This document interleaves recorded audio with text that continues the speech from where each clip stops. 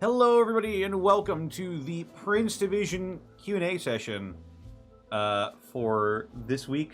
As some of you may well be aware, our good friend and fellow player Arkolf is pretty sick at the moment, and he was unable to make it. We're wishing him all the best and a swift recovery as well. Did Bryant draw this banner? No, I did. I just scribbled out Unexpectables and put Prince Division in. But really it says Prince Division because there's like barely an I in the middle. In the middle of S and O. There's just a little dot poking out. Yeah, I had to dust off the old Alavast Art Gallery layout for this. This will probably be the last time you see it until we have another Q&A. But we have Edward Bosco here. Hey, what's up? He's like, I don't want to say anything. He hasn't said that I'm here yet. I'm just going to stay quiet. Do you have anything to promote? What up? No. Let's see. Yeah, you can find me at twitch.tv/Arkolv and at Arkolv on Twitter. You know what the deal is. Get well soon, Arkolv. Yeah, get well soon, Arkolv. Yeah, I just finished like a 3-hour stream with Kurt, so I'm like, ugh, oh god, it's one of them days. Wrestling, screaming. One of them days. Yeah, hopefully this will be. Hopefully this will be pretty. God, drop the dice. Not even. Don't rolling. pull a Monty. No, not even. By the way, Monty will be joining us shortly. She's feeding a cat. She's feeding a cat. So if you guys are freaking out, like I expected a Monty glue, and it's not. You're gonna get a Monty glue, I promise. Somebody say Monty Glue? Oh! Yep.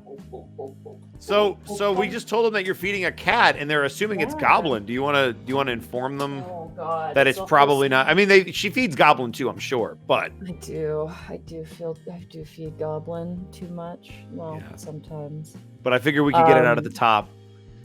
Yeah, I got a new cat yesterday, which is why I'm really tired. I drove 4 hours to, I drove 4 hours yesterday. Well, Draco drove 4 hours, but basically, 8 hours. It was 8 hours total. I was like, wait, you drove? Wait a second. No. You caught yourself. I caught myself. Draco drove me, 8 hours to a nearby town, to go meet with this cat, whose name at the time was Yoda. It's gonna be changed. And I thought I was just going to meet the cat. I didn't think I was bringing him home until I was surrounded by SPCA workers, and they went, "So do you have a crate?" And I was like, "Huh?" So he's home now. I did have a crate. My parents forced it on me, and I'm kind of glad that they did. But he's home now. He's currently separate from Goblin. I need him to adjust to the house first before he adjusts to Goblin, because it's going to be a bit of a slow introduction thing. But yes, there is another cat. I'm thinking about a name. There's a few options. It's kind of a tug of war between Hob and Bugbear, and both are really good, and I feel like I need to think about it a bit.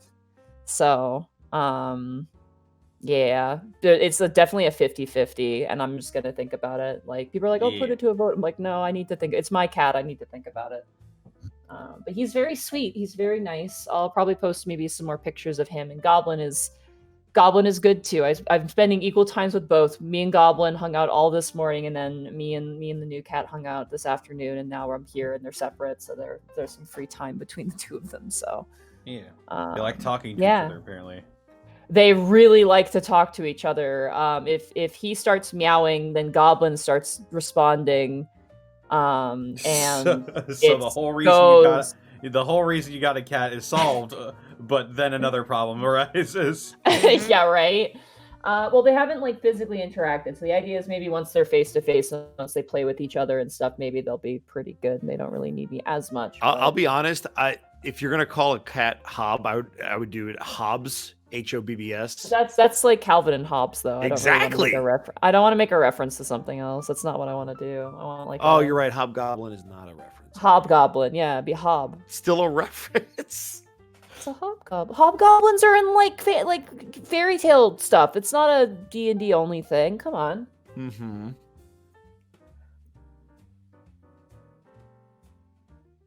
Your silence is making me angry, boss. Sorry. That's the first time I've ever heard that. I'm clipping that. Holy shit. But yeah, so I'm a little tired. Also, my voice is very hoarse because I talked the entire trip because I was nervous, and whenever I'm nervous, I just don't shut up. So. Well, So either we're gonna have no more cat interruptions, or we're gonna have twice the cat interruptions, and you know what? Well, it's fine. There we go. He's fat though. He's a fat cat. Honkin' chonker. Fat cat in a little coat. He's very sweet though. He's very, very affectionate. He's very like he's very well adaptable. Like he's not scared of me at all. He's not like scared of the environment that much. Though he's scared of noises. But yeah. Anyway, this is not related to at all to what we're doing today. But there's a little update in my corner of life. Yeah. It happened way too fast, and I was like, "Whoa, okay." So. Well, whenever you get time to start doing things for yourself again, where can they find you? You can find me at twitch.tv/MontyGlue. Again, there's going to be no stream tomorrow. I'm just trying to get my taxes squared away, and because of the cat, that obviously got interrupted. Cat? Yeah, so it's not a lot of work. I just have to finish printing off some stuff and organize some folders, and I'll be good to go. So unfortunately, no stream this Sunday. Hoping to have a stream on Thursday. And then on my Twitter, again, you'll see updates about stuff. I'll be posting stuff there probably a bit more frequently now. And I'm still mad because people, I love you guys. I tweeted out that I wanted a BattleBots themed anime where it's like, you know, a group of like engineering students or robotic students like making a robot and then having it fight like kind of anime style in like the same sort of arena.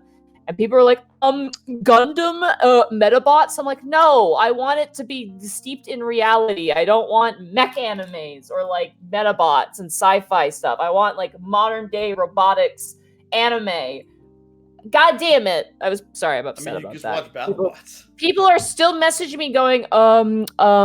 And I'm like, no! I would recommend G Gundam. I think G Gundam would be great for you. I've seen G Gundam. That's the only good. Gundam So you've seen I've the best actually Gundams. watched. You're good. Yeah, I only watched that Gundam. Anyway, sorry. Yeah. All that's happening.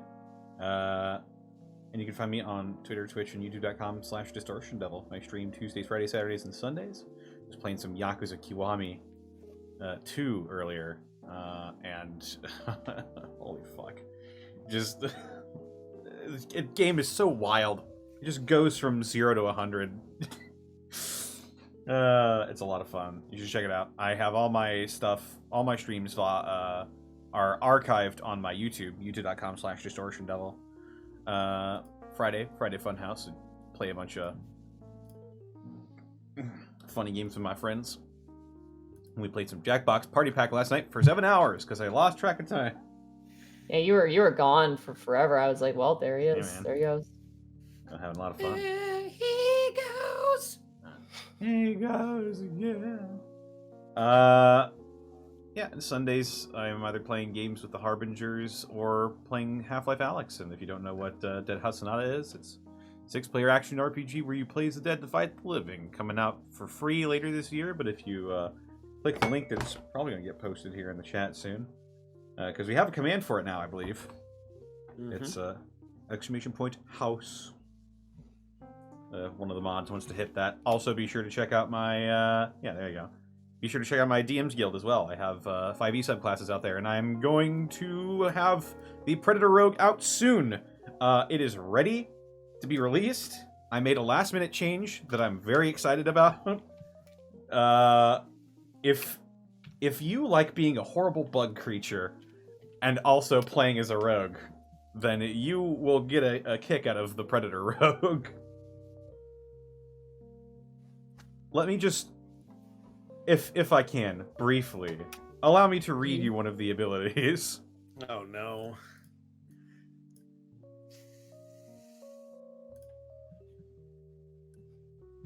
Forced Evolution. Your body has begun to change either through alchemical or magical means to better suit your needs. At 9th level, choose a forced evolution from the list below and gain its feature. You can choose from stuff like poisonous skin, where you can coat your weapons in poison. You can get actual predator vision. You can develop a fucking spinneret gland if you want to. Oh my god. And my favorite, you can get long limbs.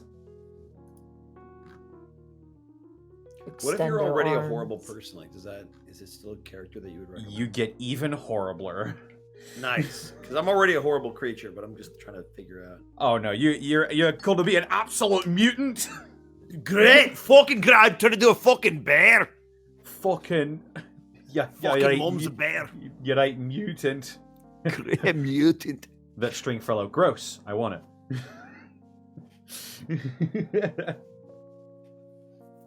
Yeah, and there are other disgusting things that you can do if you pick up the Predator Rogue coming out soon. Yeah, it turns you into a horrible Cronenberg rogue. A Cronenberg. Anyway. I think it's time to answer some questions. Yeah. All right. Gotta find the questions channel because I have no Yeah, I'm good to eyeballs go. there. Yep. Stop Take a farting sip. with your hands. I'm sorry. I'm It's not. It's a nervous tick. From Retro. Do we have music playing, by the way? Sorry, I don't Yeah, know. I I've don't got have this some- room up. I've got some Hell yeah. copyright-free jazz going on in the background. Hell. Connor's got this, Monty. yeah. Just relax. I know. I'm sorry. I'm not Breathe. used to being like. I feel like Yeah. I'd be the worst parent because I'd be like, does my child have fruit snacks? Did Can't we remember to believe- pack his fruit snacks? Can't believe you don't Sweetie, our trust child me. has never I've liked fruit been snacks. running. Calm down. I've been running the art stream for two I and a know. half I years now. know. I'm sorry. He I'm runs sorry. Gateway And you without you. still Like I don't think trust Connor's me? a big boy.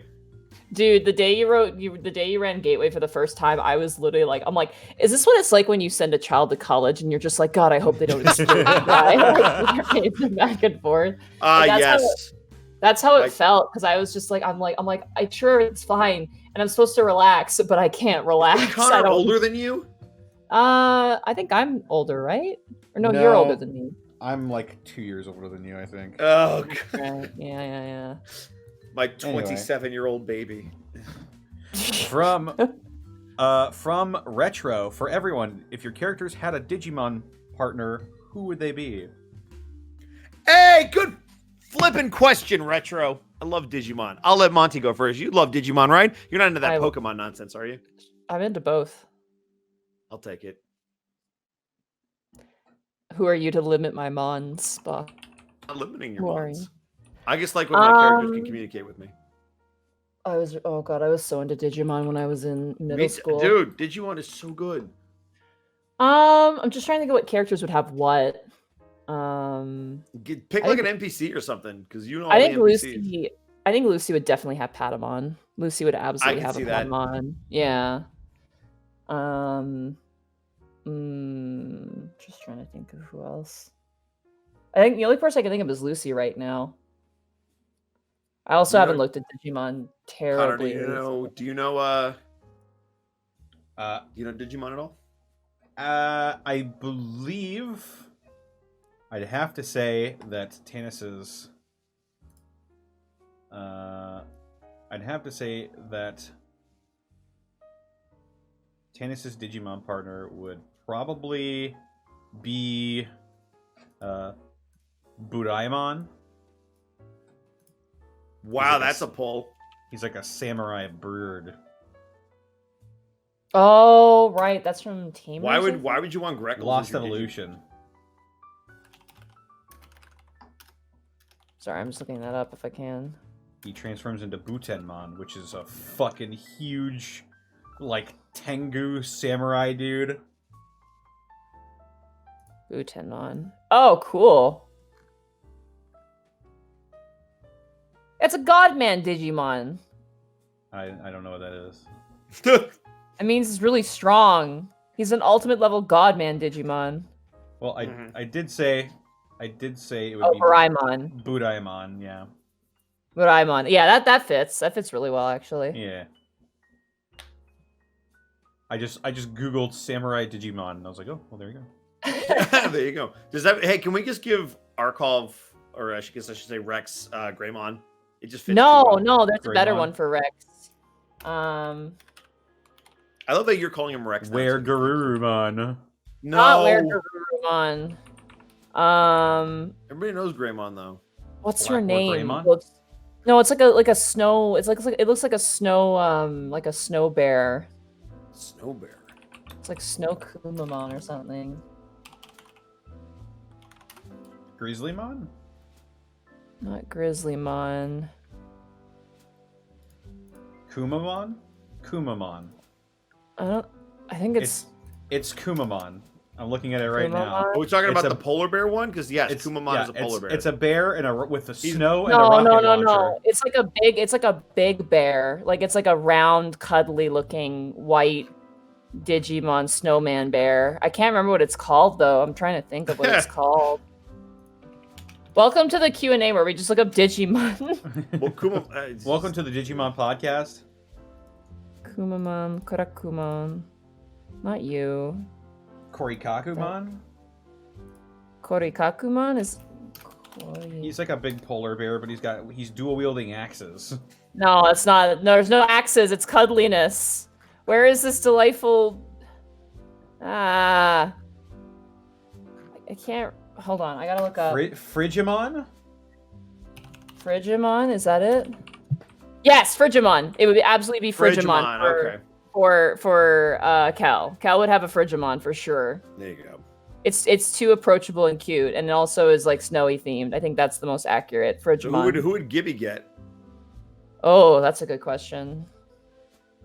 The most random of Digimon. Wizardmon. Wizardmon. Oh, Wizardmon would be good. Yeah. Wizardmon would be pretty good. Wasn't Wizardmon like a fucking huge villain in one of the... Well, he started off as like a Mm. pseudo villain, and then he switched. Yeah, he's kind of actually a good person, secretly. Let's see. Yeah, I think Pour one Wizardmon out for would be good Wizardmon, guys.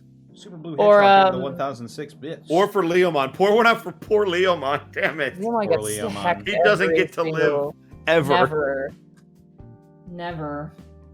Trying to think of what other characters, like what other NPCs would have one. Also, obviously, Terran would have Black War Greymon, gay icon. Gay yeah, icon. the icon, Gay Black War icon, Greymon. Black War Greymon. Absolutely for Terran. Yeah. Just trying to think of who else. I think it'd be great if Terran had Black War Greymon and Cosmar had like Terriermon or something stupid cute. I think that'd be a really good like, balancing. Some kind I'm of just trying to I think. think what Nefene would have, like, Oh She'd have my like God. there's a lot of snake. Oh, probably like oh god, what's it called? Hold on. would Amelia have Leomon because it's such a tragic story? No. Maybe. I think because think about it with Jerry, I think was her name in 3. Sandiramon? Yeah. Sendiramon. Oh no, I'm learning a lot. Koatalmon. Koatalmon. What's there's one with the horn in the head. It's like a unicorn serpent out of the water, and I can't remember what. Oh god. Seedramon? Mecha Seedramon. Seedramon. Seedramon would be cool. There's like normal Seedramon, which also could fit too. Yeah. Nefne There's would Quaddlemon. We spent like Quaddlemon 20 would fit. minutes on this first question. I love it. Absolutely have Koatalmon. Quetzalmon. It's actually called Quetzalmon. God, this It's- is such it's a good mean. question. Yeah. God.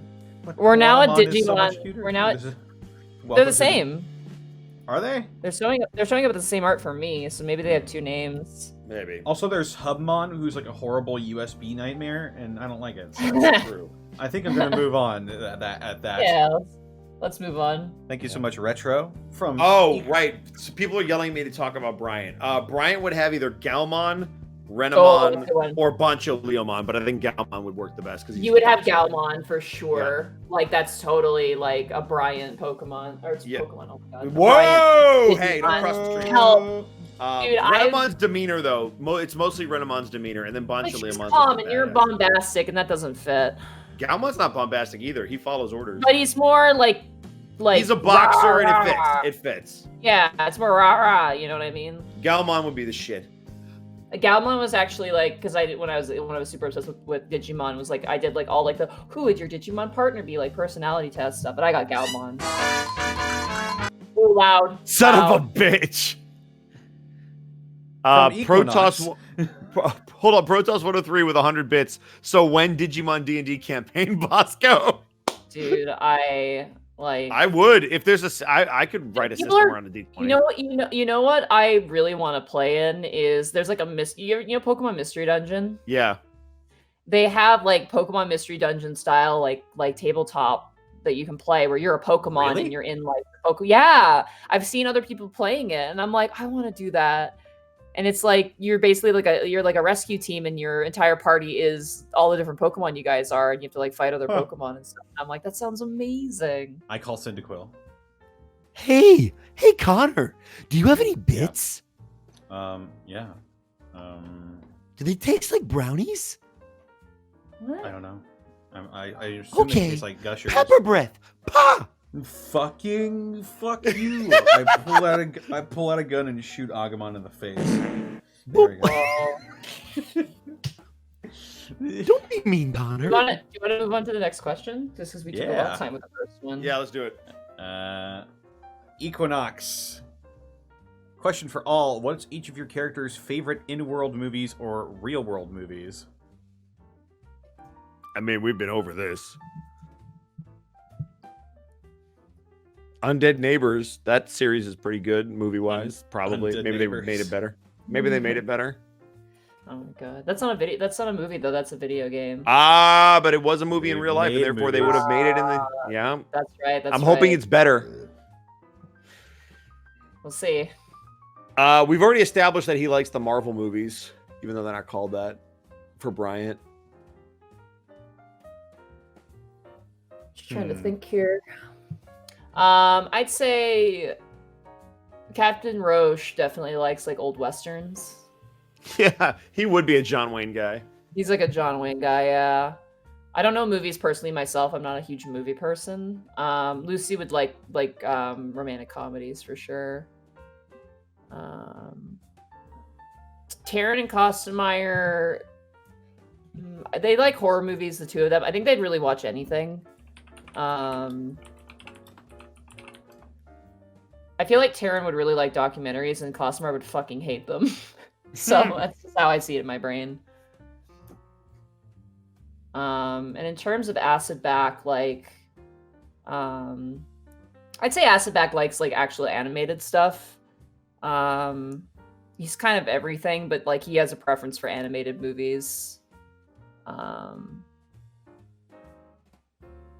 Just because they have to watch movies every now and again, the dragons. And then Durzub. Oh god, what would Durzub want to watch? I feel like Durzub would also like romance movies too. I was gonna say Durzub's a total sucker. He's a total sucker. He would probably like really like romance movies and really like he probably would enjoy like those mafia style movies and just laugh at the inconsistencies. Sort of like how like a lawyer will watch like those lawyer shows and just be like, "This is shit. This is garbage. All of this is wrong." All of this is wrong. I feel like he would be he'd be that kind of guy. Just trying to think of who else. Oh, Lady Odelia does not watch movies. Figure. What would Nefene like? Big Hero 6. I feel like Nefene would like you know, modern Disney animated stuff.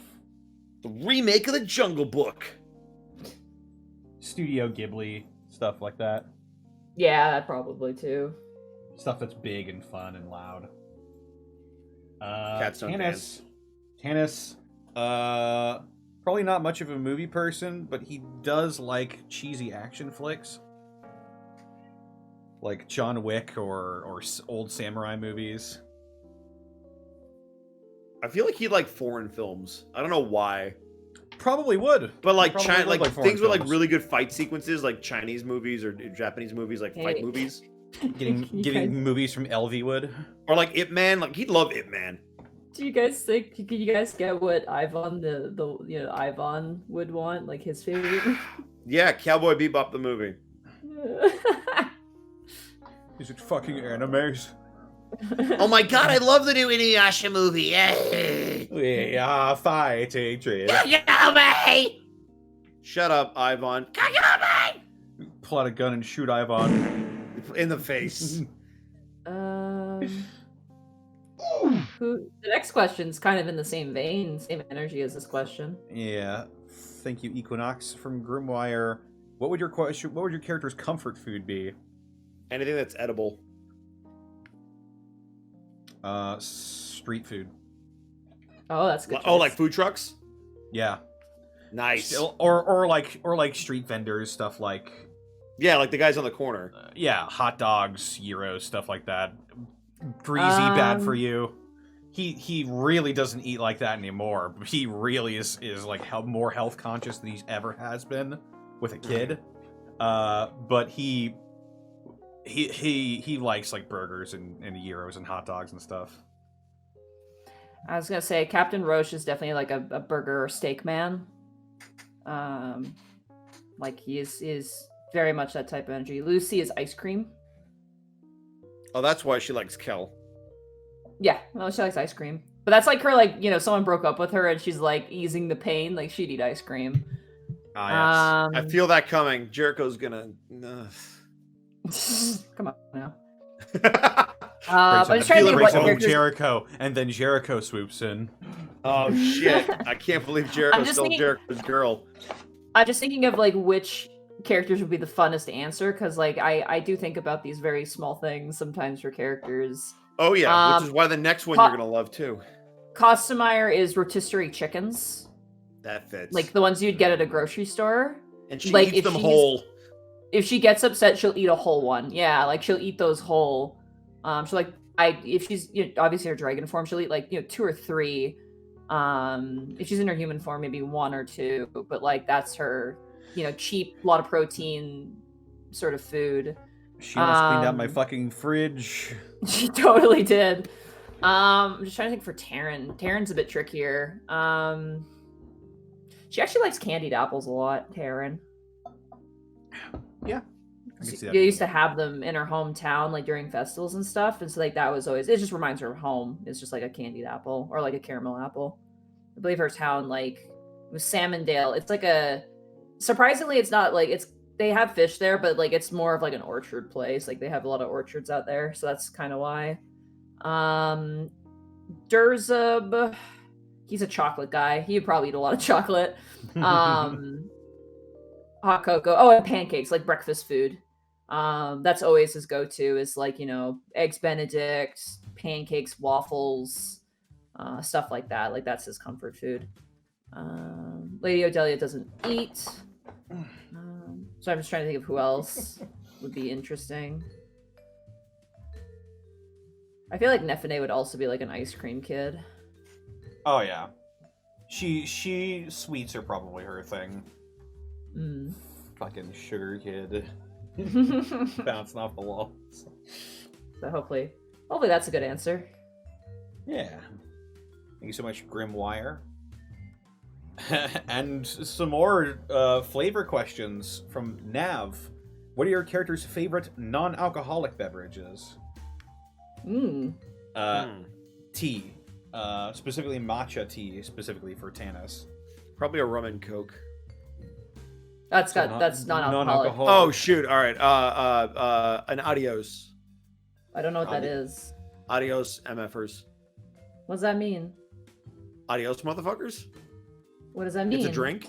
I think it's got tequila. It's got rum. It's no. Got, alcohol. Oh shit! All right. Never heard of this. It's like a blue Hawaiian. Are there drinks without alcohol in them? I think so. Yes. Hang on, let me Google some. Let me figure this out. What is this that I drink right now? Guy. Yeah, I'll do non. I think. I'm pretty sure this water doesn't have alcohol in it. I thought it was vodka. Get me out. I've never heard of this. This is just like a blue Hawaiian. Huh. Weird. Yeah. Dude, we call that Don't drink anything with blue curacao in it, by the way. Dude, You'll get a headache. You ever had a Chicago River? I have never had a Chicago River, no. It's literally just water on the rocks. Oh my god. And then you put some green food coloring in it because it's fucking gross. So what would non-alcoholic drink? Which ones would your characters have? Water. Water is his favorite. I feel like Brian would drink G Fuel. Would drink what? G Fuel? The I fuck just is feel G like- Fuel? I don't think No. I don't think Bryant is a G Fuel guy. Unless he gets like the pre-canned ones. No, you're misunderstanding. His favorite drink is water because that's what you drink to help a hangover. If you actually are having a hangover, it is good to drink a lot of water, but it's also good to eat a banana and drink a fruit smoothie as well. Yes, you It's want true. stuff that's gonna like hydrate you and soak up all The potassium in the banana also really helps as well, I think. Or Gatorade. something in the banana helps. Gatorade helps with electrolytes, but it might be good too. Hard to say. Would Tannis drink Gatorade? I feel like he drinks. No, tea. You said tea. Yeah, You he said tea. That's right. he's Yeah, a tea is matcha a guy. fit for him. Tea. Captain Roche would be a cola man, like a Of course. Coca-Cola. Yeah. He strikes me as one of those old-timey Coca-Cola enjoyers. Yeah. Lucy would be a rose tea, like a really light rose tea. Jericho would be a Shirley, not your brother, but the other Jericho. Oh my Shirley God. Temples. I Shirley haven't- Temples for him. I'm sorry, I haven't heard that name in ages. Brondo the Thirst Mutilator. God. What would Costumar like? I actually don't know what Costumar would like. Poison. I feel like Taryn would like smoothies or some sort of like passion fruit style kind of booster juice style thing. Costumar would be the blood of our enemies, but if we're talking an actual beverage, I feel like she'd like iced tea. Costumar. And Durzib's a coffee man, 100% a coffee man. Ah, yes. Yeah, Durzib's a coffee guy. He likes his coffee. Lady Odelia doesn't drink anything. I feel like you should leave her The out of most souls of of these. the innocent. I've been thinking about her a lot. Boy, I wonder why. Sorry, cats are Goes cat. again. The moment There, I mentioned two of like that's why I'm mentioning Lady Odelia, so Goblin knows I'm still here. Goes cat. There you go.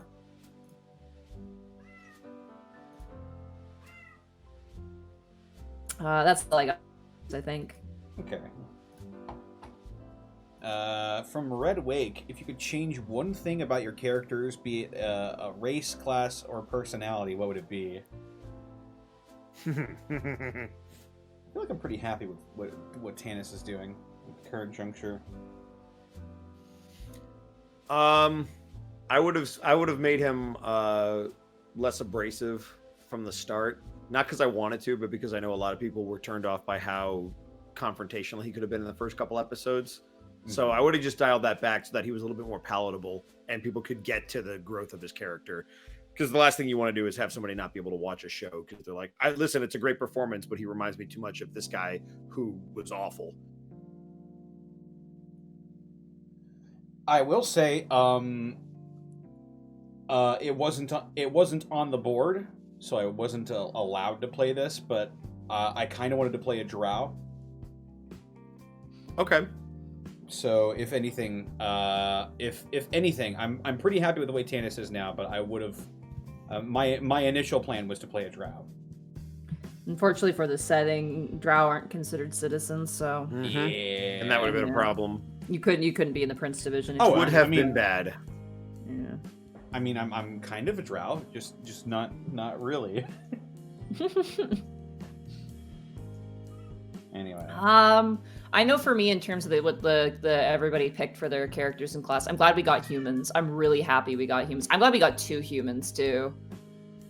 Like humans in this world are really interesting. Every other race is really interesting too because of their lore is like so different in a modernist setting. But like there's little quirks to humans that are really, really fun, and the way that humans are viewed and interacted with by some of the big creatures are really, really fun, and I like that, because, like, I think in, like, this sort of setting, being a human could be kind of unappealing, but I'm really glad that I have 2 human players and they're having a great time, you know what I mean? Like, they don't feel like they're being overshadowed, and they're definitely part of the magic of the world.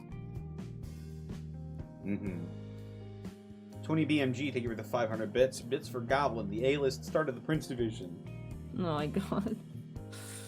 Oh, man. Excellent. From Dalai Lama. For everyone, of the cases complete, which case is your character most proud of?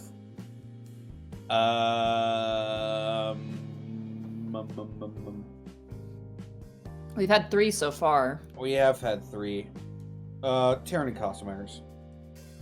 Same. It was just such a good case, honestly. Really. I mean, if we're talking about our character, yeah, because Brian got to kick the shit out of a dragon and he got to save somebody. It was also our cleanest victory. Yeah, it was. It was decisive. We went in there, we handled our business, and then we whooped his ass. Not a lot went wrong. Nope. As opposed to the next case, where a lot of where things everything went wrong. Yeah, that one was definitely a bit of a... Ooh, boy. That was a case where I'm like, I made this very open just so they could solve the problems in whatever way they saw fit. But boy, oh boy, you can prepare for everything, but you can prepare for nothing. Like, Jesus, you guys. The best laid plans never survive an encounter with the players.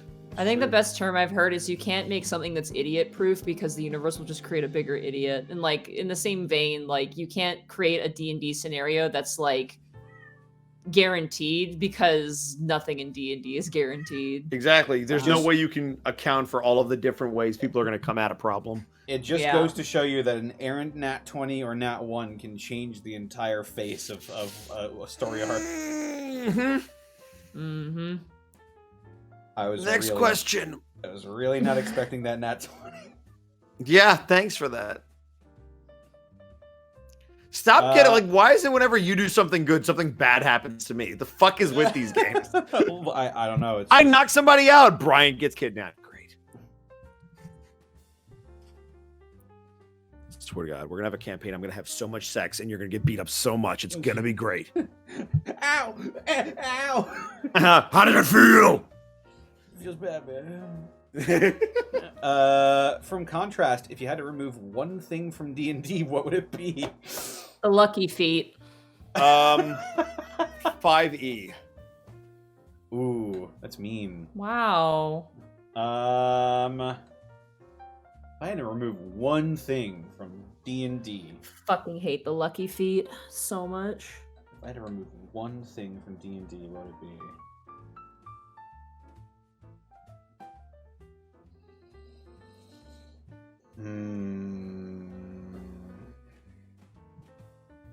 Wow, I have done so much deep diving and research into D&D, and I don't. So here's, oh boy. You're a 3.5 boy. I get it. No, I'm trying to legitimately answer the question because I'm trying to think of, like, what would be a good removal from, because lucky is a good one. I hate the lucky feet. Do you want to know why I hate the lucky feet? It's because it shouldn't be the lucky feet. You should have the hero point system or the honor point system. Which you have, yeah. Which I run in some games, but I don't run them in very frequently. But, like, you know, I like that a lot. I don't have to run it in, like, the Prince Division or Unexpectables because you guys are all fucking great role players. But the hero point system is really great for, I mean, I've talked about this multiple times. The reason why the hero point system is so good is because if you have a player who made a character and used, you know, the bonds, flaws list, which is I recommend doing if you have someone making a character, if they play to that, then you can reward them for that. If you have a bunch of characters who, like, stab innocent people, you don't give them a hero point. But if the person who, like, you know, gets the cat out of the tree and, like, does something heroic, then they get a hero point. I thought of something. I would get rid of the alignment system. I just clicked in my head because I was like, what's the one thing that I think it limits people too much, because you have this, like, board, and I've run into this before where like Remy's lawful good, and it's like, well, you're never supposed to break the law. It's like, but that's not really what it means. And when you really break it, and there's so few of them, it's like lawful good, chaotic good, lawful evil, chaotic evil, and then neutral, all the variations. And there's no way to encompass all of the broad personalities and ways to handle a situation and being true to yourself and your own moral code that only 9 categories can really sum up. I get why it's there, and I get the usefulness for it, and I get why it's there as a mechanical thing, but I feel like from a role-playing perspective, people sometimes fall into the trap. You've seen the Paladin or the Knight where it's like, I must always follow the rules, and therefore I can never help the party who breaks the rules. It's like, well, that's not really what it's about. As a person who's played a chaotic good paladin, like, that shit's fun. Yeah, it's great. It's so funny because you're so well-intentioned, but you accidentally sometimes break the law, and like it's like, sorry, I'm just thinking about Oss, because like I remember asking, like, you remember Connor when I was playing Oss, and I'm just like, yeah, Oss is lawful good, and everyone, no, he's not. He's chaotic good, and I'm like, oh, okay. So that kind of goes hand in hand. But good questions, guys. Like, these are good questions. These are all really good questions. Oh, interesting question from Monty. For Monty. For Monty. From Panther Lord 3, what's hell like in this setting? Ooh. Not great. So it exists. Yeah, can you talk about it without, because we haven't really run into it. We've seen undead and death. But... I mean, it's like the in the Prince Division world is a lot different than Unexpectables, obviously, world. Like, they're completely different universes. Like, a lot of people are like, oh, like, do they overlap? I'm like, no, they don't. They're completely different. Because I worked on the Rampage City and the whole world like a long time ago, well before Unexpectables. But hell it's a plane. It's like the Abyss. There's 2. There's the Abyss and hell. It's not like D&D style. Like, there's no layers to it, but it's just a one solid place. And a lot of things live there. And the the divide between the 2 places is, like you see, like, people can summon demons and devils and stuff like that. Like, that is definitely possible. And sometimes they can crawl through, but it's very uncommon and very difficult. So you don't see demons or devils that frequently, but they are around. Common demons like maw demons or lemurs or, imps and stuff, like, they're around. Like, they're pretty commonplace. They're easy to summon. But things like Goristro or, Nalfashi or whatever, like, those things are very hard to put into the modern city worlds. Like, they're usually snuffed out pretty quick, just because they're so dangerous. But yeah. Fucking Nalfashnay. It's just in the city of Townsville, and then fucking Ganon shows up. Yeah. I think I have Are there any hotels in hell? Bosco? For, like, has-beens? Yeah, like, or never was people.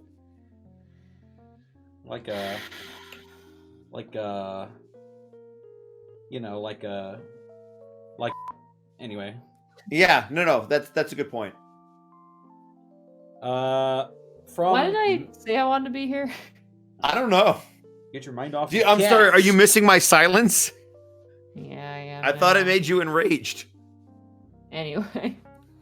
From Maxwell. You'll like this. If your characters had a Pokemon partner, who would they be? Oh, this is easy. Ooh, this is good for me, too. So, I will say, and I'll do both of them just because I'm here. Remy has Corviknight because it's the fucking most perfect thing ever. And Bryant would have a Charizard because they're both fucking angry and all the time.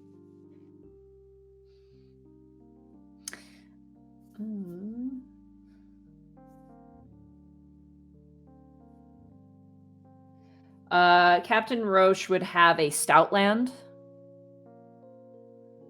Lucy would have a Clefable. What? Clefable just makes me laugh every time I hear the name. It's such a dumb name. It's Clefable. It's just a little fairy friend. Not a Jigglypuff? Not a Jigglypuff. She'd have a Clefable. Terran would have a Happiny. Cosmire would have a Drudigan. Durzub.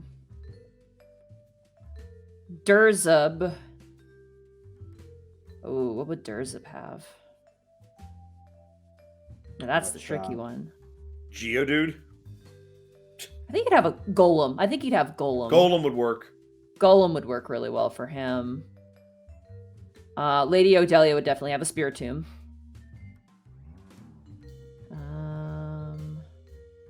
Just trying to think here.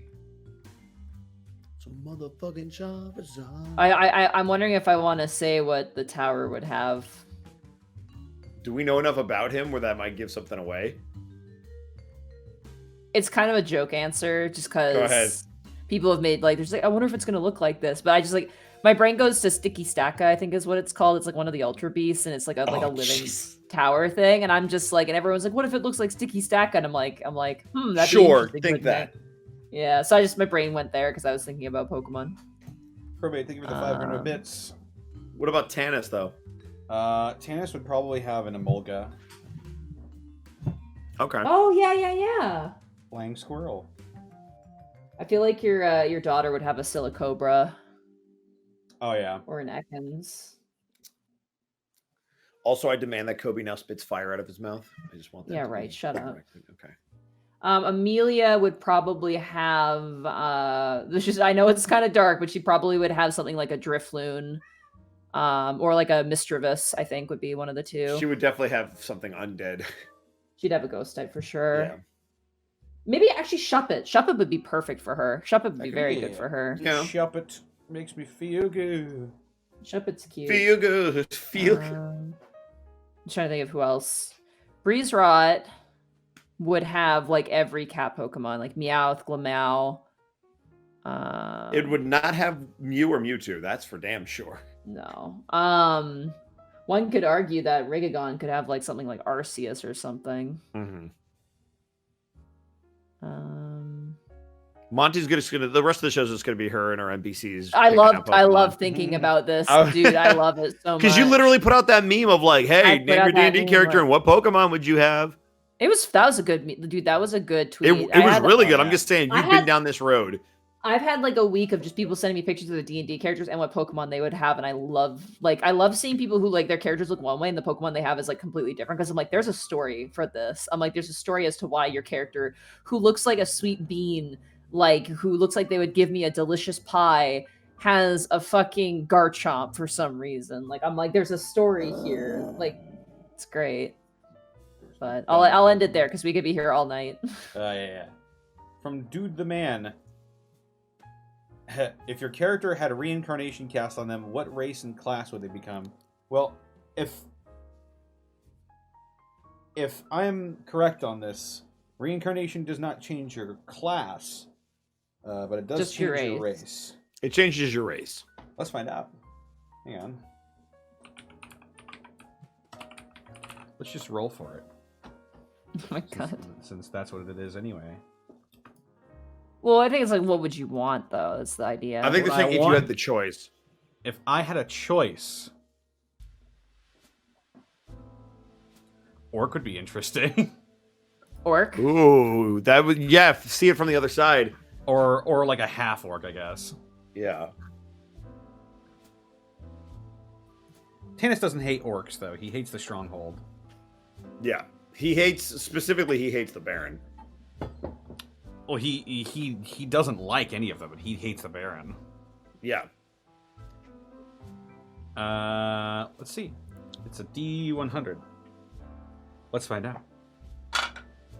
Oh shit! Are you rolling with Die Hard Dice? I certainly am rolling with Die Hard Dice. And is that the official sponsor of the Unexpectables Die Hard Dice? It is. And if you go to dieharddice.com and type in the coupon code EXPECTMAR on checkout, you can get 10% off your off your price at dieharddice.com.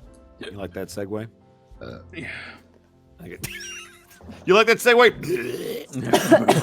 Someone like Tabuya in chat said Neff would be so confused if Tannis came back as a different race after going on a job. That would, oh man, it'd break his heart too. Like she wouldn't know who he is, and he'd have to slowly convince her that he's her dad. Because I know all these things that only your dad would know. What'd you get? Oh wow. Here we go. Let's see. I got a 23. Michael Jordan. I got a drow. Whoa! Oh, there you go. There it is. It was meant to be. There it is. That's come full circle. Nice. What about you, Bosco? Oh, Brian would come up just straight up as a dragon, like an actual fucking dragon? like an actual dragon, because he's so That's sick hard to of the get. bullshit. Huh? That's hard to get. I know it's hard to get, but it's what Can you actually reincarnate as a dragon? I thought it was just dragonborn. You can get a dragon born. You can't reincarnate as a fucking dragon. Well, they didn't say that, so there you go. You can do dragonborn. That's close enough. Also, I'm switching playlists to a different non-copyright. Because he wants to hack the system. He's so sick of the dragon bullshit. Let's roll for him, shall we? For who? For Brian. You. Oh yeah, go for it, I guess.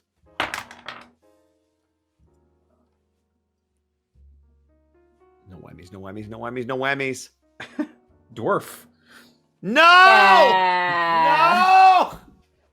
No! Let's do Kel next. Oh. Human. That would that'd be interesting.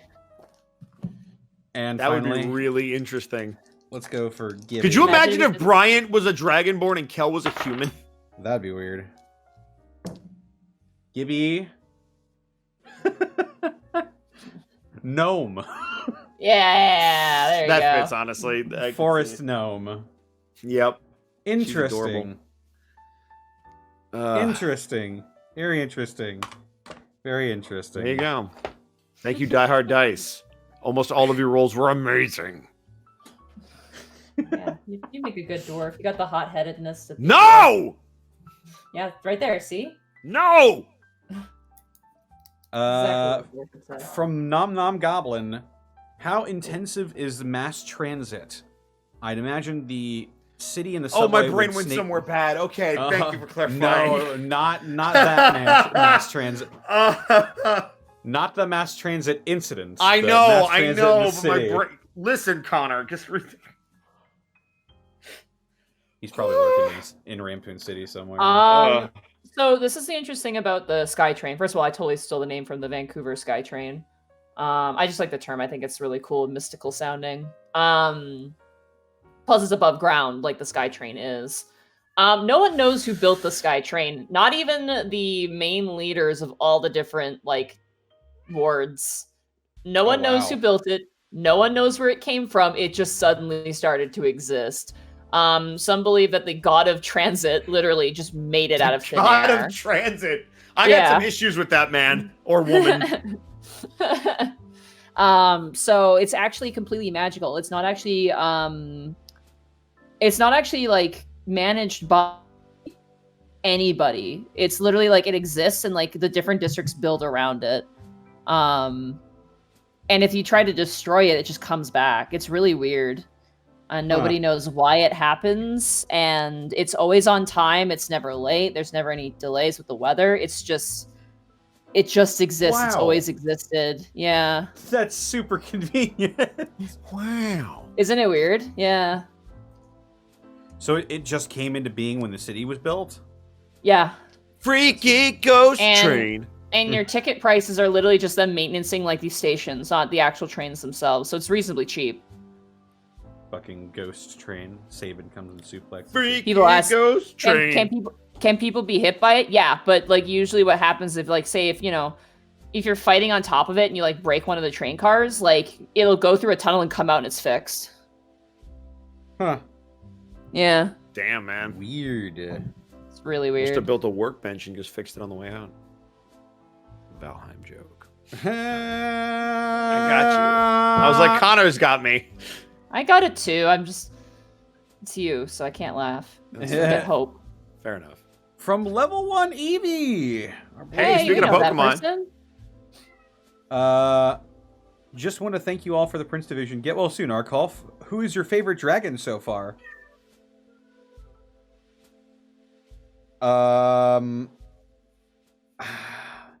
So far, I mean, I got to give it to Acidback, just because he's the only one that he's the one we've met the most extensively.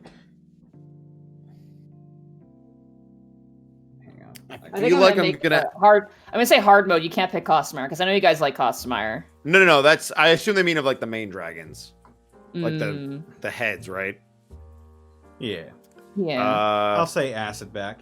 I'm gonna go out on a limb and I'm going to assume that it's gonna be the black dragon. Isn't Black Dragon like a huge bastard though? No, you're thinking of red. You're red and silver. Red and silver, the strongest. I think energy. the black dragon, because Bryant's gonna have to interact with them for something that he's gonna do. I think that's gonna end up, unless of course it goes south, in which case then I'll fucking hate him. But I think, based on what I know about the characters, even though we haven't met him, I think it's gonna be black. We're geared to sort of interact with the gold dragon. Well, yep. at least business subsidiaries. I feel like you're gonna really kick it off with the gold dragon because I feel like you guys are gonna have similar energies. Because you're all fucking like, ooh. We've been around for a long time. Yeah. It's been a while. It's been a while. All right. I think if I get to pick, if I'm allowed to pick. Nope. Of course. Oh, okay. Go for it. Okay. I mean, so far Acidback's probably really interesting. There's one dragon, and I don't have my notes with me, unfortunately, but I think it's either brass or copper. I always get them confused. There's one dragon that actually doesn't own a business and actually walks among like common man. He's very interesting, that one. He's very cool. He's very personable too. I can't describe him, obviously you guys haven't met him, but he's very unique to the other dragons for that reason. He also hides his hoard, and if anyone ever discovers his hoard and takes it, it's like a game to him. It's kind of like, find the treasure sort of game. So let's flip the question. Let's flip the question on its head. Which dragon did you have the most fun making, like writing for? Ooh, the most fun writing for. Yeah. That's hard. Because you don't have to tell us what it is, but you could be like, yeah, it was the red dragon or. Acidback is the vehicle for a lot of detailed writing for the dragons because you guys had to meet him and speak with him and talk with him as well. I think the red dragon he's a dickhead, but he's really interesting because he's the youngest. Right. The blue dragon is also really interesting too. Ivan's funny, but he's also interesting as well. But I think the blue dragon is particularly interesting. She's really interesting too. I think she's like, honestly, out of all of them, I think she's actually honestly the nicest one out of all of them. Okay, interesting. In both, in the way in which she interacts with people and the way in which she interacts with other dragons, she's very nice. So. She's still is a dragon, and if shit goes south, she'll turn that car around. But I think out of all of them, like, she's a little less competitive and like a little less like because like dragons are very greedy creatures. She's a little less greedy in some ways. In other ways, she's a bit more greedy. So she's really cool. She's also really pretty too.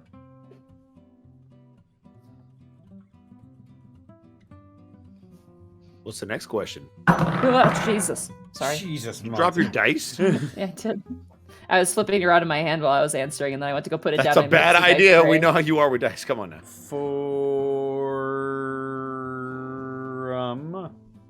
Just a burden here.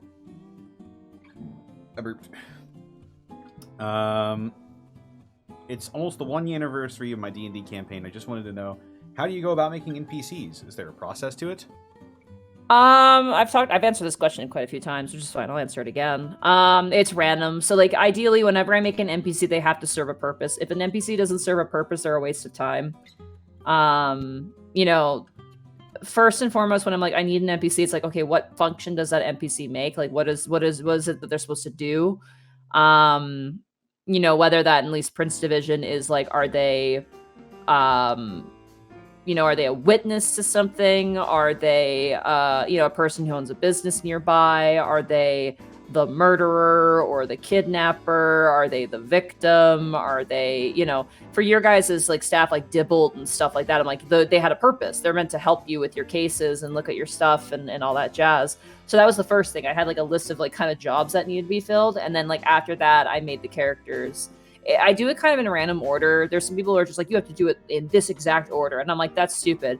If I reach the end of a character creation and I'm like, oh, what race should they be is like the last step, that's fine. And I just pick something or I randomize it if it's just not an important thing. But if the race is related to, say, you know, like their experiences, like say something like Durzub, you know, they have to be an orc because they're part of the orc mafia, so they're an orc. But, you know, there's some characters where I go through all the way through making their character, their whole backstory, and I'm like, oh, are they male or female? And that'll be like the last thing I choose. Like stuff like that will happen too. There's no real process. I don't know what's going on up here, and I'm tapping my head. You can't see it.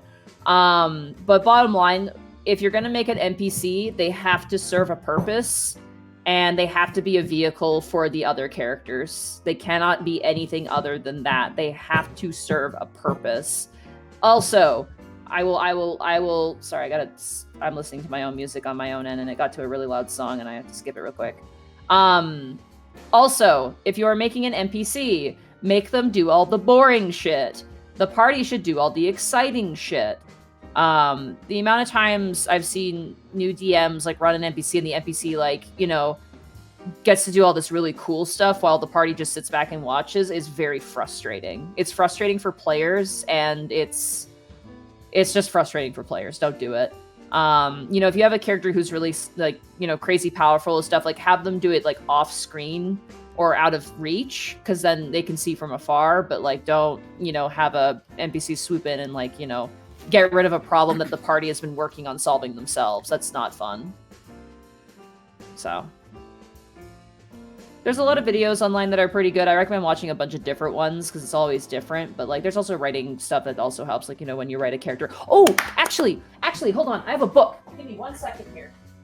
Oh. Hold on. I just thought of something. Sorry. Also, someone just said, penis goblin. I see you. In reference to the NPC penis goblin. Penis! You know Remy's an NPC, right? NPC? He's been demoted. He's a non-party character. Yeah. Get it? Because he's not part of the main party. Get it? I do. The penis goblin served a purpose, though. Take that quote out of context. Just rose over the hill. Penis! Guys, my time has come.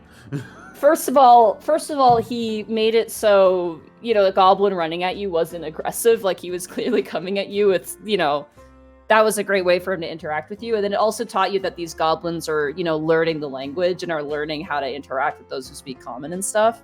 Like, it was meant to be a vehicle for that. And it was also funny.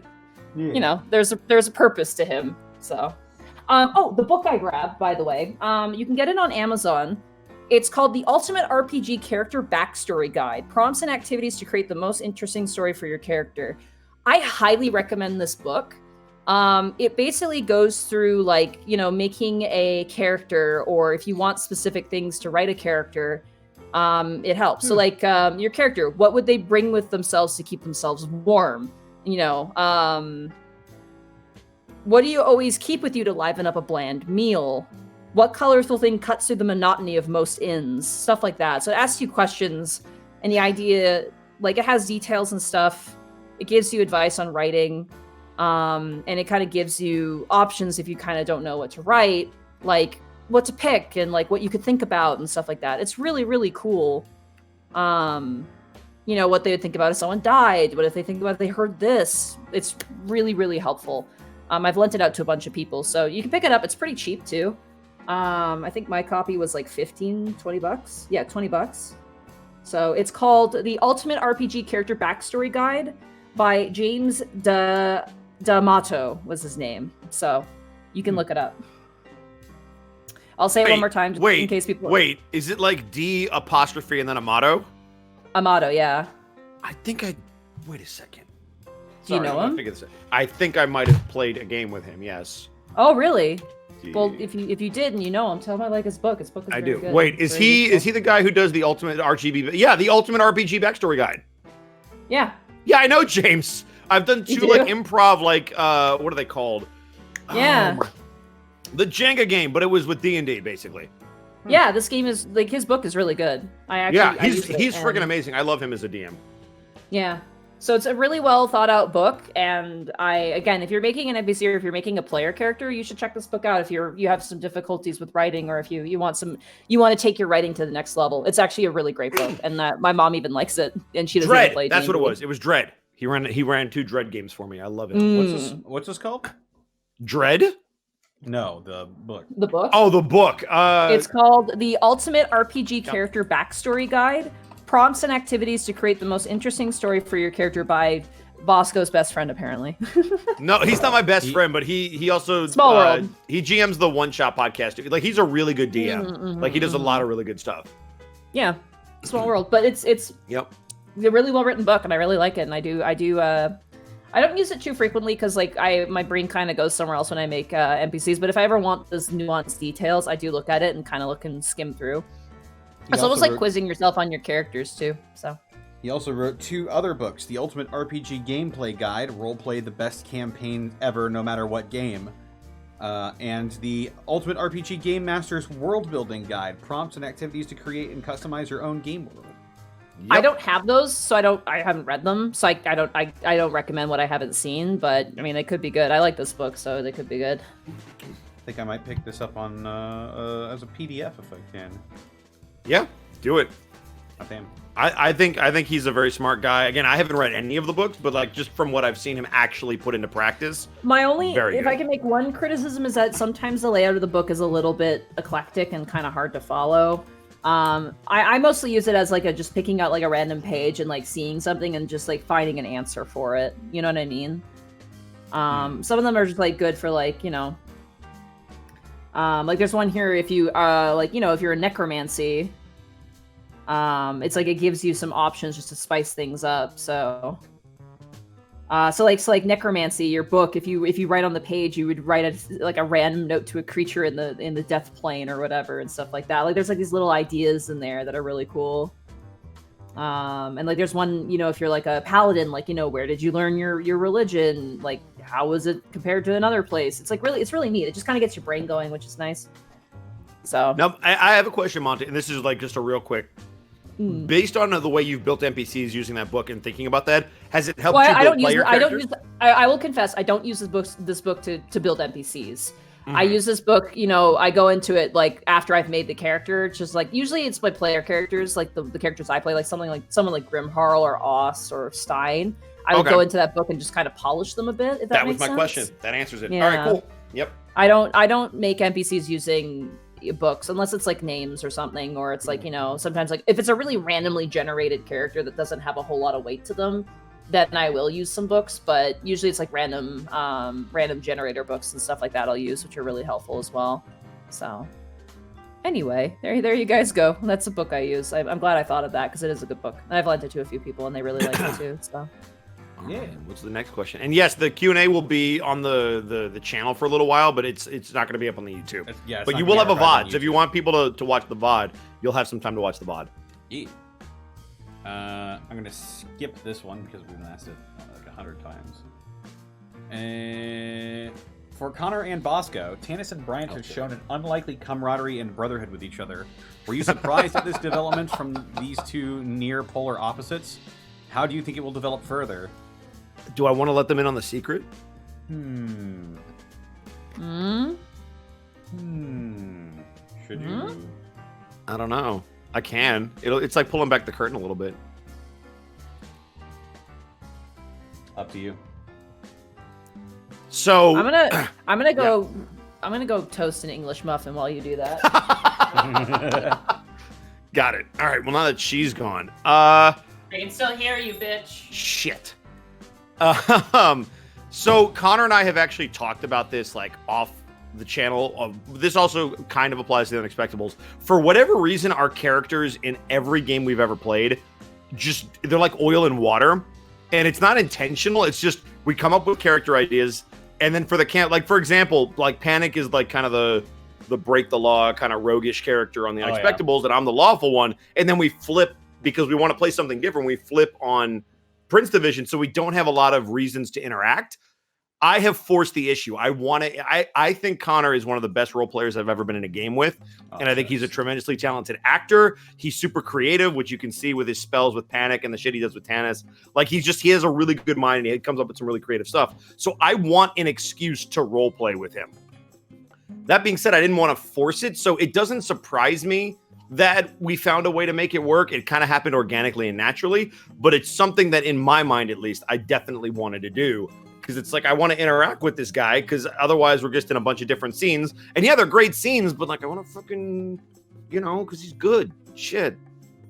I don't know how it's going to develop. I have some ideas of where it could go, but I think a lot of it is going to be... You guys should make like brother characters at some point. I would be super down with that. I would absolutely love that.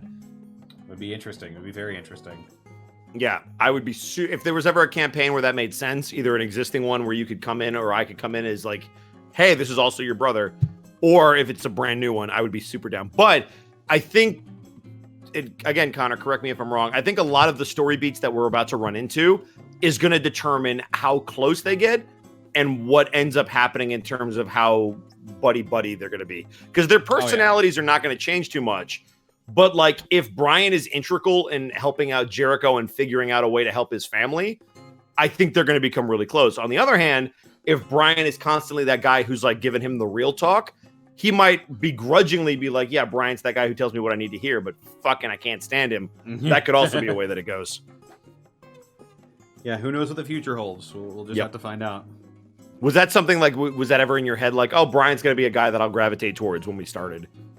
Or were you like, I don't know how the fuck I'm going to talk to this guy? I mean, it would be interesting. I always thought it'd be interesting to bounce off of him because they're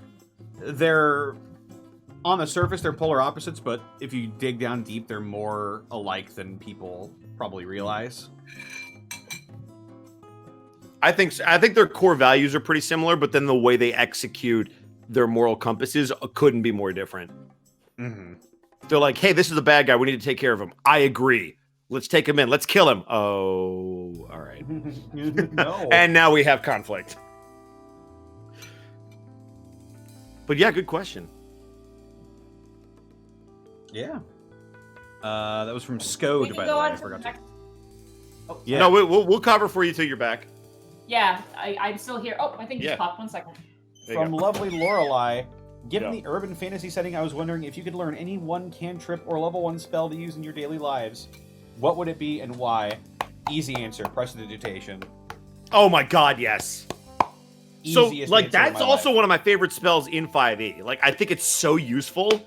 And if you're creative, there's so many things you can do with it. So on every caster that I can think of, if you have the chance to take it and it's not going to screw into it, like, take it. It's such a fun spell. No matter what kind of caster you are playing, you don't have a reason to not take Prestidigitation. It is so useful. It is. I'd say a close second would be Mage Hand. Mage Hand is extremely useful. I would want Mending. I'd like to run around and just fix Mending stuff. Mending is also okay. good. So I got a game called Valheim you should check out.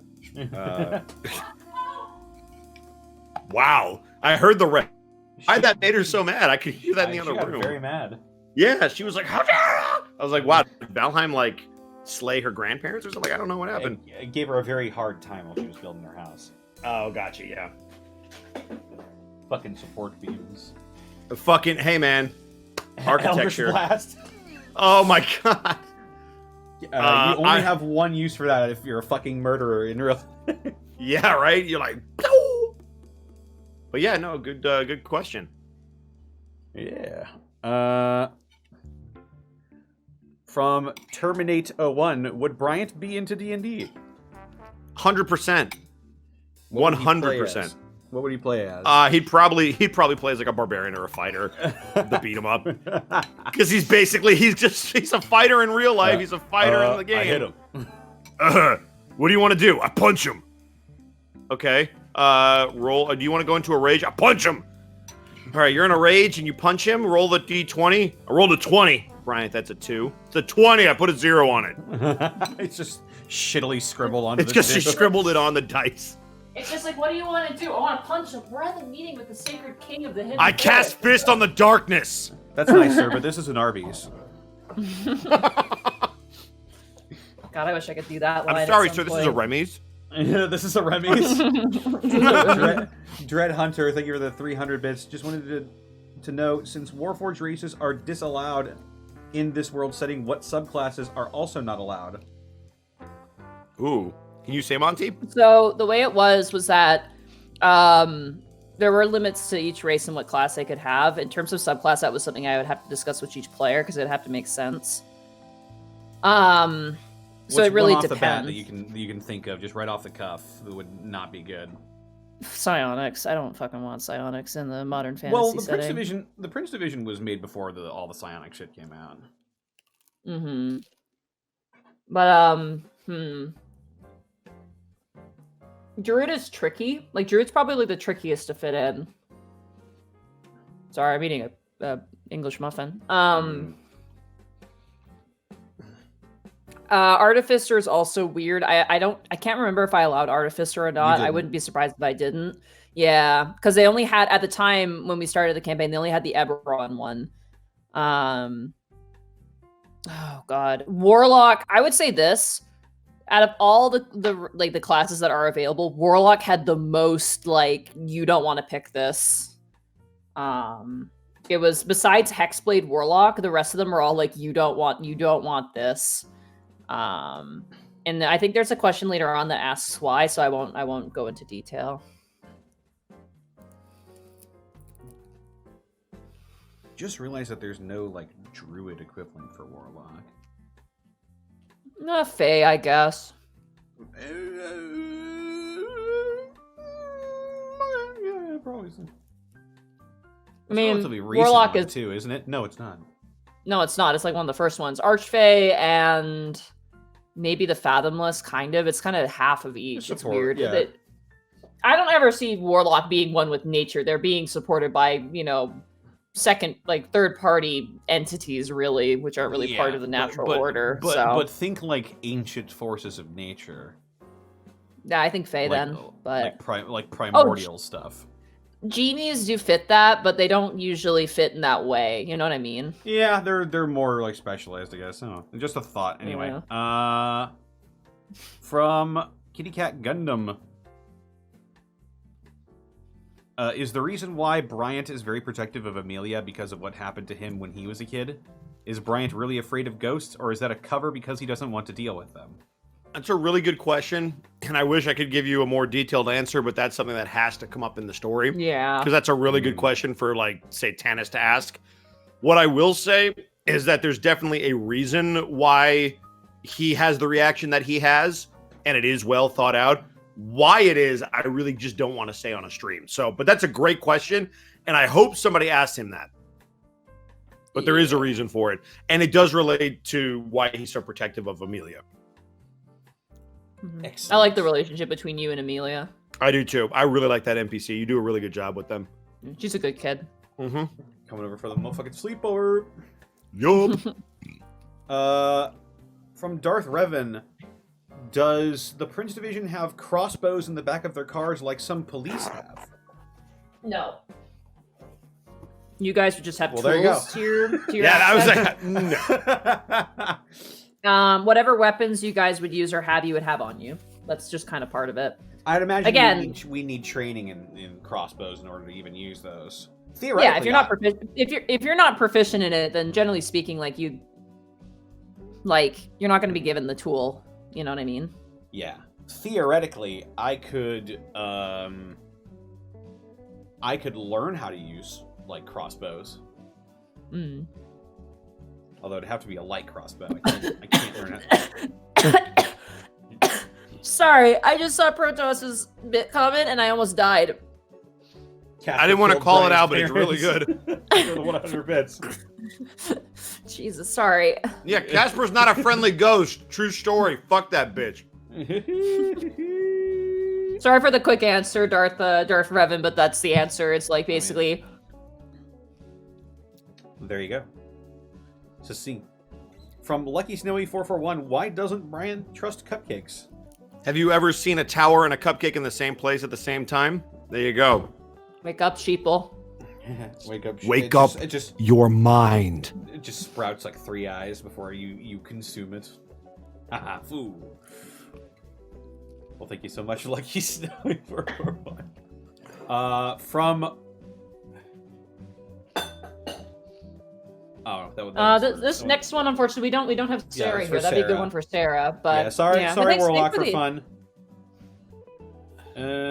From Telke. Oh, this next one's good. Are your characters at all concerned for Gibby and Durzub's relationship? A high-ranking mobster and a police officer is a conflict of interest. Sooner or later, the Baron or the police will ask something the other isn't keen on giving, and it won't be pretty regardless. Do your characters have any plans for when and if that happens? I feel like Tanis has some additional stakes in this whole thing. Like, he has developed a couple of trust issues with Gibby because of this. Like, how are you going to suddenly turn around and date a criminal who played a direct part and was okay with the kidnapping of my daughter?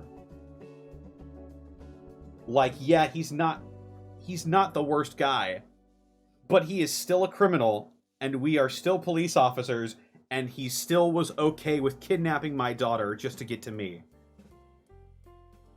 If you're comfortable enough to be in a relationship with him, I'm not sure how far I can trust you. Brian is very much in the same boat.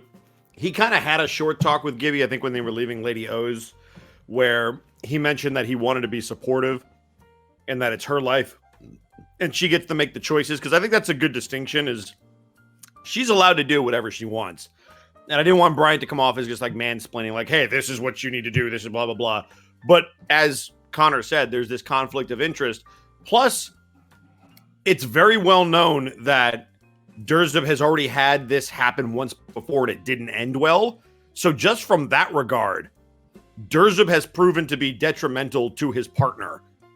And even though there's a conflict of interest which Brian gets, that's something to deal with down the road. And yes, I do have a plan for if that happens.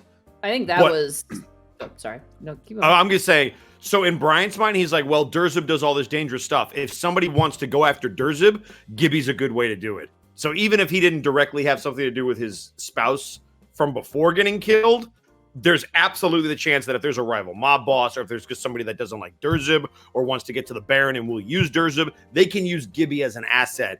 And already being a princess is a big deal. So there's all of these things that could happen that come into play when you're dating a mobster. It's just very dangerous. Yeah. I think, moreover, Tanis just doesn't understand, like, what she sees in him. At all. Like, Tanis... Yeah. That's Tanis, not Connor, as well. That's right. Tanis, yeah. Specify. Above game, yeah. I get it. Yeah, no, above game, we both get it, but our characters are very different than we are. But Tanis is like, look, we work for the same division in the police force. I trust you to have my back when things come down to it, but I will never be okay with this. Yeah, there's no way to be okay with it. It's too big of a conflict. That being said, it's not going to derail everything. Like, there will be a balance. But, like, yeah, that's a really good question because, yeah, I think it's absolutely on both their characters' minds. And he especially is not okay with it after seeing what they did to Yagnar. Mm-hmm. Because what happens when you say no? He's just a sweet old orc, and they, like, mutilated him because and how he soon didn't before want to kidnap a child. And how soon before the Baron goes, hey, your friend Gibby, she works with the cops, right? Let me ask her a question. Yeah, fuck that. Why would we help you? Yeah. We don't owe you shit. So that's gonna you owe us. That's gonna be fun when it comes up. Yeah. But yeah, it'll be a good character moment if it comes up. It might not come up in this particular campaign, but it's on the table. Mm-hmm. Great question, Telke. I want to specify though the whole thing with Durzub's previous partner. I don't know how clarified that ever was. What happened there? I don't know if we've ever fully asked what happened. He hasn't really talked about it. Well, Gibby talked about it with him. Okay. But I mean, I don't think he's explained it to the characters. He hasn't sold it to the characters. Yeah, so that's a legitimate what happened to his. Yeah. we all know vaguely what happened, but Yeah, she died. His first like girlfriend, who was human, like died in a car accident. She drove home in the rain and got in a head-on collision. Hydroplaning with yeah, with another car. And it killed her, and like Durza like let her drive home that night, and so that's why like he's just paranoid about rain and driving and stuff like that. So. Well, thank you so much, Telk. That was a great question. From Davila0199, for everyone, how do you build stakes in your sessions? Death is not often the worst outcome. Yeah, I mean, a lot of something's gotta be on the line. Yep. For some DMs, that's like kind of their, ideal, like, death. The threat of the characters actually dying is like the way they apply pressure to players. I like to do like multiple different things at a time. Maybe it's an object, maybe it's another person, maybe it's, like there's like I can't think of specific. I think the best scenario that was the weird what's it called? What was he? Not a warlock, but he was like a Deathlock, the Deathlock guy. Yeah. In the basement with Amelia in one of the coffins. That was really interesting for you guys trying to figure out, like, do we fight this guy, or do we get her out? And it was like really I think that was a really high stakes fight, but there was no, like, you guys in terms of difficulty versus player, like challenge rating versus player challenge rating, like it wasn't that hard, but it was the presence of, a 1 HP NPC being present in that same room where a big fight was going on being very scary. So. Yeah. There's a lot of different ways you can do it. And it's, I wish I could say more, but I think it'd be spoilers and, I'm just trying to think of a specific scenario. It's like when you fight a rust monster, right? Like the rust monsters themselves aren't like a very scary enemy, but they can destroy equipment, and that's what makes it a more harrowing fight and experience. You know what I mean? Yep. I like to do the other thing I like to do is because I'm big on social encounters. Another way that you can build stakes is you can have the players having to make a choice, like a very difficult choice where there is no clear good ending and there's no clear bad ending. There's just two ways to do something or multiple ways to do something, and none of them have a perfect ending, where there's always the chance like, hey, we could defend the castle. Okay, cool. We're going to lose a lot of people. Well, we could charge the enemy. That'll probably keep them away from the castle. It might save some NPCs, but we're going to lose a lot of frontline soldiers. And they're like, there's all these different ways, and then they make a choice, and then especially if it doesn't go well, like the boat. The boat is, because we had so many options on the boat in Unexpectables, you think that, oh man, if we had just done this or if we had just done that, like that's another way that you can do it. There is one thing that I could have done that during that fight that probably would have let us at least get away. And I kick myself every time I think about it. I'm like, God damn it, I should have done that. Yeah, but there was never going to be, that was never about death. That was like, you're going to get captured. Well, I mean, they were probably going to kill us. We knew that going in. If they well, they tried to. They chucked you overboard. They left you for dead. Yeah. So, but yeah, that's another way that you can do it, is you can just put a lot of stress on the players through making choices, and that kind of builds the stakes of the moment. Yeah, and also, I'll reiterate that point. For Gateway, also, I think. Oh, sorry. No, go ahead. Sorry. For Gateway specifically, it's showing your players that their actions do have consequences, be it big or small. Like they to sort of bring up the meme on it, they did sort of skip the tutorial, quote unquote, by just breaking out of their cages and making a huge getaway push, and that has had pretty far-reaching consequences that they don't quite know about yet. I mean, look at I think a big example of that is like Panic and Helena. I mean, that whole thing was. You expected us to kill her when we first met. Well, yeah. She survived. I mean, she was unconscious, but she survived. I didn't know it was going to happen because you guys again made a bunch of choices and the consequences happened as a result. So it's complicated, and it's constant as well. There's constantly should be stakes, not in like a they're gonna die sort of way, but there's stakes for everything. Yeah. Things happen. Well, thank you so much, Davila.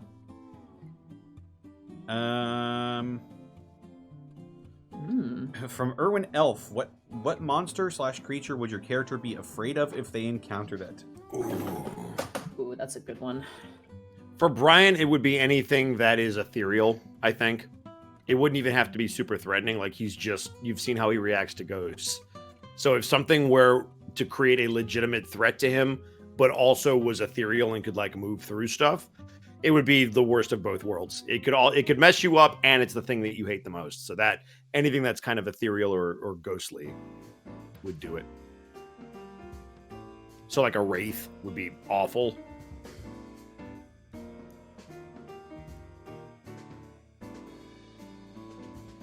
What about you, Tanis? What would you hate to fight? Things that are unnatural is what would freak out Tanis. Like the I forget what it was called, but the thing we fought in the church. Oh, the oh theater, yeah. You mean the theater? The theater, yeah. The giant, the thing that was behind the door. Yeah, that was very unsettling for Tanis. For a lot of reasons, and I would imagine stuff like flesh golems as well. Undead already freak him out for obvious reasons, but it just he sees it as like a perversion of life. So like I guess anything with like the aberration or monstrosity creature type. Okay. No, that makes sense. I'm oh yeah, I hope Tanis never goes into the. I hope Tanis never goes to the necromancy division office because he's. Oh yeah, because flesh golem. Yep.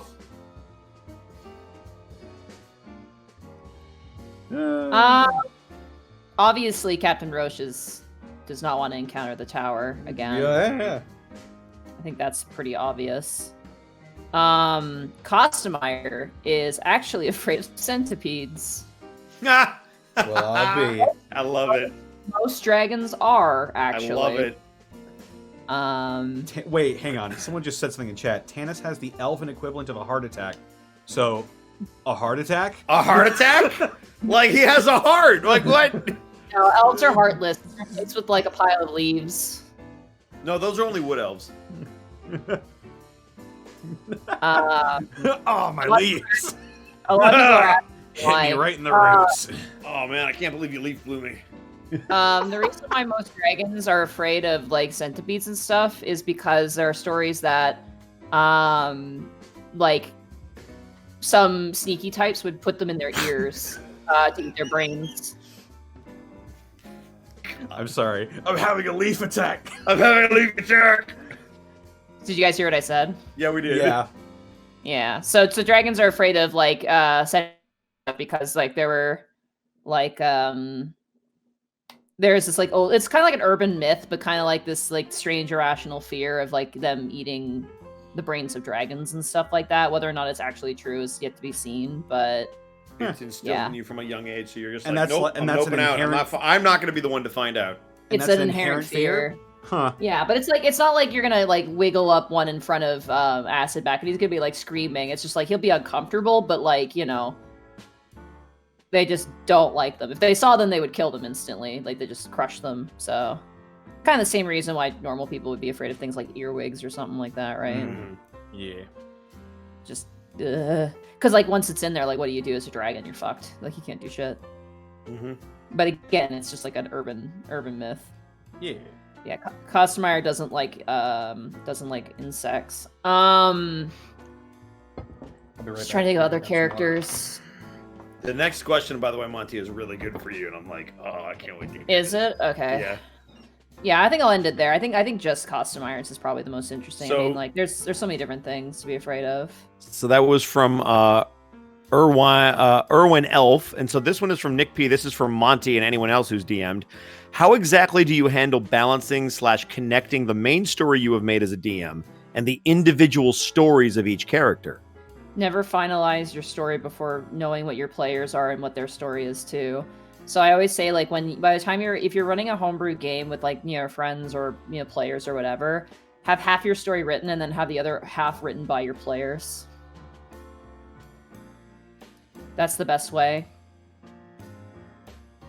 I mean, with Prince Division, I had the cases kind of bullet pointed, and then when it came to actually fleshing them out, I waited to hear what my players were going to be and see how I could add things in that relate to their characters, motivate their characters, and also be horribly distressing for their players. See Tanis's brother Jericho, for example. Oh yeah, that was something. That's an element of it. I mean, Gibby's whole experience is definitely, like, I had to write a lot of that in, and, like, everybody's. I think Bryant too. Everything, like, half of it was written in, and Kel probably deserves a bit more writing, but Kel's parents and stuff with the dragons is written in too. So it's like, I had these sort of ideas, like these bullet point ideas that were very well fleshed out, but they weren't completed. They couldn't be completed without the players first. So I hope that makes sense. And I do that for most of the games that I run, except for maybe one-offs, because one-offs you kind of have to be, at least knowing how much time you have and what limited time you have. You have to be a bit more concrete with that. But, in a campaign, really open-ended, because, your players are going to direct the story really. Like, that's the thing, like, in a way, like, it's good to have a main goal and not a main story. Have a main goal, don't have a main story, is my advice. D&D is different than normal writing because of that reason. Like, the idea is that, it's a group storytelling game. If you want to write a main story and want to make sure everything is, good, you're going to have to just write a book. If not, then, it's going to be frustrating. So hopefully that is clear. Yeah. I'm still trying to figure that out with Gateway. Like, it's hard. It's really hard because, like, especially if you're like if you're an actively writing person or a very active creative person, like, there is a sense of control you have to give up, and that's really scary. And sometimes it doesn't work out. Looks at Bryant, but that's part of it, and you have to be willing to kind of take the plunge a bit. So, yeah. Well, thank you so much, Nick P. Mm-hmm. From Cheese Bee's Knees. Hear me out. If all the characters suddenly got turned into cats, i.e. Dog Zone in the Unexpectables, what type of cat would they be and why? Probably a Doberman Pinscher, maybe a German Shepherd. This is cats, though. You have to pick a cat breed. Monty, he knows. Oh. Well. I do appreciate how earnest you are with me, though. I really do. Shut up. So, Monty, what kind of cat? Go ahead. This is your question. Life has been kind to you. I think... Learn. I'm trying to think here. I'm actually looking at cat breeds right now.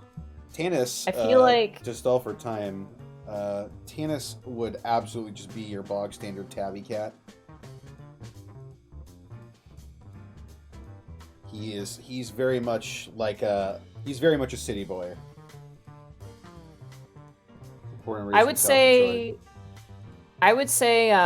Captain Roche would be maybe a British short hair cat. They got a really stern face.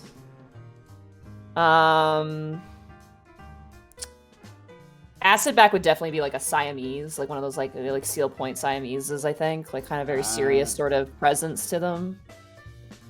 I think Durzib would be a Bombay.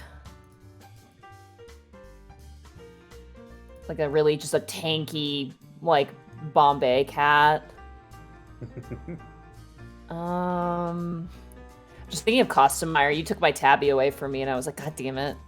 Because like, maybe an American Bobtail for a Costumeyer? Like, some sort of big, tanky tabby cat. Like, probably just like a mixed breed cat for Costumeyer. Like one of those rough and tumble street cats. Yeah. And I think that Tyrion would be probably a ragdoll cat or a ragamuffin cat, which is amazing sounding. What about Bryant? And for real this time? Definitely a tiger because they're big, they're strong, they're kind of solo Shut up. animals. I mean, Pick a domestic cat, you idiot. They didn't say domestic. You could be a toiger. I don't know what Yeah, this that's what is. I said tiger without the accent. Look at this. That looks not that looks crazy. I've never seen Toiger? this type of cat before. A toiger, yeah. Toyger. Toiger. It looks like a tiger, but it's like a domesticated cat. What? Also, Oh. don't buy, adopt. There we go. There's Bryant. That looks too cute for him. Too bad. No, I go with a tabby. If I had to do a domesticated cat, it would definitely be a tabby. I'm sitting here thinking who would be a sphinx. I don't have an answer. Well, they have white Twiggers. It'd be Ivan. Nah, he would be like a Angora Turkish cat, probably. Or like a Persian of some kind. I'd probably be a Turkish Angora cat, though. Oh, actually, Cosmere could also be a Maine Coon, too, actually. That would be pretty fitting for her. Yeah. Maine Coon would be pretty good.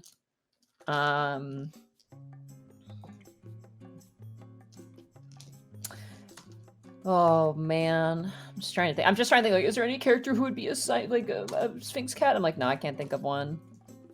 I think, Gibby. what would Gibby be? Yeah, Gibby's a good one. Gibby's sweet. I feel like Gibby would be Maybe a she'd be an Siamese cat? Abyssian. Maybe an Abyssian. I think she'd be an Abyssian. Okay. Abyssians are pretty cool. Blonde. Yeah, Abyssians are blonde. Hmm. People are saying Lucy would be a sphinx. Lucy could be a sphinx, actually. That is true. Here, I'm posting a picture I'll put it in Prince Division. An Abyssian looks like this. Oh shit, that didn't work. That was not a picture. You tried. An attempt was made. They're very normal looking, which I think is why it would be so fitting. Oh, wow. Yeah, I can see this. Right? It's like what would happen if Goblin had fur. Yeah, kinda. I mean, that's kind of any cat, really, if you get right down to it, but... Yeah. I was also thinking of who would be Well, a I mean, Scottish- like the ears and the face, like just the way it's shaped. Some of these, at least. Actually, I think Nefene would be I think Amelia would be a cute Scottish fold, actually. The guy kind of chubby. Actually, and Yagnar would be a Scottish fold. Yagnar would 100% be a Scottish fold cat. There you go. Boy. Sorry, I'm thinking. I About like how the ones that have derailed us the most are Pokemon, Digimon, and what cat would you be? Like, tell us about your NPC creative process. Blah blah blah blah. Cat. Cat. Let me tell you about cat. I like cat. I fearless like the cat. monster. Return to cat. I All right, there 1,000 we go. bits. I have to sleep. Here, have my sleepy bits. I have a good sleep. Hey. Bits. Thank you, fearless monster. From Fantastic Callum, do you think there could be a one-shot set in the world of Prince Division, something like how the Mercs had the Unpredictables are set in the Unexpectables world? The answer to this is no. We have had a lot of people ask about this, and also ask if we're going to have guest stars in the Prince Division. The answer is no. And when we started, that was actually determined. So there's going to be no one shots. Now that being said, I could see other stories happening in the same world. Yeah. The Rampoon City world. I definitely would be on board for doing that. But no one-offs, no guest stars. This is a very contained experience, but it differentiates itself from the Unexpectables kind of for that reason. So. From Disgraceful, since the setting has gods for everything, does that include intangible things like concepts? Is there a god of atheism? No. I wish. Come on. There's not really a gods of ideas. They tend to overlap. It's really vague, and it's kind of like, like there's gods of life and death. Like those are things that happen or exist. There wouldn't not be really like gods. There wouldn't be like a god of sadness or something like that. No, but there would be a god of like mental clarity, or there would be a god of blank or blank. It's similar to kind of like Osterix and Illuminae, kind of the similar sort of nature, but they can kind of overlap with physical, tangible things. God, but God, yeah, there would be. It's a thing, if it's a physical thing that can kind of exist, or it's something that like is, like flowing water, like there would be a god of flowing water, there'd be a god of waterfalls, there would be a god of transit and that sort of thing, gods of luck, that sort of thing. But that specific example is just like literally, and like that wouldn't work. I've got like a question that goes along with this as well. So would clerics get their powers from some of these gods? Yeah. Like, I'm assuming you can't say anything about it, but like I've always been curious as to where Kel gets his powers from. He never really talks about the god that he worships or how he gets his powers at all. The thing about the world of the Prince Divisions in like Rampoon City is you don't need to actively worship a thing. It kind of follows the Oss principle, and the way in which you carry yourself determines what actually bestows upon you your power.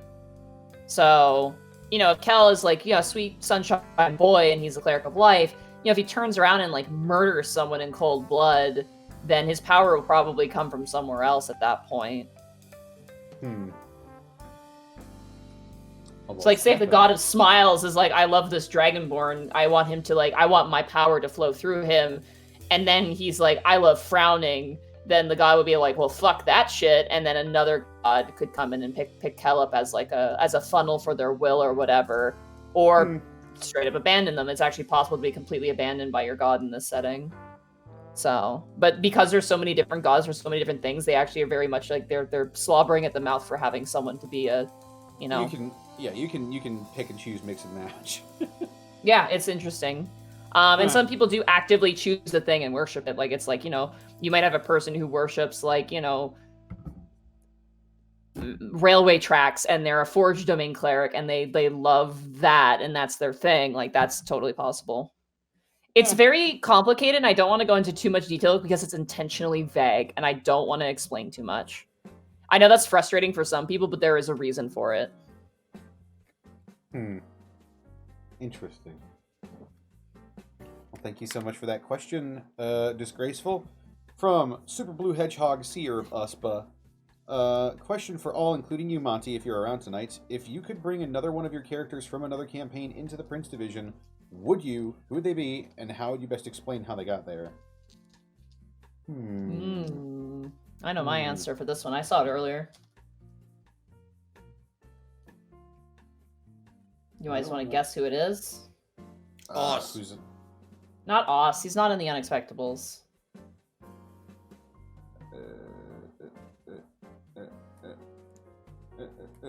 My answer would be Lies, actually. Grimharl.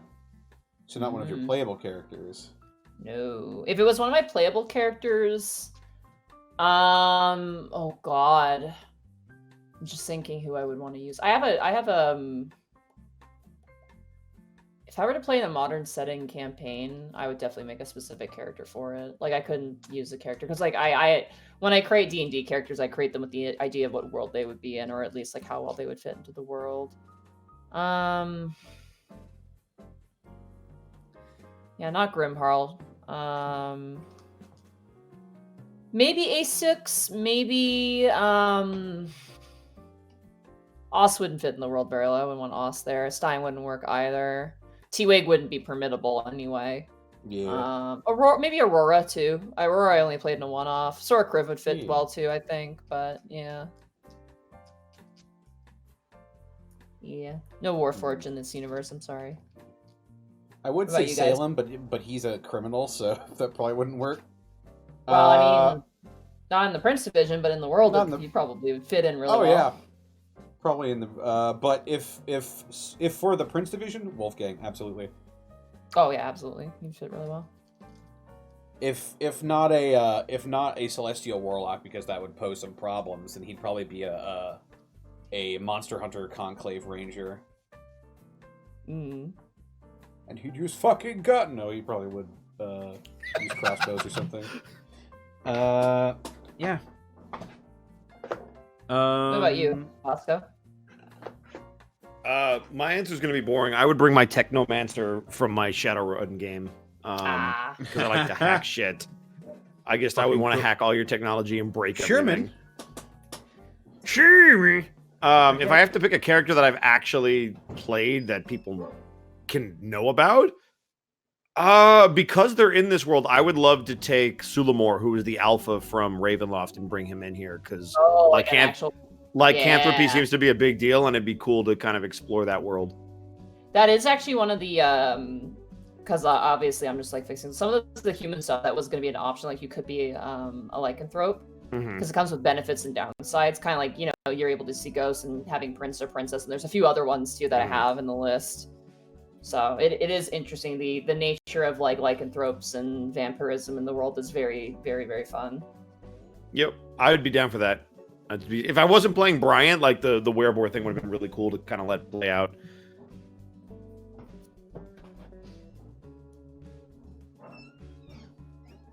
Excellent. Went to go get a piece of pizza. Next one. From Ray Takashi. For Monty, orcs can't generate magic, but what would happen if an orc became a warlock? So one of the caveats we had for specific races that were limited to not use magic was if players presented me a good enough character concept that could explain how that non-magical character got magic, then I would be willing to hear it out and maybe let them do that. Warlocks are specifically interesting because it doesn't matter what race you are, you could be a warlock. The problem with warlock is that if you have a patron who isn't, if it's not Hexblade, every other ward will want you dead. Like, just bottom line. If you are a warlock of the Undying One, everybody else is going to want you dead. If you are a warlock of the Feywild, everyone else is going to want you dead except for the Fey ward. So a lot of people ask, like, why are there no warlocks? That's why. You are essentially an extension of one of those, like, leaders or one of those wards. And if you leave that ward and go somewhere else, it is possible, but you are enemy numero uno one. Technically, Great Old One and Hexblade are you're able to do them, but you're still kind of... But you can do those two. Those two are a bit more passable. Hexblade is because you're basically, your weapon is your pact in a way, just based on what my knowledge of reading it is. And Great Old One is basically, I just treat it as aberrations. I know there's an aberrant mind, like, warlock patron now, but I've always considered the Great Old One kind of the aberration one. But yeah. Aberrant mind is supposed to be more like a psychic focused type of. Yeah, with, like, you know, aboleths and stuff, which they're technically aberrations. Which is but, fucking like, cool. I want to play a batshit crazy person who is as aberrant minds. Basically, like, when it comes to Warlock, that was the one class, and obviously Artificer. But again, we had Artificer before they did the revisions and Tasha's. I could probably look at Artificer and see if I can adapt it for Prince Division. It might be a bit too hard because there's so much shit in that. The biggest problem with Artificer is all the magical item stuff, because magical items are pretty commonplace for the most part, that a lot of the stuff that you make as a Artificer is just not as efficient, and I feel like players would get frustrated pretty quickly. But yeah, for Warlock, it's just like, it's a bit riskier, and especially if you pick something that's not one of two Warlock types, you're gonna more frequently. So I just advise my players, like, I'm like, if you really want to play a Warlock, you're really gonna have to sell it. And that goes for any, like, magic race. I'm like, if you want to have a Storm Sorcerer Orc who got hit by lightning and now has, like, Storm Magic, we can talk that out and figure out how that works. Again, I set the limitations just so that way when the players, like, jump on an idea, like, they kind of know what they're getting into if there are world limitations. But that's not the end-all, be-all. But ultimately, I get final say. So if it's just like, you know, I don't think it's gonna work, then that's kind of it. And that's not me being a bad DM. That's just me communicating with my players, like, what's available to them. Yeah. A lot of people get upset. They're just like, you're railroading your players. I'm like, no, I'm presenting them. Before we even started, I presented these things to everybody, and everyone was like, thumbs up. So, anyway, sorry. Yeah. The next question kind of bleeds into this as well, and it's already been answered. You can answer it again if you want to. From Trice. This one's for Monty. What races are unavailable in the Prince Division, and what led you to not include them? So let me find the list here real quick, because there's a lot. There's a lot of races. Here's the order I'm gonna list it's in. Sorry, I'm getting like a weird cramp in my stomach. I don't know why. It's like a stitch in my lungs. Yeah, all right. Races Prince Division. Here we go. So I'll just go through this. Air Crocker do not exist, mostly because I don't expect people to play them. I never really permit them in my games because of the flight speed thing. And also, I replaced them with Harpies. I think Harpies are more interesting and more generalized, and I do like them in a fantasy setting a bit more, especially in the Prince Division. I mean, it was described to you that there's like, Amazon workers that are Harpies that deliver like the letters and stuff. I think that's fun. I'm just trying to see what don't exist. Ganassi don't exist, just because I just wanted to thin things out. There's a lot of magical things, and genies are also different in this world as well.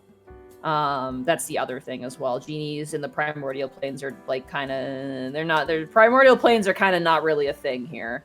Obviously, Gith don't exist. If I had my way, they wouldn't exist in D&D at all, but it's an opinion that I am having. I just find them really boring. Hopefully Baldur's Gate, the video game, makes them interesting. Please, for the love of God.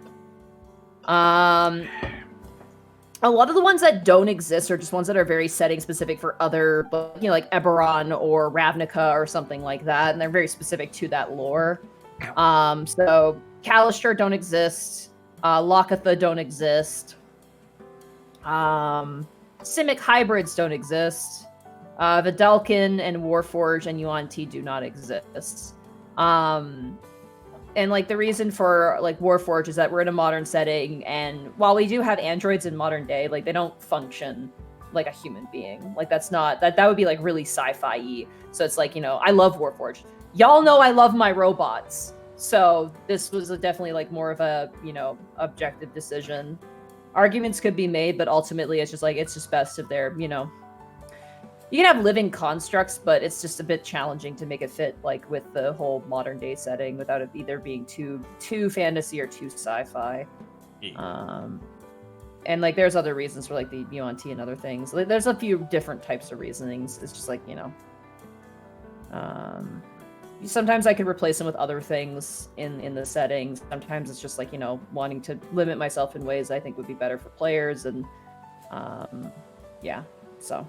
And it's interesting because each race actually is under a specific like a specific humanitarian group, I guess, that would basically give them their rights and freedoms.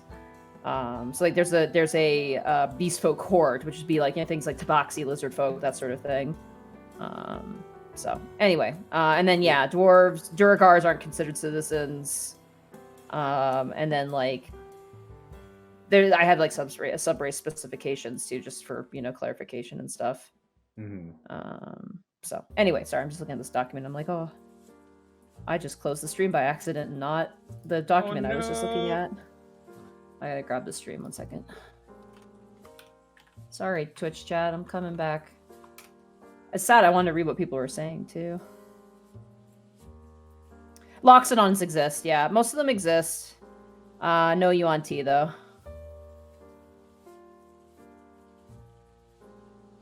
You also have like again, this list was made before a lot of books came out, so there are some more races that have come out since the release of this, like satyrs and like the Leonin and stuff like that, and like those probably would fit in. But again, this was released before those came out, so if there is anything missing that was missing on that list, it's because it probably didn't exist then. Sorry. But hopefully that answers that question. I apologize if that took too long. Yeah, thank you so much, Trice. From Dr. Bad Crumble. General cast or player question. Do you prefer to build a character around a subclass, or do you have an idea for a character and then find the subclass that best fits? Also get well soon, Arkolf. Definitely the latter for me. I'll come up with a character concept, and then it'll be like, okay, this is what I want to do. Now, what class and subclass would best fit that? Like for Panic, I had a really hard time thinking of a subclass for Panic because I'm just like, shit, what do I want to do with him? You're limited too. This was like before Xanathars even came out. Back and now bards have all like bards are in second place with clerics, I think. Yeah, they have a lot They of have options now. A lot of options now. In the end, I probably still would have gone with College of Glamour because it's the most rock starry type of battlefield control thing that I like doing. I don't know how many people remember this, but initially Panic had a homebrewed subclass, the College of Thunder. Nightmare. Yeah, that was a mistake. Nightmare. Oh, it wasn't that bad, Monty. It was just a stupid decision that I made. Nightmare.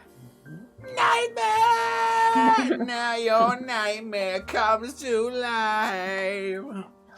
No, it wasn't that bad. I actually when the story behind that was the person who made the subclass just changed it completely one day, and I'm like, I messaged them and they're like, hey, do you have the old version of the subclass? I remember I was using that too. I was using that for a character, and I was like, they're like, no, I deleted the old version. Why not use this new version? It's better. And I'm like, well, I was using that version. This one's completely different. And they're like, well, sorry, dude. And I was like, shit. Yeah, I was like, yeah. And I remember you talking, approaching me and going, hey. And I'm like, uh-huh. And I was a little miffed because I was just like, ah. But then you're like, I'll just pick Glamour Bard. I'm like, thank you. And from now on, that taught me, like, if I'm running a game, I'm running something in the book. Like, I don't run any homebrew for that reason. Yeah. I find homebrew frustrating. I find I have to adjust it personally, and that's just extra work I just don't want to deal with. I want to flip open a piece of paper, have my references there if a problem arises. Also, with stuff that's officially in the books, if there is a clarification you need, guaranteed you can find like a forum where people are talking about specific rulings on specific abilities, and you can come to a very clear consensus. So, Yeah. But that's my process. I make the character first, and then I make a class and subclass around it. I'm a little more okay with races, but even then I'm hesitant. It has to, I don't know. Yeah. I have certain guidelines, and anyway. At least that's it. I was going to answer this too, but yes. No, go for it. I'm actually the opposite of you, Connor. I usually pick race, class, subclass, and then make my character based off of that. So I think actually the only one who wasn't that was Oz. I think Oz was the only one where I'm like, I have this character idea, I want to execute it.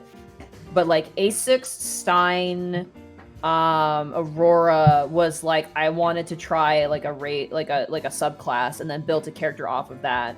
Because at least in my opinion, like behavior and action and like personality like are hand in hand. If you got a character who's all sweet and nice and is like an assassin rogue, that's a little, I don't know, it's a little strange. It could work, but you know what I mean? Like, it's just like, I don't know. I feel like their habits and their personality would... I actually have a character that is quite similar to that. Oh, really? See, it could work, but you know what I mean? Like, for me, it's just like, Yeah. I want their personality to be tied with what their abilities are, and that would be either one that leads into, it's like their personality led them into this path of life, or their path of life formed their personality. So you have like someone like a sorcerer where their power has been inherent with them the entire time, then that affects their personality based off of what subclass they are. So like, I had like a draconic sorcerer who was a noble, and her being a draconic sorcerer was a huge part of her character, and yeah, that sort of thing. I hope that makes sense. I like being presented with kind of like this character is this, what do they act like? It's fun.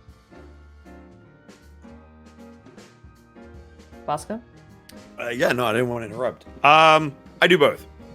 So there are times where I want to play a particular class because I've never done it before. There are still classes in like core D&D that like I've never played a full caster, if you can believe it, in all these years. So No. What?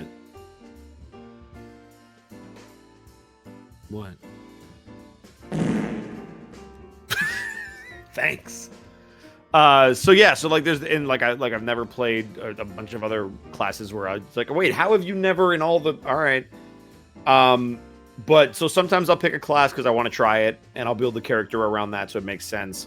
Most of the time, I'll build the character first because that's what it's all about, and then I'll slap a class on there that makes sense, and I'll make it work.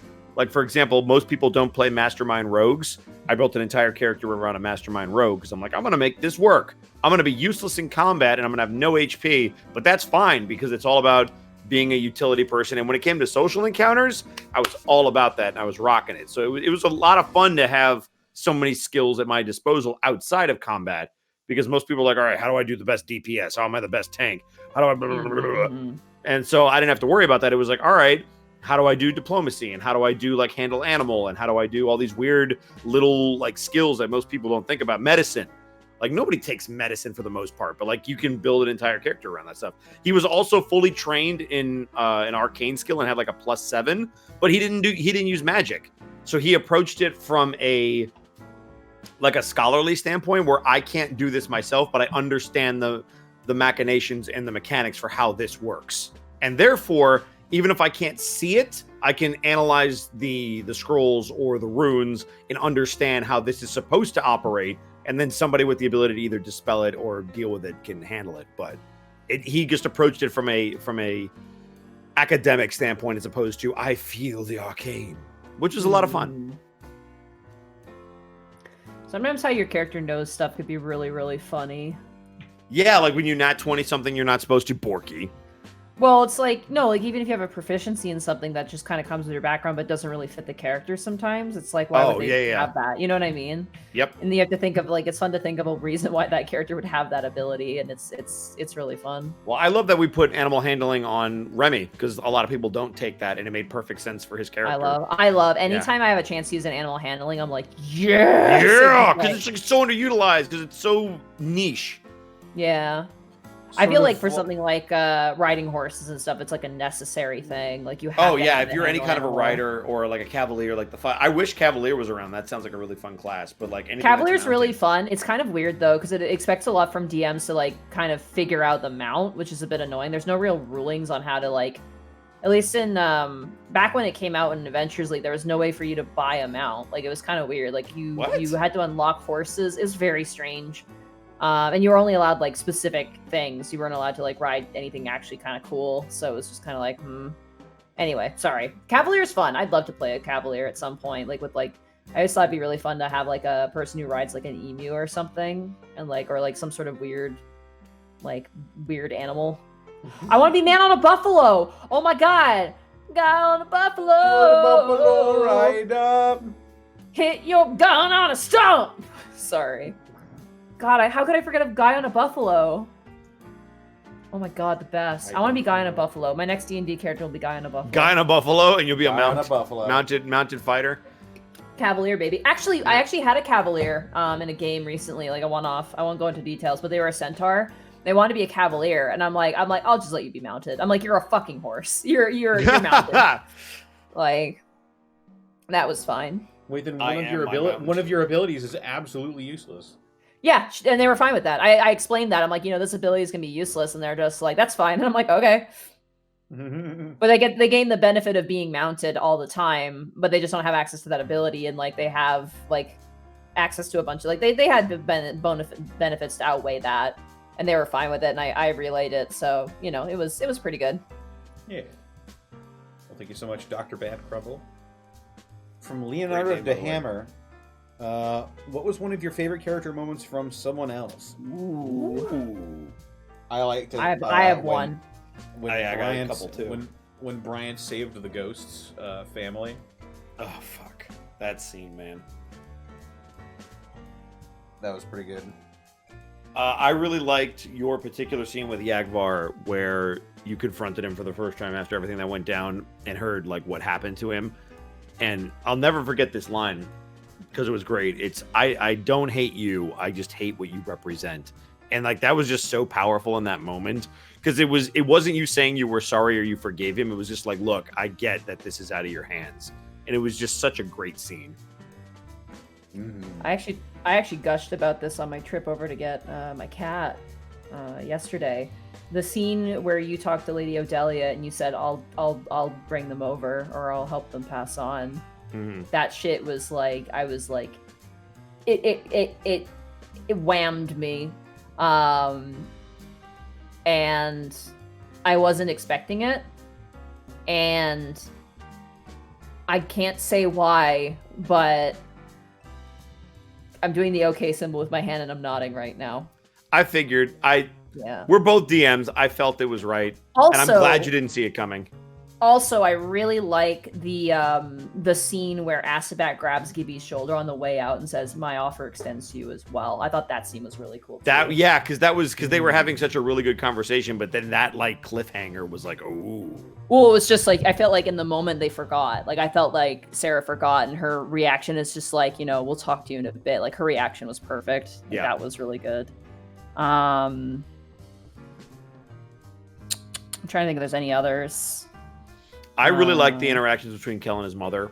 I know it's recent, that was always but funny. Every interaction he has with his mother is freaking hysterical. Oh, it's good. I like his dad too a lot. Like his dad seems like such a dork, and I love it. Yeah. Hey kiddo, your mom told me you're doing something crazy. Like, so he's I know it's not supposed to be Canadian, but like he's like right on the cusp of it. Oh yeah, he's like almost there. Oh heck, son, I'm so proud of you there. The thing is, when you have these like smaller like NPCs, some of them I have to really think about just in terms of like how did it lead to this? Like I just point at Cal. I'm like, how did this become this? And those two are very, very funny. They're a very fun couple. But yeah, good question. That's a really good question. Kosa. A question for everyone. What would your character's favorite musical venue be? Such as a concert hall or a warehouse rave? If you feel like it, what form of music would they prefer to go see?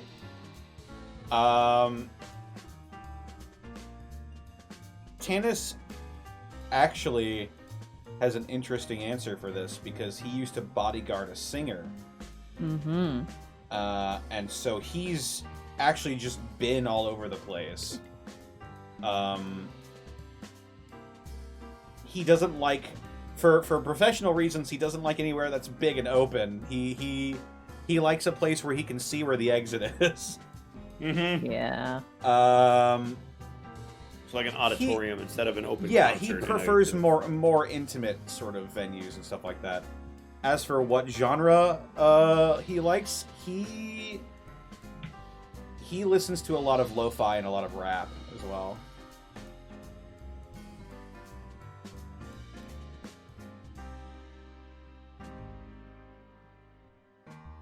That's my answer. But Bryant? Genre music would probably be like jazz and rap, so lo-fi actually makes a lot of sense, so go figure. So Tannis and Bryant, once again, if they ever talk to each other, would have a lot in common. But venue, he'd probably go to a rave. Like I could see him going, or like some place where you could dance. So probably not like a traditional concert, but definitely some place where there was a good DJ and you can get up, you can get down. Costumar likes epic rock. A lot of rock music. I'd say Taryn likes jazz too. She would like more subtle music. Lucy likes pop music, 100%. Durzub likes a lot of different stuff. He's kind of a music aficionado. I can't really pick a specific thing that he would like. He would probably just like anything. He does like the classics as well, I would say, Durzub. He's kind of a swing man, I'd say. Like, likes the swing music. Sorry, I'm just trying to think here. Other characters. Roche would be whatever's on the radio. He's just like, whatever. He doesn't really care. Is there a character you want to ask? I just can't really think of anybody specifically. Is there a character you want to ask? Costumire. Costumire is a heavy rock. She like epic rock and like she wouldn't like screamo rock, but she would like the epic rock, like kind of like rock orchestral or like heavy metal. Like heavy metal rock, like okay. You know, so like Metallica, Slayer. Doom, the Doom soundtrack, like the fuck the only thing yes. I fear is you, like that type of music would be her shit. Yes. Some Powerwolf. The Baron likes actually because he hires live music. He really likes band, like quartet band style music, like something you'd find on like the Titanic or something. He likes that type of music. Anybody else you wonder about? Because I already kind of answered that. What does Amelia listen to for music? That's a really good. She's probably like like whatever popular Alternative pop song kind rock. of going on. I was like, she's You like, have the time to so listen to listen to me whine about whine. everything and everything all at once. DMCA. Oh my god, no, she would like she would like pop music. Like a girl her age would probably enjoy, and I'd say she'd probably also like I'd say she probably like orchestral stuff, but not like in like the Beethoven, but like like orchestral movie tracks and stuff like that. I think So she like probably movie would trailer like that. kind of music. Yeah, like movie music and stuff like that. Yeah, like that. That's a great example. DMCA. So yeah. Yakuza. I actually did get DMCA'd recently because of fucking. Oh god. It was during a really tense scene too. Fucking main character get hurt bad. Main character get hurt bad. And it got VOD muted. Fucking. Whatever. Thank you so much, Kosa. Question from. People want to know who listens to country. Is there any NPCs that listen to country music? Nobody, because country sucks. Ironically, Cody Mason. Hey! And just like Cody That's Mason, what happens good if country you music like is country. dead. Oh, you know who actually also probably would, or at least would listen to it on occasion? Abu Laga's husband. Oh my god. I would never have guessed that. The vet? Yeah. The vet Country guy, kills. yeah. Here, I'll tell you something right now. Like, a lot of vets tend to be also, like, kind of overlapped with kind of the farm scene just because they take care of farm animals, too. So he probably had some exposure to it and probably doesn't mind it that much. I don't even, like, in real life, I don't even mind country. It's just stadium country that I can't stand. Like, the Taylor Swift, where it's like, that's not actually country. Just imagine that Cody was listening to "So Sweet Home Alabama," and then vampire comes Where up the right sky? behind him. Vampire comes up right in behind him and No man, he was listening to the True Blood soundtrack. I do bad things to you. Vampire.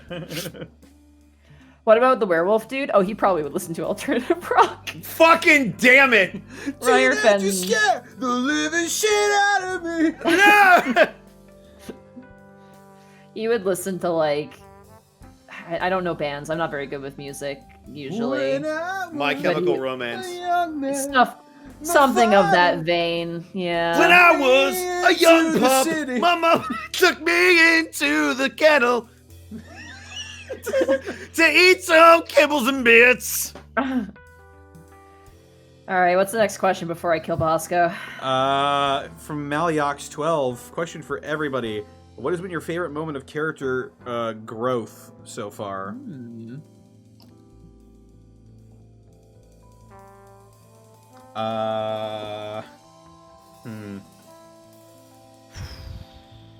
Let's limit to your character. Let's say your character. My character. Yeah. I was actually gonna mention Tanis because I get back to Yagnar. Between the moments he had with Yagnar and Durzib, the talks about what happened with his daughter, Tanis had to find something in him to kind of get over the fact that I can't forgive you for what you did, but I know I need to interact with you, and on some level I know it's not even really your fault. So I thought it was really big of him to go from basically brushing them off and saying he wanted to beat the shit out of them to I have perspective. I understand that there's a bigger fish to fry that gave the order and all that stuff.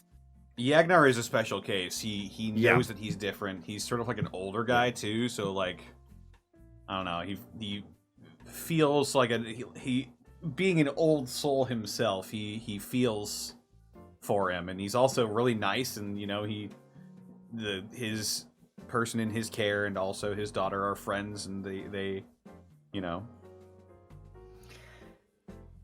He's a big goofball, and he also stuck up for my character's daughter, and so he can't hate him for that. Yeah, but I think that's like the biggest like roadblock character thing that you've had, and like to watch him kind of go through the process of figuring it out was really cool over like the course of like 5 to 10 episodes.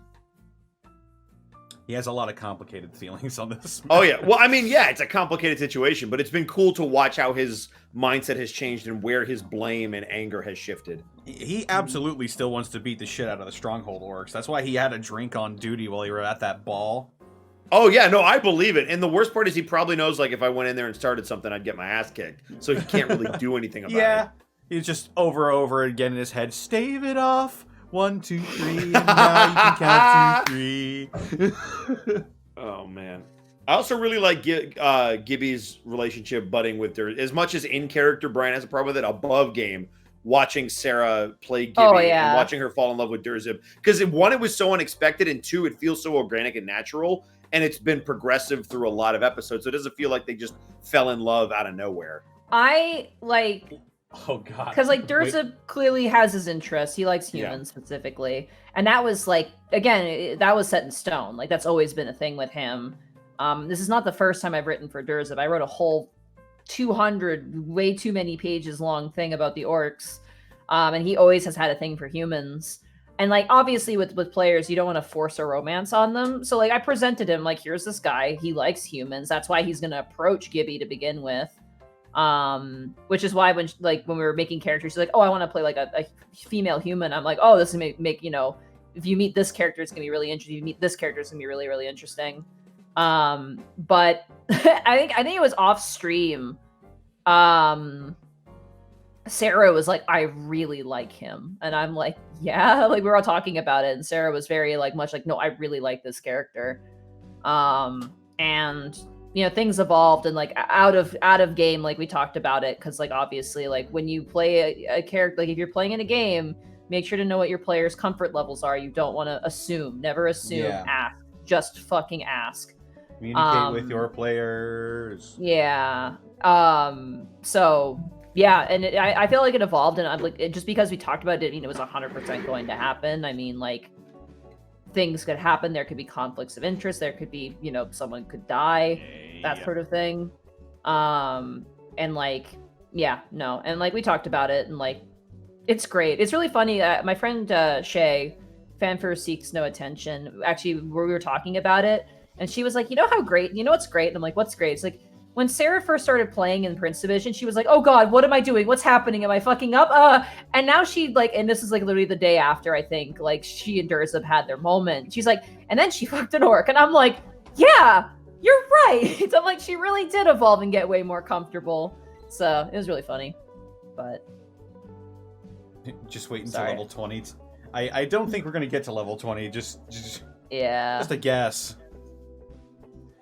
Although if he does get to level 20, it's going to be like the scene from Hotline Miami in the Stronghold. Oh my god. Kel, what about Kel? A moment for Kel. Kel's just always been a good boy.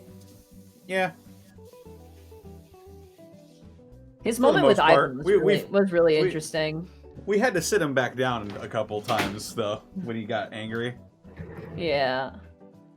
I thought his interaction with the informant, not our normal informant, the douchey one whose name I'm spacing on. Malik. Yeah, I thought that whole arc where he was like, you have slighted my friend, nearly got him killed, I'm coming after you, and then to watch him have to realize like this is the part of himself that he never wants to let out, and it was showing, and he was like, no, I can't do this, and then he let him go in the end. But like there were some episodes there where Kel was like in murder mode, and nobody had ever seen that side of him. And so it was character development in that, like, no, there's like a side to Kel that you don't want to see, and when it comes out, it's a scary thing. Because I'm not even sure Kel thought he was capable of that. Yeah, I don't think he did either, and that's why it was really cool to watch that grow. Because then it's like he's not just the nice guy who's always chipper and happy. There's something in there, and if you what's the term? The devil runs free when a good man goes to war. Yep. Yeah, something like that. I'm probably misquoting it, but. But yeah, that was probably my favorite Kel moment, was watching him go through that little arc. I'm just trying to think for NPCs. Demons run when a good man goes. Taryn was really interesting to watch her change, because she was shell-shocked to start, and she's only now started to come out of her shell, but like she's still like coping with all that stuff. Yeah, she is. And I mean, like, she also, like, with Costumire was like, I mean, she's 20. She's like in that She's state where young, you're yeah. kind of She's a learning babu. life and, you know, figuring shit out. And like, I mean, the biggest thing is like, she learned that she was gay through Costumire. Like, she's just like, no, I like girls, and that was a learning thing for her. And then, like, you know, all this stuff happened with Ozmerk, and like, she's interesting too. She's definitely in like a strange, like, she's very. Sorry, no, I was reading chat and I just remembered something that I was planning on doing with Tanis. I think Taryn is very, very interesting. I think like she's always been changing and she'll keep changing. That's honestly a point of like the dragons, like that's something about dragons that they just don't get with humans, is like humans constantly change. And it's weird. Costumire has definitely grown too. I mean, like, clearly she had her huge pivotal moment when talking to Asadback, which never happens. And adapting to that is also very interesting as well. Captain Roche learning to trust again. I mean, as much as a lot of people don't like him. Yeah. I mean, he has his reasons. He's got his reasons for being. I don't think a lot of people don't like him. They're just like, I don't understand what he's all about quite yet. I don't think they dislike. He's never done anything to be like, you're an asshole. He's not a dick. He's just very guarded, and I think you know, I don't think that's irrational. Trying to think of anybody else. I think Amelia has changed quite a bit, like actually having someone who relates to her quite well. And Lady Odelia has been very interesting. She started off like very confrontational, or she at least gave off the aura of like, don't trust her, don't do anything with her. But now, when she revealed that her motive was against Cosmerk, it was like, oh, she's the yin to his yang. Got it. She fucking hates him. Yeah, it was like, she okay. hates him so much. So your demeanor's off-putting, but you're doing the right thing, I think. Yeah. I'm shrugging. We don't know. Yeah. Also, someone reminded me of a quote in chat. It was it was only part of it, but the whole thing is, there are 3 things all wise men fear. A night with no moon, the sea during a storm, and the wrath of a patient man. Yeah, that's a good one too. I actually had that quote in mind when I was making Tanis. Tanis has some anger management problems. Ooh, this next one I want to hear the answer to. I can't answer this one, obviously. He doesn't have a problem managing his anger. He just shoves everything down. He just tries to choke that part of him. Yeah. It gets out sometimes. Yep. Sorry, like Tapuya pointed out something really clear, and I can't believe I didn't even think about this. Cosmar used to be in a human racist group, and now she's dating one and has 2 to 3 human friends. Yeah, that is true. Yep. It's true. But sometimes that's what it takes, is you just need to have someone who gets you out of that sort of mentality in a way. You see it, yeah, you even see it a lot in real life where people are part of like a culty or, you know, very hateful group, and then they're like, well, but then I was exposed to the internet and I met the people we're supposed to hate and they're really cool, and I didn't get it anymore. It's like, yeah, that shit'll mess you up. That's right, that Stringfellow shoving it down is a problem. It is true. The next question, I want you guys to answer the next question. DK501, what do you think the tower is? We had a whole talk after one. It was you, me, I think Arkov was there and Sarah was there, and we literally just threw ideas back and forth after we found Cody Mason dead. There's a lot of things that we think it could potentially be. I don't even know where to start, to be honest. Like, we just don't have a lot of information. I've had a theory crop up in my head that I am not sure on the logistics of, but maybe I think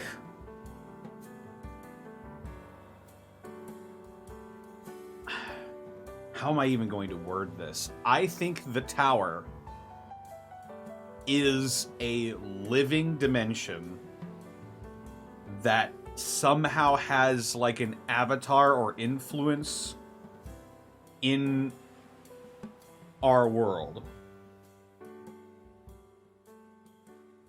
Like a living demiplane or something. Yeah, exactly. It's almost like a kraken. Even where it's like a kraken. giant creature, but it's also kind of like a little island that you can like get stuff off of. Like some sort of flesh hell something or other. You're just describing Stillhavity right now. That's where I initially got the idea from. No, Monty, we would never say all your bad guys are the same. That'd be messed up. That's not what I'm saying.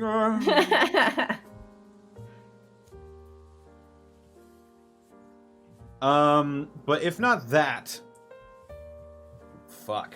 I just I'm gonna get up. I'm gonna listen. I just need to use the bathroom, so I might as well listen. Yeah, go ahead. Whenever I think of like the tower's true form, I always picture it as some kind of like weird big horned fat dude for some reason, and I don't know why. So I lean more in the direction of Final Fantasy X. I picture it as being sin, like something that's just monstrous with a form. Like it. My idea of what the tower is that something happened either in the creation of this world that we're in, or as a consequence of something that happened in the past, where it created this entity. There's no really good way to get rid of it, so people have just managed it every time that it comes around. It's cyclical. Because we even were like, oh, it hasn't been 100 years yet. Okay, so this thing is dormant or gone for a while. And now we kind of have an idea why. But I've always thought of it as a consequence to something that happened, whether as a side effect of creating all this stuff in the world or somebody making a choice to do something to get rid of one evil, but it creates this other entity. And that's because kind of like how sin was in Final Fantasy X. It wasn't always there, but it was like the planet's energy or something. It was just this creature that needed to like take somebody's soul and then go back under and then come back up, and you had to beat it, and then as you beat it you take its place. I don't think that's exactly what the tower is, but I do think it's potentially a side effect of something, which is why if anybody was investigating it or try, like the reason why that doctor was dead, if somebody found a way to either restrain it beyond what it's supposed to be restrained as, or if it found a way to give the tower the ability to be more efficient and not have to go away for 100 years. Either way, good or bad, it would give it a reason to take that guy out. Mm-hmm. Another idea. I do think that the tower is probably sort of like the universe's equal and opposite reaction to the concept of princes. Mm-hmm.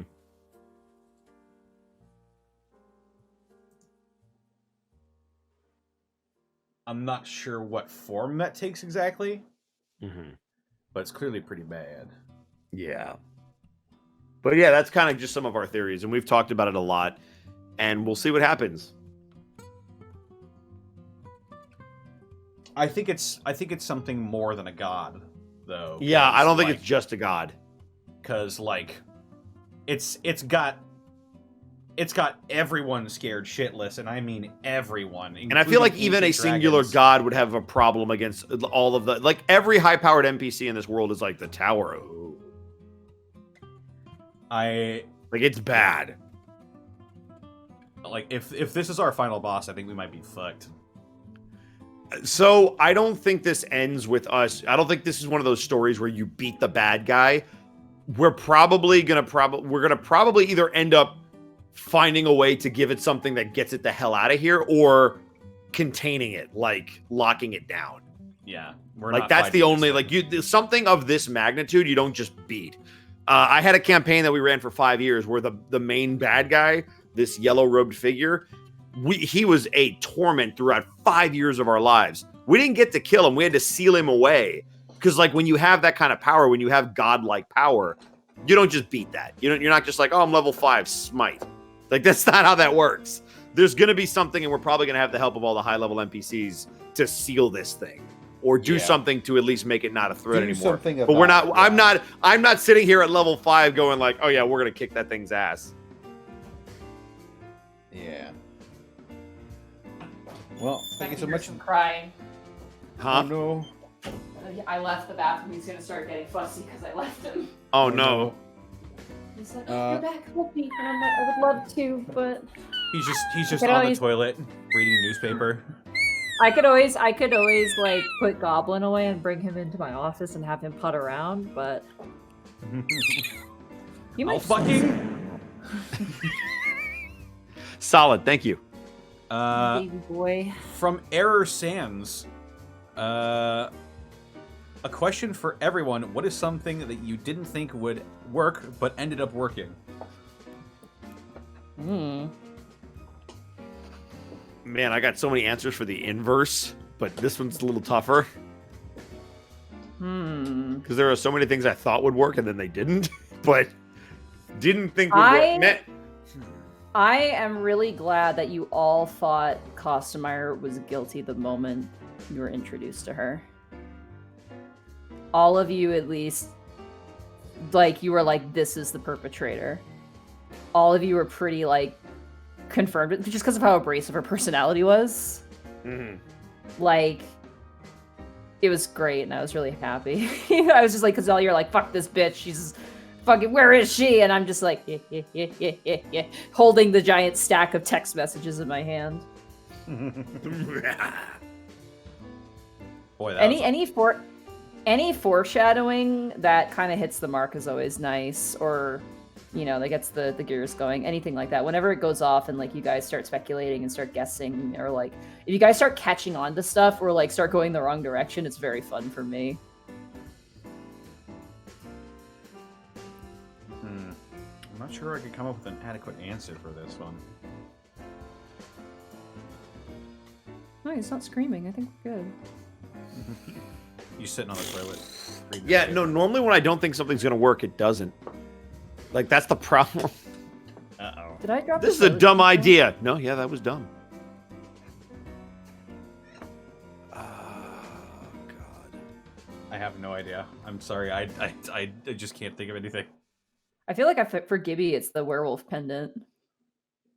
No, because I didn't not think that was going to work. I thought that was absolutely going to be good. Better. I mean, we dropped a boatload of money on it for a reason. Yeah. We figured it would work. Yeah, I wish I had a better answer, but I don't. Yeah. Well, Yeah, thank you regardless. anytime you guys fall from my red herrings and every time you guys get on track, it's like, it's the exact same feeling, which is nice. It's like, yes. Like just leaning back in my chair, rubbing my hands together. Thank you so much for the question, Error Sans. Metal Victini. We already answered this question earlier in the night. Sorry about that. Yeah, the movies our characters would like. Yeah. Ooh, I love this next one. I love this next one. Question for Connor. Which NPC would you raise in real life? Scarlet, Nephine, or Elliot? Woo! Pick your favorite child! Well, Scarlet is a little shit, and I despise that. She is such a little shit, and she just plays her trumpet and wants to be loud and doesn't give a fuck if she plays good or not. She's sweet, but she's a little shit sometimes. Guess what? Welcome to children. And also she's hanging out with a murderer, and I'm not sure how I feel about that.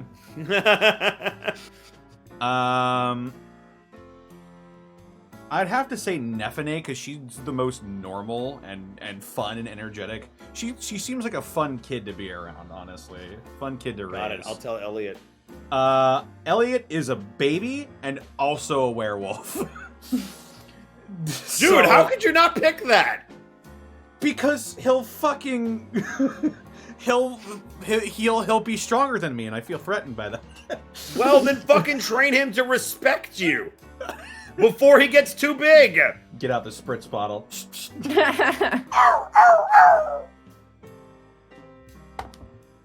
Come on, Elliot, get off the fucking furniture. Elliot's a werewolf? Yeah, because Casey was a werewolf. He's something. I'm not sure what he is. It's clear he's got some sort of stuff going on inside of him. Bob says he can roll the 9th level wizard out of his dreams with a look. Yeah. Elliot is I'm not sure if he's a werewolf, but he is definitely a MacGuffin, and that's scarier. He shunted a 9th level wizard out of a dream spell with a glance. Werewolf Azamar something. You need to raise that baby because you better have it on your side or you're fucked. You better raise him for self-preservation, you fuck. It's not like he's gonna start just Godzilla-sized. How do you know he doesn't stomping eat everything. you out of your own fucking mind? You're not a 9th level wizard. It's okay. I'll have Nefene, and she'll have her snake. Uh-huh. Just Nefene seems like she'd be the most fun to raise. I'll raise Elliot. That's fine. Fuck it. I'm gonna have him fucking like make you have nightmares. If I had to rank them, it'd be Nefene, Elliot, and then Scarlet. That's not a high bar to clear. Scarlet is not a high bar to clear. No. I'm sorry. I love her, but she can be a little shit sometimes. She's emotional. She's also like, I think she's the eldest out of the 3 too.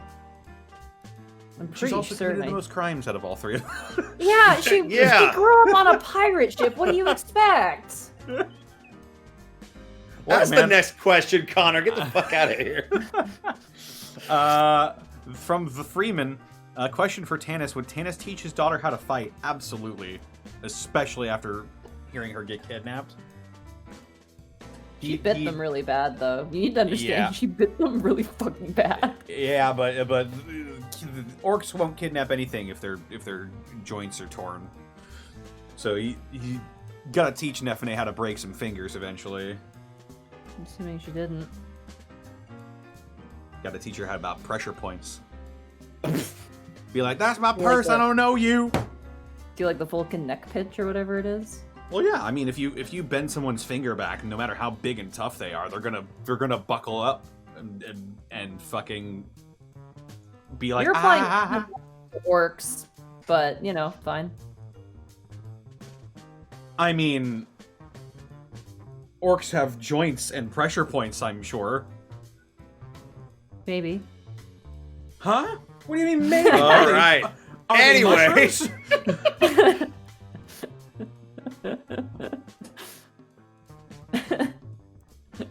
Sorry. Oh, this is a good I have to question. be ominous. Ask it. Connor, ask it. Pain tolerance is a thing. It's true, but like this is your nerves and your joints we're talking about. Connor! This What? is no joint. I mean joke. The answer is yes. Sail the plains. If everyone had a dragon horde, what would their horde be? Haha. What would Tanis's horde be? That is a good question, Mega Man. That's why I want to tell you what a lot of the dragon's hordes are, but I love for you guys to just discover We'll what they find are. out. We'll find We'll out. You're find gonna out. find out, yeah. Tanis But had a what, like, what horde. would Terran have if she had a horde? Ooh. What'd she have if she had? Probably, goodness, what would she have? I feel like she would be, like a cool rock. Like, she'd collect really, like, she honestly would be probably, like, collect Ooh, rocks and, like, agates? do, like, her own, like, rock tumbler stuff. So like minerals and stuff, like different, like Yeah, I feel like she'd probably be into that. Taryn is, like, unlike me, very much into the sciences, is why she went into the medical field. So she's very interested in, like, you know, geology and physiology and all that, all the ologies mostly. So, photos of Costumeyer, maybe. that would be the weirdest fucking horde. That'd be Customer pretty, would be that'd like, be "What are pretty you weird. doing?" I feel like she'd also collect, like, clothes too. Taryn does like nice clothes. Nothing like crazy, but she does, like, you know, matching outfits and stuff. Like, not like matching couple outfits, but like she likes an outfit that matches and comes together really nicely. People What want to know would what Lucy- Lucy's horde would be. Ooh, Lucy's horde would probably be binders. Based on her job, I would say, Binders! like, yeah, like binders. Do you ever see in Uh. Japan they have those, like, kind of those, like, character, like, they're like sleeves that you put your papers into, and it's like a folder? Like, she probably would collect those, like those kind of collectors. Like, you see them in, like, anime grab bags and stuff. I can't remember what they're called, but they're like these sleeves you can put paper into. I got them as gifts from Nagisa. They're really cool. So she probably collects stuff like that, like you know, office supplies, staplers, maybe stuff like that. Callum wants to know, what about the werewolf dude? Of course you would ask about him. That What motherfucker. would Fenrir? What would Ryder Fenton collect? That's what I said, Ooh. Fenrir. Probably like watches, something like that. Like, he'd probably collect like pocket watches or Like really intricate things like that. Skulls. No, he's not a skull guy. He's a dick, but he's not a skull guy. Jericho's would be probably just random shit. He probably wouldn't be able to, because the thing is like some dragons, it takes a while for them to decide what their horde is, and sometimes it changes too. Like Breeze Rot's changed to cats now, so you know. I'm just trying to think of everybody else. Tannis would probably be like ink, like tattoo ink. Ooh. And if he gets it, if he gets it imprinted onto his body, then no one can ever take it away from him. It's true. What about Bryant? Video games. It's not creative, but Video games. Makes Video sense, games. makes Games. sense. Games. I was gonna say Avulagas would be animals. Like she would have a ton of different animals. Just trying to think of who else.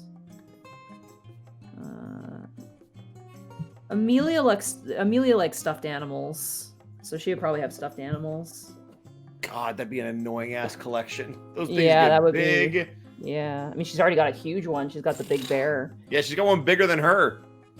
Lady Odelia, what's her horde? Ghosts. Yeah, the souls of the damned. The souls of the undead. Yeah. I'm trying to think of who else. Who's not a dragon, right? Who else is not a dragon? Durzub already has records, so Durzub's would be records. Baron Dramar would be cigars. Trying to think of who else would be interested. Any other characters you want to ask about? They're curious what Zobi would have if it's just newspapers. No, Yeah. he's also already a dragon, so you know he's already Is he kind a of a dragon. He's a Fairy fae. dragon. He's like a fairy fae. dragon. He's kind of both. He's like a mosquito dragon. Yeah. Captain Roche would probably collect whiskeys, like bottled whiskeys or something like that. Like the nice stuff that's like dipped in wax. You know the ones I'm talking about? Like the ones that are like hundreds of, if not thousands of dollars. Yeah. He wouldn't drink it, obviously, because he's a dragon. He would just hoard it. Ooh, Mama Regigi. Kitchenware. Mama Regigi would collect kitchenware. Ah, yes, a fine silvered spoon. And fancy china cups and like teacups and stuff. That would be what she would collect for sure. Children's, Zenlita says in all caps. She doesn't collect children, she raises children. Same thing. Nefene? Sports balls. Like basketballs and soccer balls and stuff like that. Hey! What are sports? She'll be good at them. Oh my god, kick the freaking goal through the goalpost. Rocket Do the edition. thing. Wins the points. Shoot the puck from downtown. Interesting stuff. Thank you so much. Sail the plane. From Dr. Voyer. For everyone, what NPC in the Prince Division that has been introduced would you see yourself or your character hanging out with in their free time? Costumier.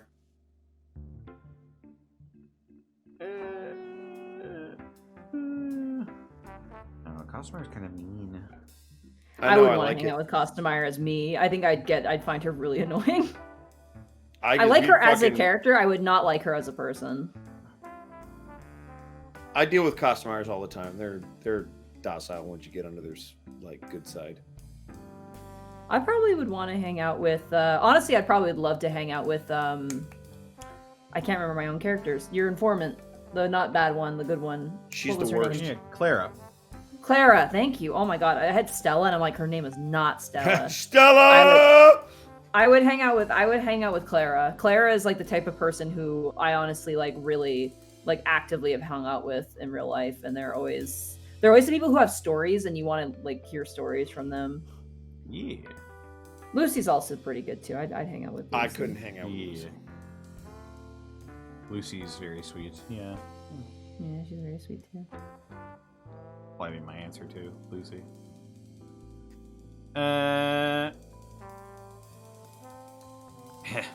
Logos Magus asks, if your character could be in another game, show, or piece of media, which one would you want them in?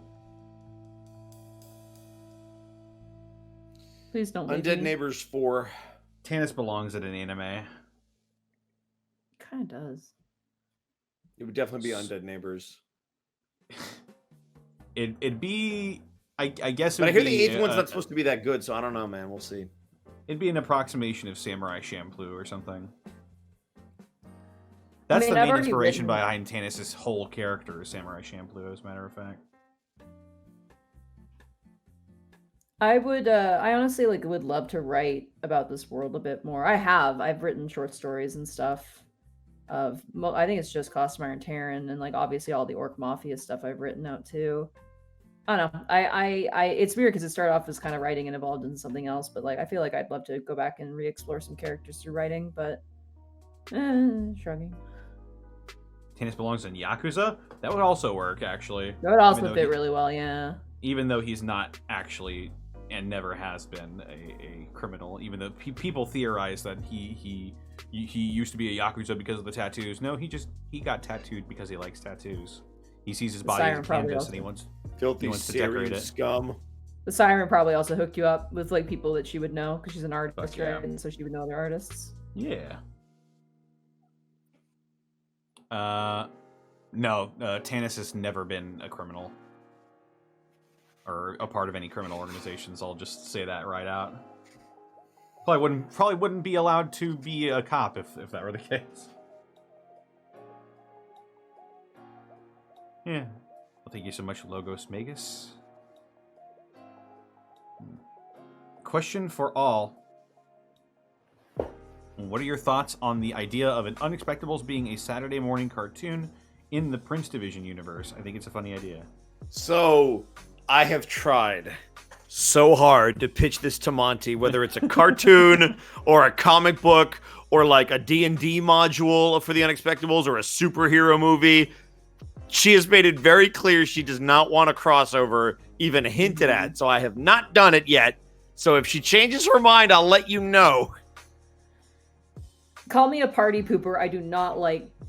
I don't know. I don't like the idea of referencing other stuff.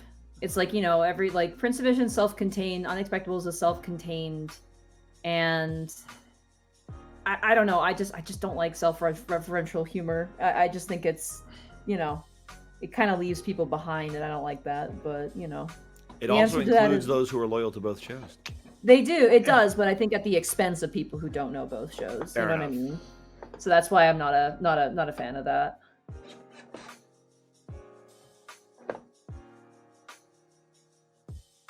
But there was that Remy business that did make me laugh, and it made me Yeah. What was it, oh yeah, Denny's. Sir, this is a Remy's? Sir, this is a Remy. That one was funny, and I'm like, See, because it was a reference, so if you knew the show, you got it, but it was funny independent of the fucking... That's, I think, how you do it. It's that sort of thing's fine, but I don't know. It's a slippery slope, and I just don't want to do it. Yeah. If I can avoid it, I'll choose to I'll avoid it. I'll take there being a Remy's in the universe. And then the other thing, too, is it makes room for new jokes and new experiences True. and new things that we can, joke about, so... Tannis, this is a Remy's? It's where it comes from. Sir, this is a Wendy's. Sir, this is a Wendy's. Anyway. From Nia and the Man. Yeah, the Ron's fault bit was pretty good. That was I was a stupid idiot moron. Oh, I can't. I was like, I'm not wow. saying. By the way, I'm not saying that that self-referential humor is inherently bad. It's just something I don't particularly like, and I've never liked it, and because of that, I just, I just don't do it. So no Tubbs throws phone, smashes skateboard. We have Zobby. It's basically our Tubbs, but it's more Brian's Tubbs, not my Tubbs. Fair enough. Wow. Something like that, I guess. But Yeah. I don't know. That's just my philosophy. Gotcha. From Nia and the Mantid, question for Connor. You seem to really enjoy playing characters that are devoted dads, whether it's Tannis or Wolfgang. What is it about this role and its responsibilities that you love to develop within the respective worlds of the characters? I just think dads are badass, man. Just they're the Papa Wolf archetype is my favorite, if you can't tell. Just I want to have that moment where Tannis is just facing down this huge fucking thing, and he's like, "Get the hell away from my daughter." Yeah. It's just Dads are badass. A good Dads are dad. badass. A good dad is my favorite archetype ever.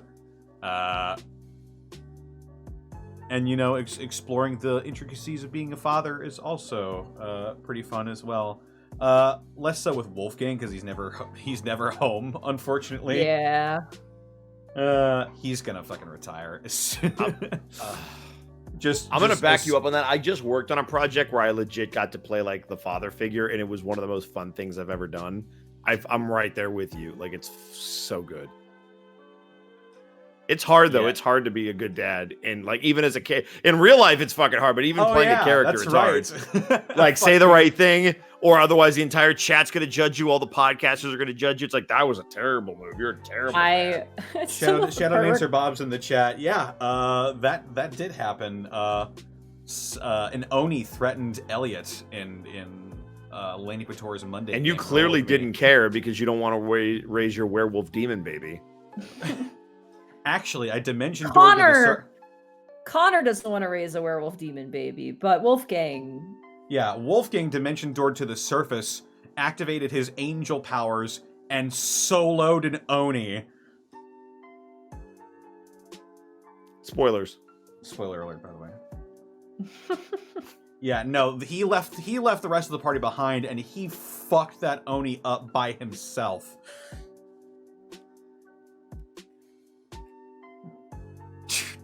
Don't you dare threaten my fucking son ever again, you piece of shit. And he's just talking to a headless corpse. Say something now. Good question. It was in 2 turns. I think. It was in 2 turns. Yeah. Dads are cool. Dads are cool. Hashtag Remy's team dad. Child. We just hit midnight. The Unexpectables are my children. Remember how I said I wasn't mad? I was disappointed. I'm the team dad. There's so many more good questions, though. I don't. There wanna are. stop. There's some really good questions. Do we want to keep going? I mean, like, I'm there's cool to nothing keep stopping going. us. I got nowhere to be. It's a Saturday. Yeah, I'm good to And keep this is a going, Remy's, too. so I'm good. All right, I could grab the Chonkster and bring him in here. And, That's like, true. have You him could hang bring the out with Chonkster. me. You guys want to go into overtime with us? I mean, you. Yeah. It's up to, Let me get a drink and grab another slice of pizza, and I'll be right back. Do it. Some more questions. Okay, let's take a little break maybe, and yeah, go take a. I'll do a mini halftime report. You go get you the guys Chonkster. really like, for those of you guys who are in the Discord who submitted questions, you guys really sent in some really good ones this time. This has been one of my favorite Q&As by far.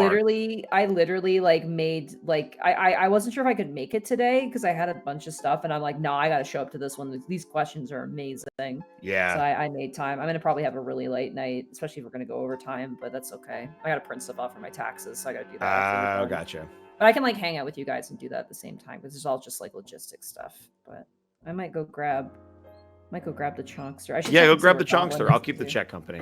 I'm gonna go see where Goblin is though first. Just so... Hi, chat. How's it going?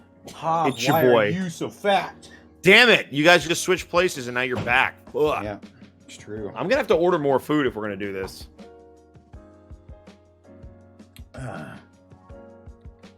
So, I guess we can get it started. Monty can still hear us.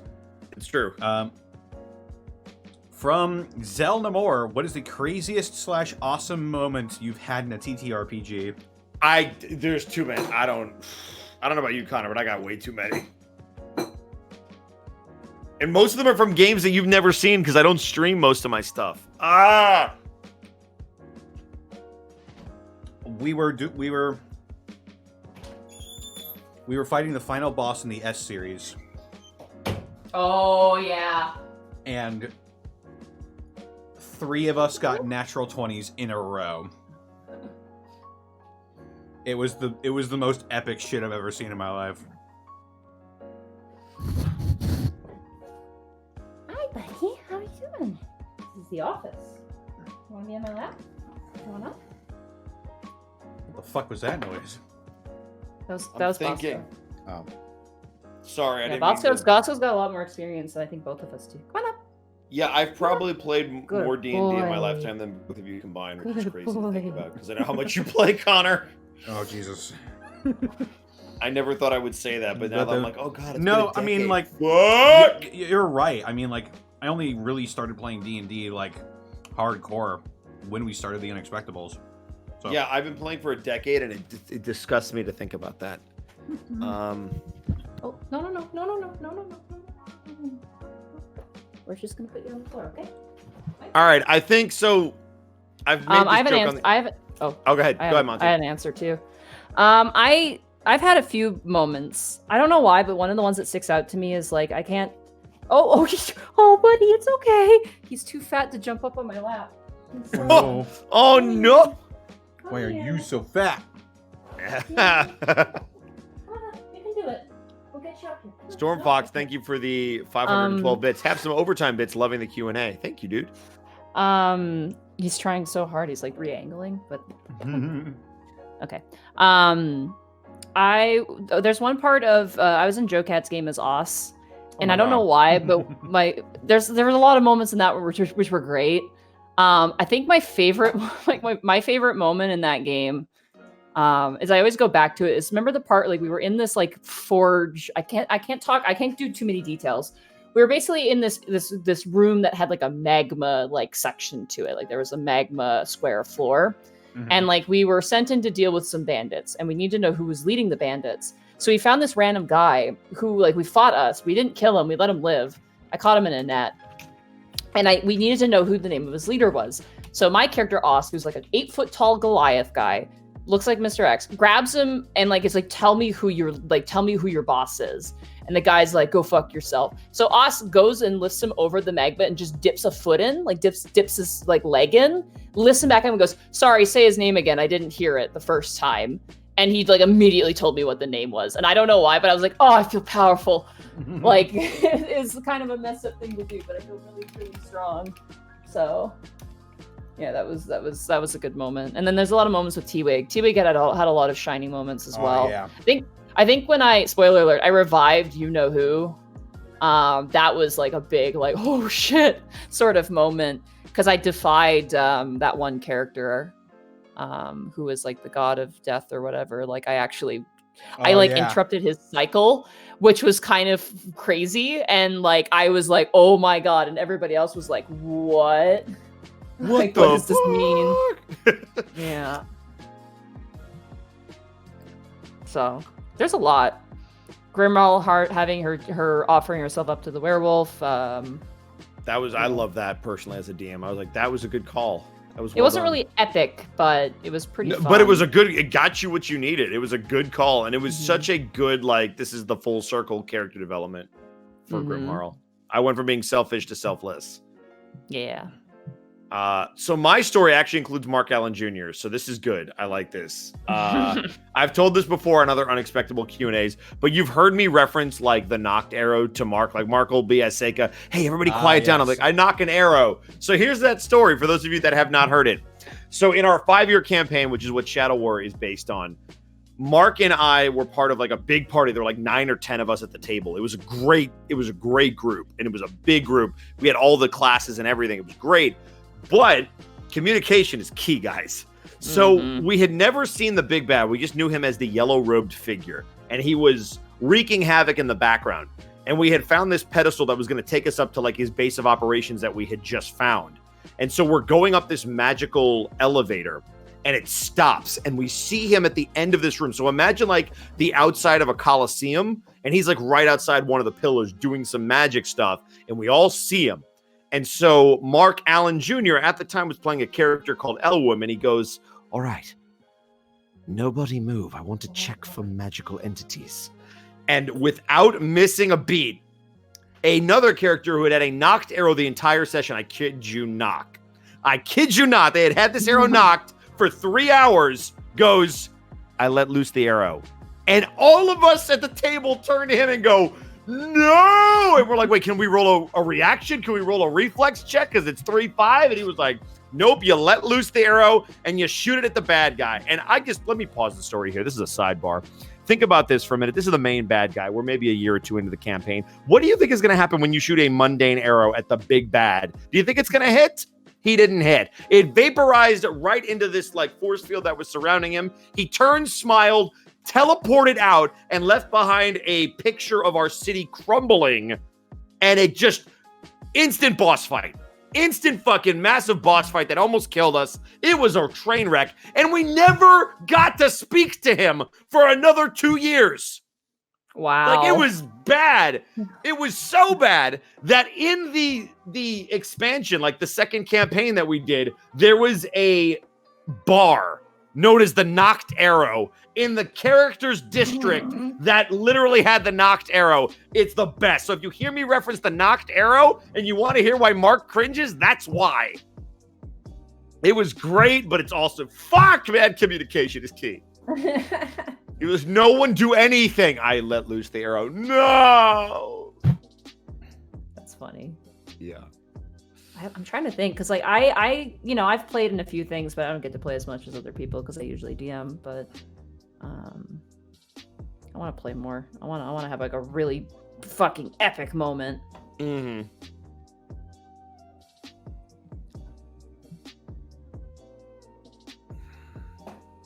Yeah. Next question. Yeah. From Nick P. Advice for helping more shy players get involved in more comfortable role playing. Ooh, good This question. was one of the ones that made me want to come to this. So, am I allowed to answer this? Yeah, by all means. No. Okay. So, okay. Bye. Thanks, guys, for inviting me. It was a really nice time. And, This is the whole reason I'm here. You don't get to answer it. So I'm gonna put my friend on the spot.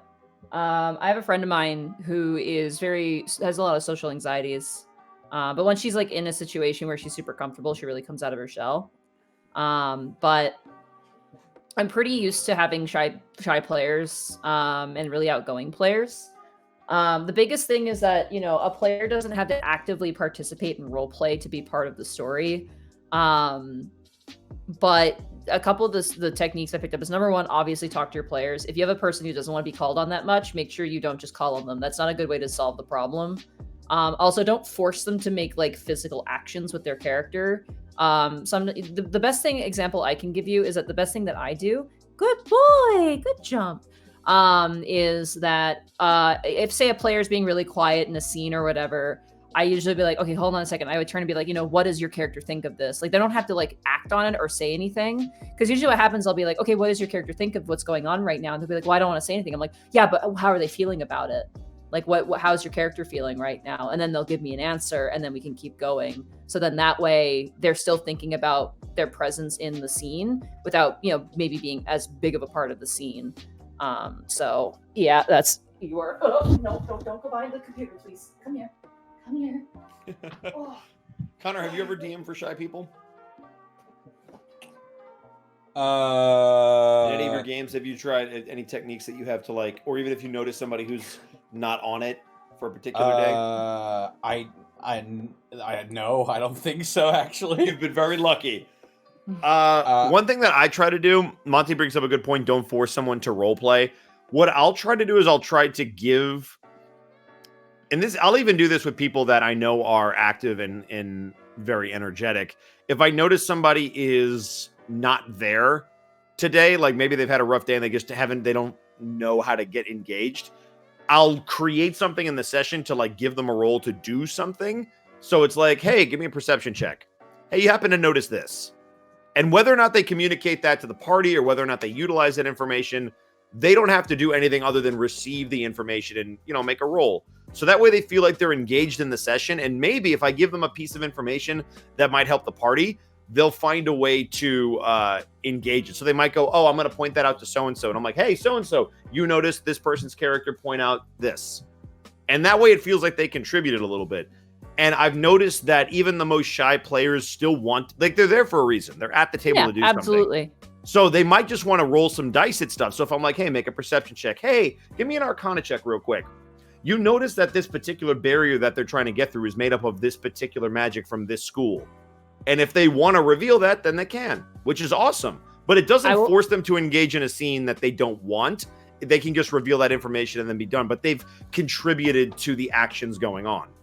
The other thing, too, with my experience is, like, know what your group is, like, what your average of your group is. If you have more players who are more keen to mechanics, like, just the fights, the mechanics, like, tailor your game around those sorts of things and then slowly introduce the role-playing. If you have a group that's really into the role play, then focus on that. But make sure to mix in the combat and the mechanical part, because both can be scary for different reasons. I know with my my IRL group, none of them are like actors. Some of them are really good role players, but it's a lot different than the Unexpectables. But mechanically, like, they're gamers. They love mechanics. They love the dungeon crawls. They love the solving of the puzzles, figuring out the environment, like investigating every space. So the way I write for the Unexpectables is completely different than the way I write for the other game. So, that's something to keep in mind. Like, the way I write for one group will not work for the other group. So I'm sorry, buddy. You're not allowed on my desk. You're going to destroy my laptop. Good question, though. Really good. That's a really good question, yeah. It's tricky, but generally speaking, if you know someone's pretty shy, and they're coming in shy, you just ask them how comfortable they are with role-playing, how comfortable they are, and if they want help.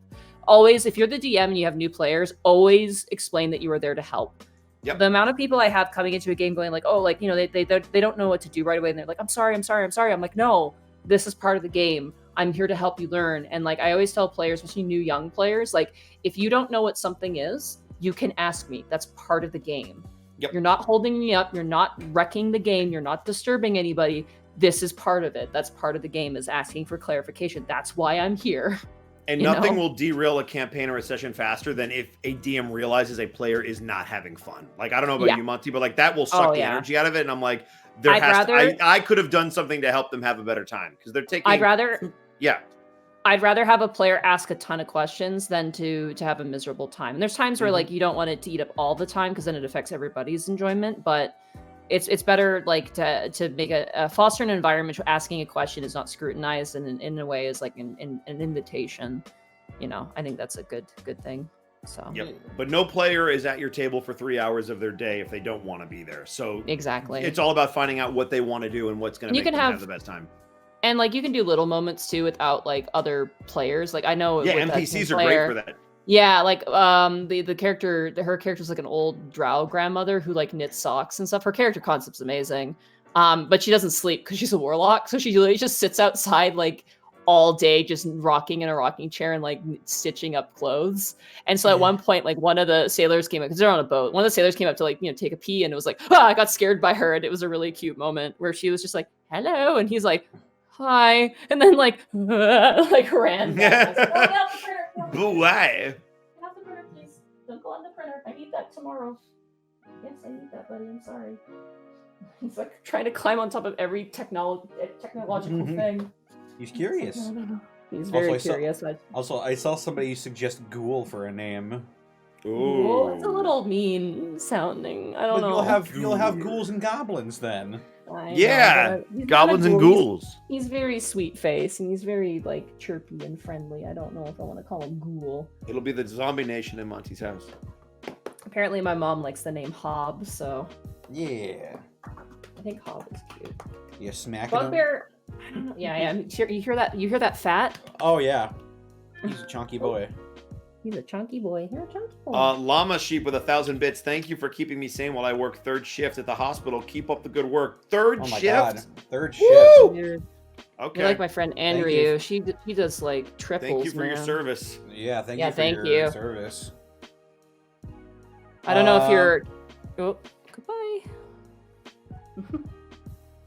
Yeah, don't know what you're working with right now, but being a medical worker during a pandemic is never easy. I mean, and if you're on third shift, I don't care what you're doing, it's still it's hard.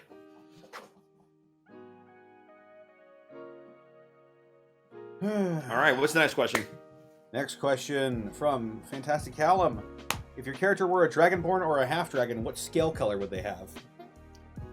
So I would base the scale color on the character. If we're taking what his personality is completely out of it, I would say blue.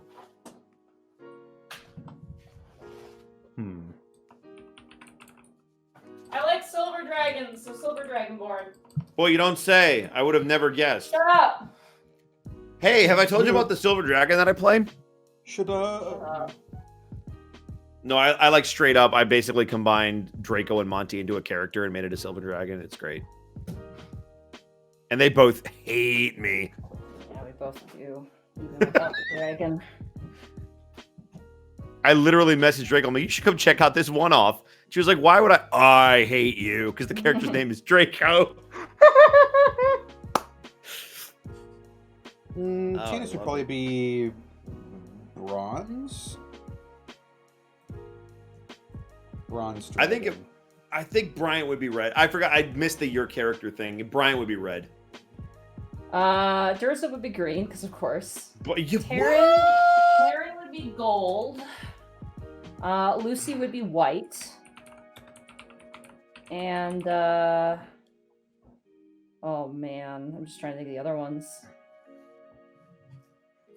Please don't go behind the computer, kitty. No. Don't do it. And yes, Hawk, it was the All Dragons one shot. I'm just trying to think of who else. I actually think Roche actually might be would be bronze, would be a bronze dragon. Who else? Mama Ragigi, Tiamat. What would Costumier be?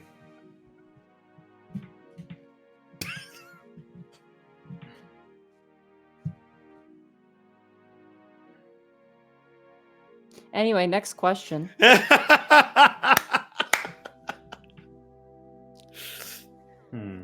right, better question. What would Taryn be? Taryn would be gold. I already answered that. Oh, it's gold. Okay, I thought gold. That would make sense. Glitters is glitter. I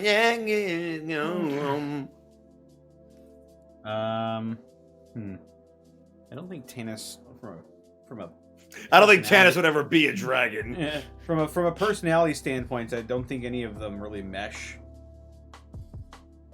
with I him. think based on the personality of the gold dragon, I think gold would make sense because they seem to be the most I guess like centered, I guess would be the best word. Like they're very introspective and they're like it's almost like Buddhism, like a Buddhist. Like they're just very ever present in and of themselves. Also, he stopped on that note, he stopped quoting Confucius and Buddhism because fuck that. I had to look up shit every session. I was gonna say you do quote it. Like I know you have the research. Every now and again I quote it, but yeah, I used to quote it a lot more, and I just decided fuck that. Yeah. Brian would be right. I don't think there's any debate on that.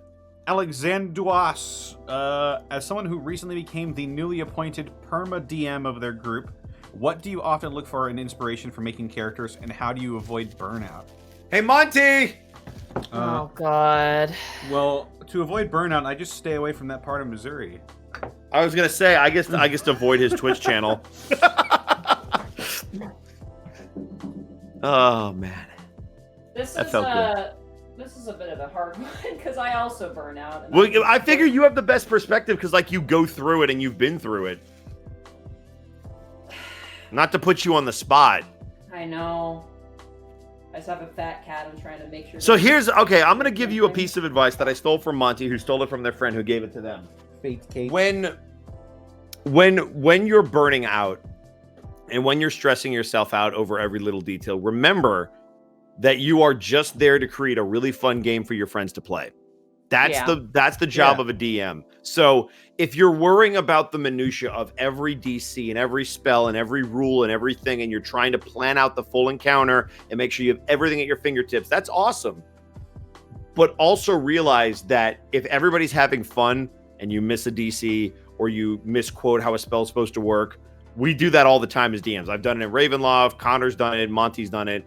You're just there to make sure that you can create a fun experience for everybody. So the easiest way to avoid burnout is to do as much as you can while still creating that fun environment. Not too much, not too little, just whatever the right combination of things is. I know for me, it's like I get lost. And like I usually make the excuse, like at least for Unexpectables and stuff, it's just like, you know, because it's fun. It's really fun to write for Unexpectables. It's really fun to write for Prince Division, but it's still work. And the biggest reason where I kind of reach a breaking point with burnout is because I don't give myself, like, I don't think of it like, you know, like I'm working like too many shifts at work. I'm like, I'm doing something that I do still find fun, but it is mentally draining. And like one of the biggest things I've learned, especially this year, is that is to take in. If you just keep like outputting and you never take in anything, like that's really not good. And bottom line, if you do not take a break, your body will absolutely take a break for you, and it will be when you do not want it to, and that's just what happens. So, where is my cat? Where did he go? The break will take itself regardless. It will, and it will be. You want to be in control of when and how that happens. It can be ugly. I will say it can be like, you know, it can knock you out for like a decent amount of time, and so like, you know, it's good to check yourself before you wreck yourself. Yeah, Shiggity check. And the other thing too is like when you are working on something, like, I mean, often what is interesting to write and what is fun to write are two different things, but like ultimately, like when you are writing or when you are, you know, doing something, it should be fun. So like for me, I know when I work on stuff, I'll put on a stream, or I'll put on like a League of Legends game, or I'll put on music, or I'll put on, you know, something, and then like it's just like, you know, it just helps make the mood good. I don't have to be like, stop going behind the computer. I'm curious. I know he's probably smells the dust, but I don't want him to get trapped back there because he will. But like, you know, that's part of it. I try to make it fun, and I try to do like, you know, there's parts where it's not as fun, and like you do need to do it. At least for me, I always make sure to dedicate some time. Like, you know, obviously it's, you know, even like this is more when I do stuff for my friends, so it's not like actually Unexpectables, because like most of my time I'm working on the Unexpectables, but like if you're doing it more as like a hobby thing, like you can dedicate, you know, find a specific slot of time and work on it. And whenever you get done at a time, that's what you have done, and you can improvise the rest if you feel confident enough to do that. You know, that sort of thing. It's different, but like the other thing too is don't overwork, because it's D&D, and like what you work on will probably get thrown out the window anyway. So don't, you know, don't go too crazy. But you know, I hope I'm articulating this correctly. I don't know if I am, but it's just, don't think like, oh yeah, I'm tired, but this is fun, so I don't need to rest. You know what I mean? Like that's the biggest thing. To avoid burnout, you need to take frequent breaks. You need to, you know, make it a cozy thing. So like I drink tea, I listen to music while I'm also working. Sometimes I'm with friends when I'm working, sometimes I'm not. And you know, just don't worry too much. You know what I mean? Like what Bosco said, it's a game. Ultimately in the game, at the end of the day, it's a game. I'm not writing to get like a, what is it, Piltzer or whatever for writing? I don't know. Like I don't expect to do that. And like I again, it comes down to, I like write stuff that you're like, oh, they're gonna like this, or oh, this will be fun, or oh, this could be interesting. Not like, oh, this is good, oh, this is bad. You know what I mean? Like there's a difference between those things. And if you really get the engine, go off the printer, please. Come here. Hi, come here. Good boy. Oh my God. Please don't crush my printer. I need it. You're very fat. I'm sorry, but you are. You will absolutely break it. Goblin weighs nothing. You weigh 1,000 pounds, and you could break my pelvis if you sit on me. Fucking chunk. But what was I saying before? What was I saying before? Crap, I lost my train of thought. You were talking about fun and make sure you manage your time. Oh, and if you get yourself really into a stride, just ride it. Like just write it. Like I have moments where like I'll spend the entire day just writing, because I have this really like heightened, like I'm having, like I have the energy and I'm really enjoying it. It's making me happy. So I'll try and write like beyond what I actually need to write sometimes. And if you're really tired and you're not really feeling it that day, then don't worry about being like, nah, I can't do it. I mean, we've had to cancel sessions because like something's come up in my schedule and I didn't have enough time to write anything without hurting myself. And that's hard, but it's good to acknowledge that so you don't hurt yourself. And I mean that in the sense of like mentally, because you absolutely can. So yeah. Hey, come here. As for building characters, like you could take inspiration from tons of stuff, whether that's other media, friends around you. Like I just talked about a character I built completely based on Monty and her friend Draco, who I barely know. I will steal from characters that I like. Like for example, I recently built a character based around Ultron. I was like, oh, I like that character. I'll kind of do some stuff. So if you see a character that you really like, you're like, I'm going to steal from that. Or if you know somebody in your life where you're like, I would love for that crazy cat lady across the street to be a character in my game. I'm going to put her on a rocking chair outside and have her sew stuff. You could do that. I totally didn't just steal that from Monty's friend in our other game. The other thing too is like, I maybe it's just me, and I think Connor can attest to this. I like watching random stuff with random people who do very random things because it's a really good character study. Like, there's some people I watch and I'm like, I don't know if these people are good or not, but they're interesting people, and they're definitely like something to kind of like learn about. Like I wanted a really bombastic character, so I found as many Australians as I could because Australians are like, I'm not joking, Australians are like crazy and stuff. Like, we've seen Japanese inventors who like explode things and like have really fun, quirky personalities. There's a bunch of stuff that's really, really, really interesting. And so like, you know, I do that. Like, if I have to make a character, I look for, like, if I'm like, I want to make this character, I want to look for stuff that like is kind of like people or, you know, shows that have a similar sort of character, and then look at them and see what they do and, you know, learn from that. Excuse me, sir. You're going to get your head stuck in that. What are you doing? You're drinking my water? You asshole, that's my water. He's thirsty. Okay. Okay, that's fine. Didn't like the water I give you? Okay. No, but the one that's been sitting in my office for 5 days that's the threshing stuff. Smells like you. Apparently, he knows it's not poison. But yeah, no, that's like I always like do research on all kinds of characters, like, and some of the content's like, I don't care about this content. The personalities are really fun, and like, you know, they have a sort of attitude to them. Steal from all over the place is basically the steal everything. Answer. Steal everything. And even if you try to avoid that, you won't. You won't, because somebody will be like, oh, that's just like blah, blah, blah. And you'll be like, no, I mean, it's not, but shut up. How's that sound? Nothing is original. What's original is what you do with it. Yeah. Are you good? There's that. Is that good water? From Kaiju Z. God. Who are the officers main in Team Fortress 2? Oh, Jesus. Brian would be the heavy, and I know people have already made that joke. Let's just get it out there. I feel like Gibby would be the scout. I was thinking Gibby would be Pyro. But... That could also work. Tannis would definitely be the sniper. I think Kel would be Pyro. Or Demo Man, or someone really upbeat.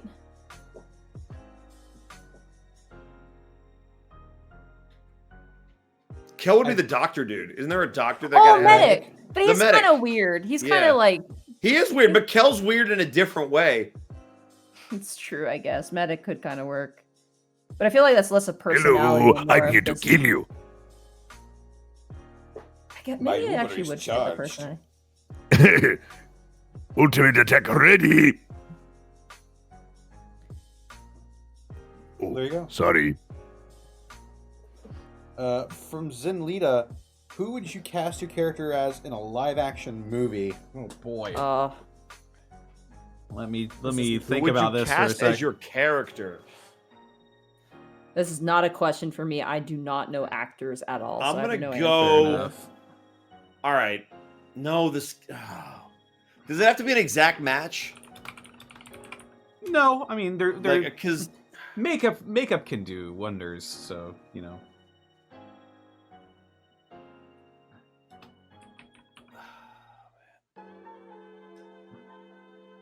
Chadwick Boseman. Mm-hmm. I think he would make a really good Bryant. Also, Jamie Foxx.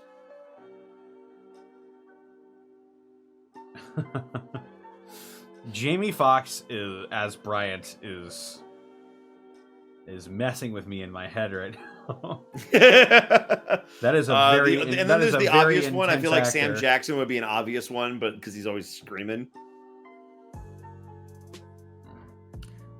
Come on, Kobe, go the fuck to sleep. I would. Who's the actor? I don't know what the name of the actor is, but Brooklyn Nine-Nine, the guy who plays Holt.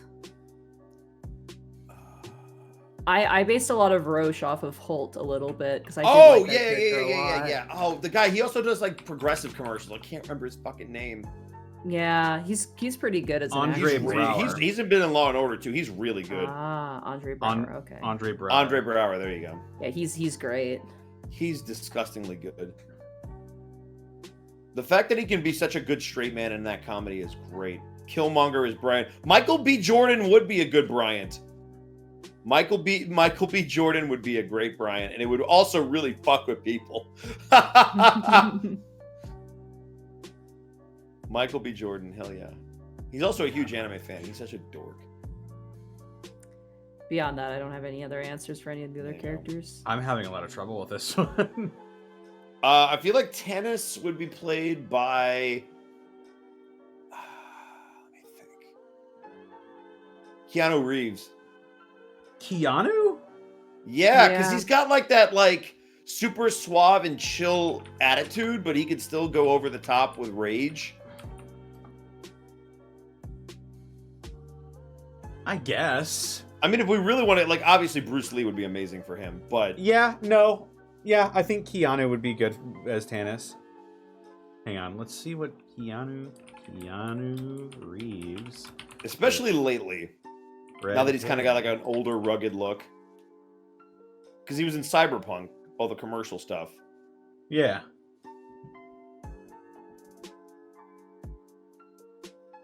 What do you mean I can't just find celebrity with different colored hair? Right? Yeah, I'd say Keanu is a good match.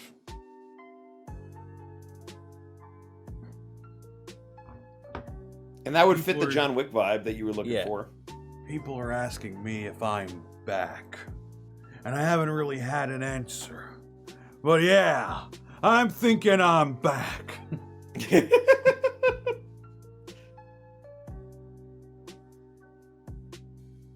Terry Crews as Kel. That works. Holy shit, that works. That really does work.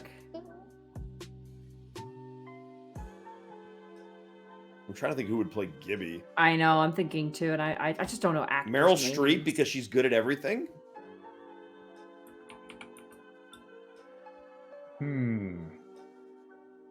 What? When in doubt, cast Meryl Streep. When in doubt, cast Meryl Streep as Yeah, a 'cause she's good at fucking- everything. As a 20-something? She's good at everything.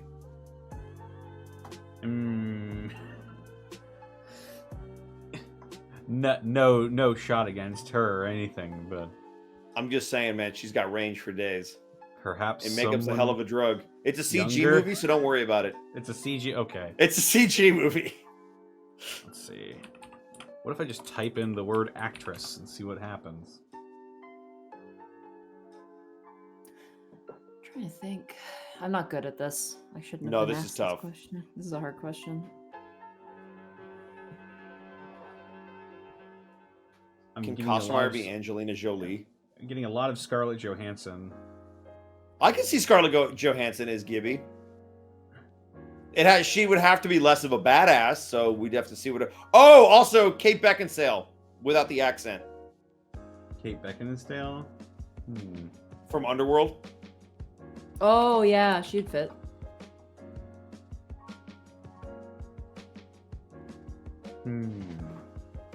Claudia Black. Well, no, she's older though. But Claudia Black is. I like Dragon Age. Hang on.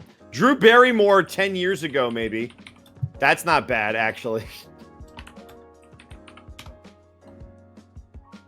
Anyway, those are mine. Michael Clark Duncan as Kel would also work really well. Rest in peace. Olivia Thirlby. Okay, I can see it. She's got the short blonde hair thing going in. Yeah.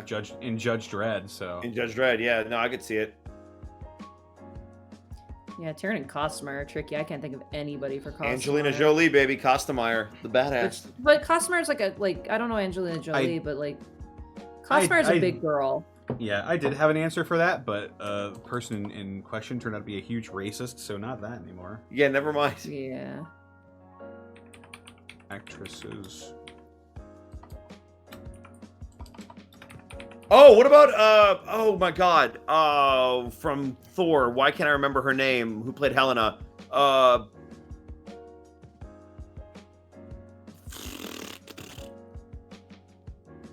Blink. Oh my god. Is it Helen Hunt? No, not. Can we move on to the next question? I'm just sitting here twiddling my thumbs. I don't know anything. Kate Ronda Blanchett. Rousey. She would make a great mom for Kel. Kate Blanchett would make such a good mom for Kel. Also, Costumire would probably be Ronda Rousey.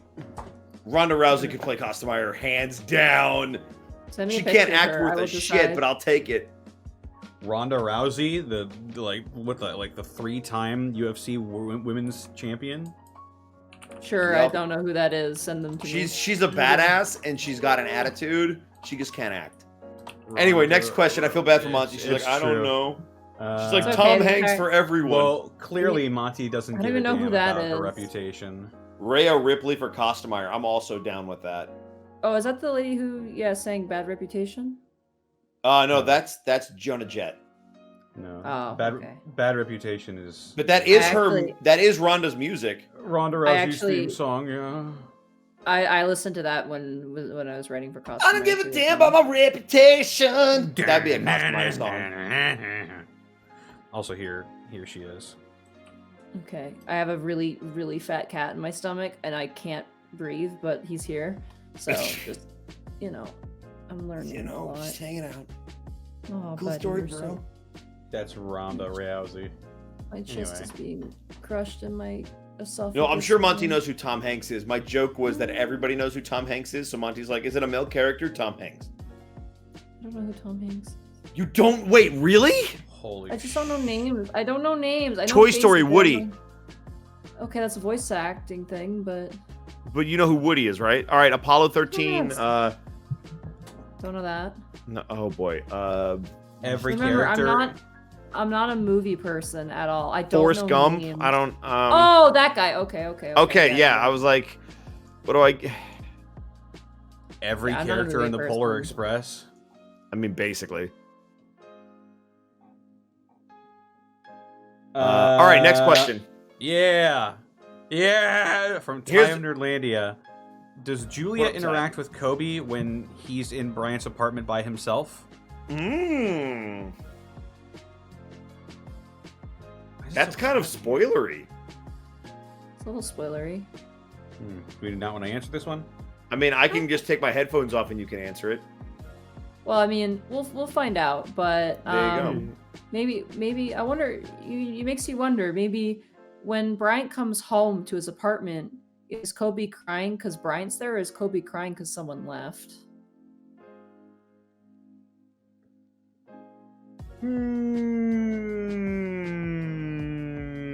Clearly, he's sad because he misses me.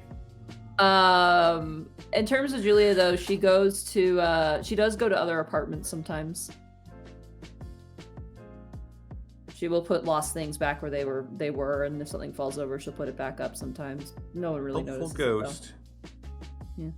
Well, she's like a church grim, so she's kind of like, tied to the place. She takes care of it. Yeah.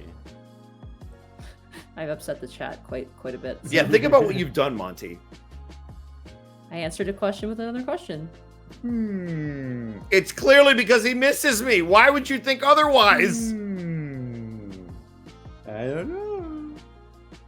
From DD Russian, for everyone, without spoiling, what was your thought process behind creating your character, choosing your race and class and other stuff? Terrible question for me.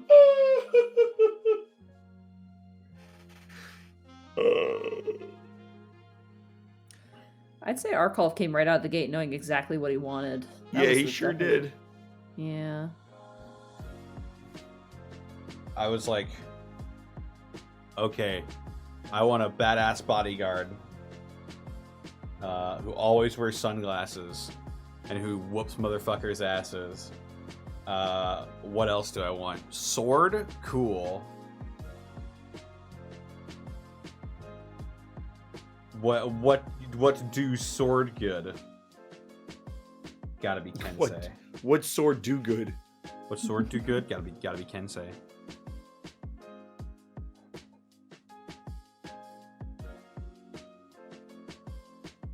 guys want to do next question?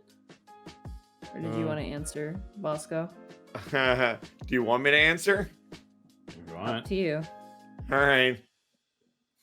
Monty was like, don't put a lot of thought into it. Just what do you want to do? And I was like, what's everybody else playing? She's like, shut up. Pick a character. It's like, all right, I'm going to be a fighter. And I think I wanted to be the battle master, the one with the maneuvers. She was like, don't be stupid. Pick something other than a fighter. It's like, yeah, but I'm good at fighting. And they're probably not going to want to tank. So I can use maneuvers to tank. And she was like, why did you try a paladin? I'm like, all right, I'll be a paladin. And there's my character. I didn't want you to play the same class. I know you did it. It's not. People are like, what made you pick paladin? I'm like, Monty made a suggestion. Scared my cat when I yelled. I'm sorry. But the more interesting one is, why did you choose a race? The reason I made him biracial, and I went back and forth on this, and I cleared it with Monty, and I asked some of my friends who actually are African American. I was like, hey, would you be offended if you watched a show and saw a white guy playing a biracial character? And they were like, well, is it the crux of the character? I'm like, no. They're like, oh, then I'd be fine with it. But my thing was, I wanted to see more representation. And I could totally be the wrong person to do this, but like, I wanted to see a character in a D&D campaign that was different, because he was human, and I didn't want to just make him just a boring ass human. So I was like, all right, I can add a little bit of diversity to this character by making him biracial, because then at least I can be like, hey, I'll play him like a white guy, because it's, the ethnicity is not really the crux of the character. So I put a lot of thought into what race he was going to be in terms of that. It's really interesting because it actually doesn't matter in it's world. not a thing with him. I don't bring it up. I don't play him any differently. It's there's no history to it either. Like Yeah. the human race is the human race. There's no Yeah. extra context to it because you got so many other things that are going on that it's never been, a thing. And I think it's better to do it in a fantasy setting, because there's less of an opportunity for that to become a thing. Because once it becomes a thing, then I get less comfortable doing it, because then that's not really my place to play that character. Next question's pretty good. From Stormfox116, for everyone, who would your character's Smash Ultimate main be, and if willing, their secondary main? Let's just do the mains just to save time. I think would be the best, unless you have two and you're caught between two. I'm just gonna say it right now. Cosmire would play Bowser, 100%. She'd be a Bowser player. Yeah. Taryn would play probably not Charizard. Kirby. No, she'd play Bowser. It's big and green. It's perfect for her. Fair enough. Taryn would play Kirby because he's easy and cute. Lucy, oh goodness. Lucy would probably play Isabelle. Roche would play Snake. Acidback would probably play Falco or Fox. Boo. Lady Odelia would probably play, I want to say Ganondorf. I'd buy it. Just trying to think of what other characters exist that I could answer. Avulaga would tell you to turn off your Nintendos. It's actually in this universe, it's a PSW 60. I see. Ryer Fenton would play one of the Fire Emblem characters. You sure? I thought he'd be Wolf O'Donnell. No, he would play one of the Fire Emblem characters. Come on, Fido. Tannis, who would you play? Dante when he gets announced. Fuck you. How about before he gets announced? Before he gets announced? Herm. Would he be that Marth main? Yes. I don't. Would he? Yes. He would be that Marth. Oh, main. I get it, because he fights for his friends. That's Ike, you idiot. That's what I said, Marth. I know, it gets confusing. They both have blue hair. They're Nefene literally would- the same character. They're just. Nefene would 100% play Steve Minecraft. 100%. Gosh, Minecraft. darn it. Can't believe my fucking child is a memester. And Amelia would play Pikachu. Or Yoshi, maybe one of the two. I could see that. Durza would probably play like Mario. Donkey Kong. He would probably play Mario. Really? Yeah, it's simple. He Huh. wouldn't understand the game. Like Video game. A lot of orcs don't have access to video games, so they would pick Fair very enough. simple characters. Yeah. Fair enough. They need bigger controllers. Well, they're a big luxury item too. And yes, Gibby they would do play bigger Pikachu controllers. because fucking Sarah. There you go. Yeah. There you go. Oh, oh no, I already answered that one. Never mind. Yeah. You're like, wait. And then I love that level 1 Eevee as we're talking about this. Thank you for the tier 1 sub. Boop. Oh. They want to know, what about Baron Dramar? Baron Dramar. Oh God. He would also be like, what are these Nintendos? I think Mama Rugi would play Princess Peach. Hey. She'd play Princess Peach or Roselia, I think. She'd probably be all keen on that. King K. Yeah, maybe King K. Rool for Baron Dramar, big alligator guy. Okay. Or maybe Ridley, maybe, as well, because kind of cool dragon guy. Actually, Terran might also play Ridley because it's dragon. This is fun. Yeah. Yeah. I feel like Bryant would probably play either Charizard or Little Mac. I could see Little Mac. Yeah. Huh. Interesting. Oh, I guess question. you know what? Incineroar would also be good for him. Because wrestling. Raggy. Ringer in my rut. What's the From next Ryuga question? Bomera, world question. Do other races require medication similar to how vampires use vitamins? I think if there's anything like that, it would be disclosed in the story. So I can't really answer that one for right now, unfortunately. Gotcha. Good question, though. Thank you, Ryuga Bomera. tuned. Yeah, sorry. It was a good question, but unfortunately, it's not something I can really reveal. From Chehalem Froggy's mom, is Rampoon City part of a larger country, or is it its own political entity? Does it govern the surrounding countryside, or is it only within is it only within its city limits? Pull out, you're too close. This is also intentionally made vague. Rampoon City is essentially ruled by the factions that keep it in control. Again, it doesn't follow like real world politics and whatnot. It's kind of different in that way. So yes, there are other cities. Rampoon City is just kind of like the biggest city that exists. There are other places. There are, rumors of other countries. Beyond the city is kind of considered a no man's land in some ways. So it's kind of weird like that. So I wish I had a better answer, but unfortunately it's intentionally not answerable. But the city is, a big focal point. It's also huge, by the way. It's a very big city. Yeah.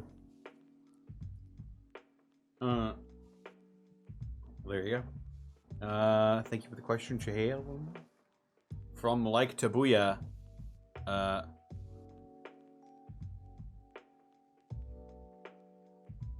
Monty, Hi. what do you think? No, we can't. Well, I mean, like, if we were to have dice, so the question is if you could have custom-made Die Hard dice to your characters, I think it'd be cool to get dice of the main cast of Unexpectables. I mean, this isn't really a Prince Division question.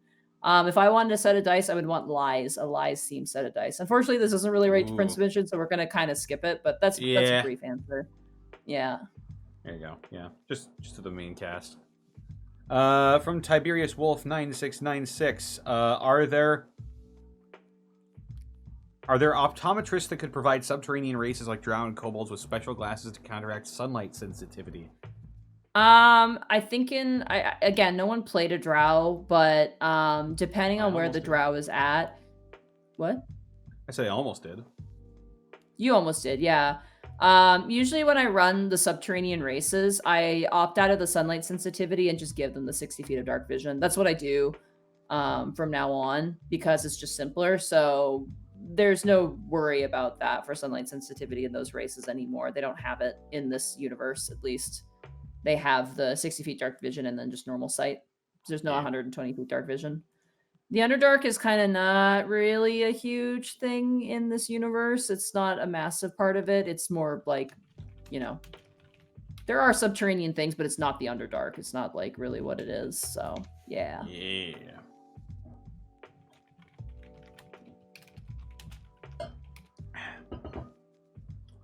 From Captain Necros.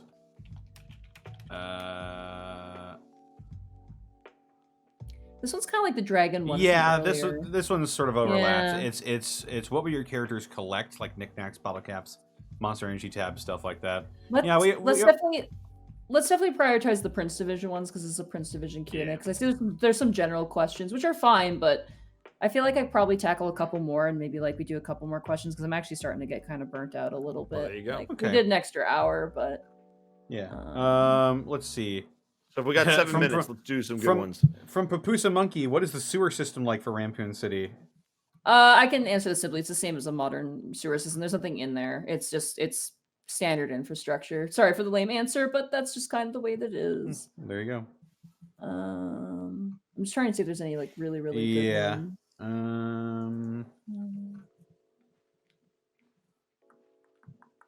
Oh, this is a good one. Well, it's more of a general question, but I think it'd be fun because we've all DM'd. I'm just trying to see if there's a lot of these are general questions. I really want to find ones that are like. Oh, here's a funny one. What would the Unexpectables occupations be if they were in the world of the Prince Division? That's actually a really fun question. Easy for Panic. Fucking rock star, baby. Hell yeah. What about Remy? Want to be big rock stars. I feel like Remy would run a bank or something.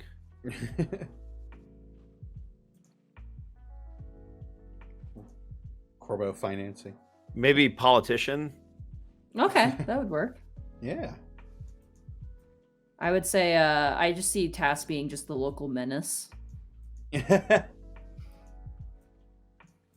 I feel like Greckles would be a spell thief. Oh God, like yeah. Some sort of like, not like criminal or murdering, but like would be some sort of infiltrator of some kind. I think would be really cool. Yeah. He'd be Rampoon City's Bernie Sanders. Oh God. Another cool. Oh, I'm sorry. No, go ahead. Go ahead. Another great one from Telk. What are your characters' opinions on their jobs now? With all the things they've done, they're no longer ordinary civilians. What do you think, Connor? Well, Tanis initially saw this as just another job. But definitely he's starting to come into like, wow, I'm really making a difference for a lot of people here. This could actually be my position here could actually be huge for not just princes and princesses, but the world at large. So he's sort of seeing the greater purpose to his occupation here.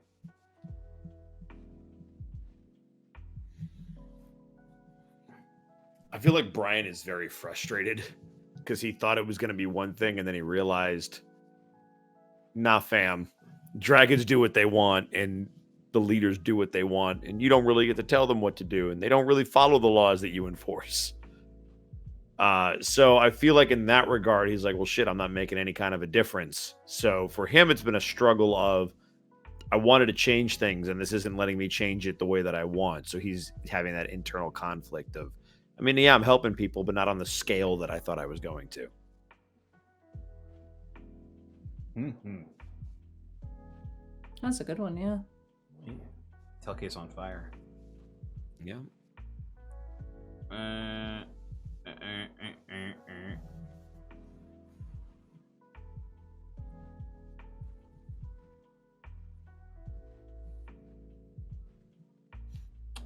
From Shahil and Froggy's mom, what would your character want to do on a vacation? And for Monty, what are some popular vacation spots in this world? Ooh. Well, I hear that this time of year, the Devil District is just booming with business. There's like overseas, like there's islands and stuff, like vacation islands and things like that. Like, there's some island nations that are kind of, they have like a, merfolk around and stuff like that, and selkies and other things. There's a lot of places to go for a vacation. There's theme parks too and stuff. As well, but most of them are like out of town, and then you got the ones that are kind of that come into the city as well. I feel like Brian would go to whatever this world's Vegas is. Looks at the stronghold sweats. Uh-oh. The Central Oh, Ward would you has a look lot at? of- Wait, is that where the Baron Auntie? The Central Ward has some casinos, but like if you want the good casinos, you go to the Devil Ward because they're legit. Hey. As much as- fucking King Dice. As much as the Stronghold is run by orcs, it is a proper business. It Just is saying. a So if you proper take that casino. elevator all the way up, that's It- the Baron's office, right? It just happens to be a front for Orc Mafia. Yeah.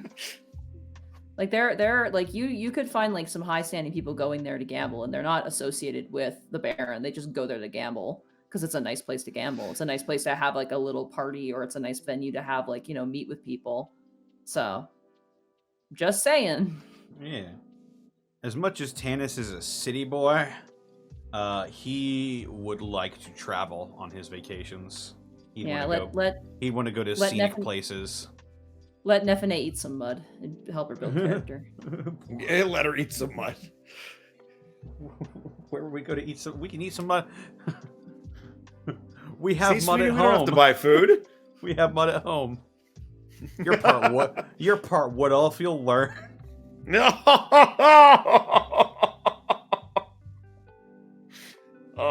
That's your high elf part talking. She's part Eat wood that elf and mud. part done with this shit. When I was 10 years old, my dad made me eat mud for a living. Open the fucking door. I can hear you recording your journal. Shut up, Dad. No, but Tanis would absolutely go to like beautiful scenic locations, Kokomo. traveling abroad. He'd probably be into like hiking or mountain climbing.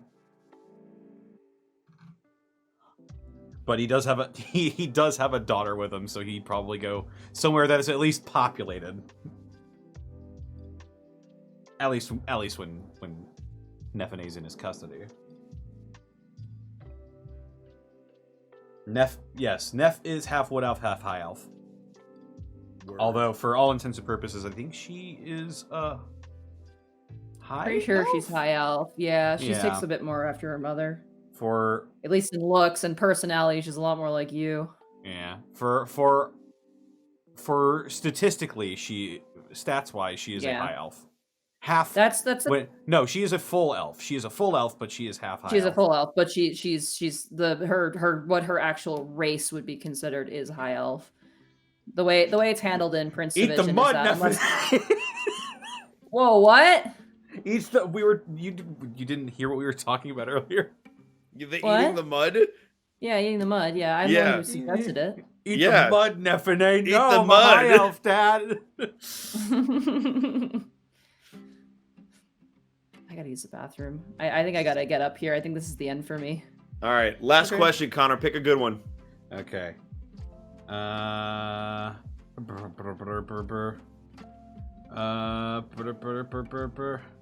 Oh wow, you don't really even have a lot left. Yeah, I read yeah. the rest of them, and all of them are pretty general, and like very specific spoilery questions, unfortunately.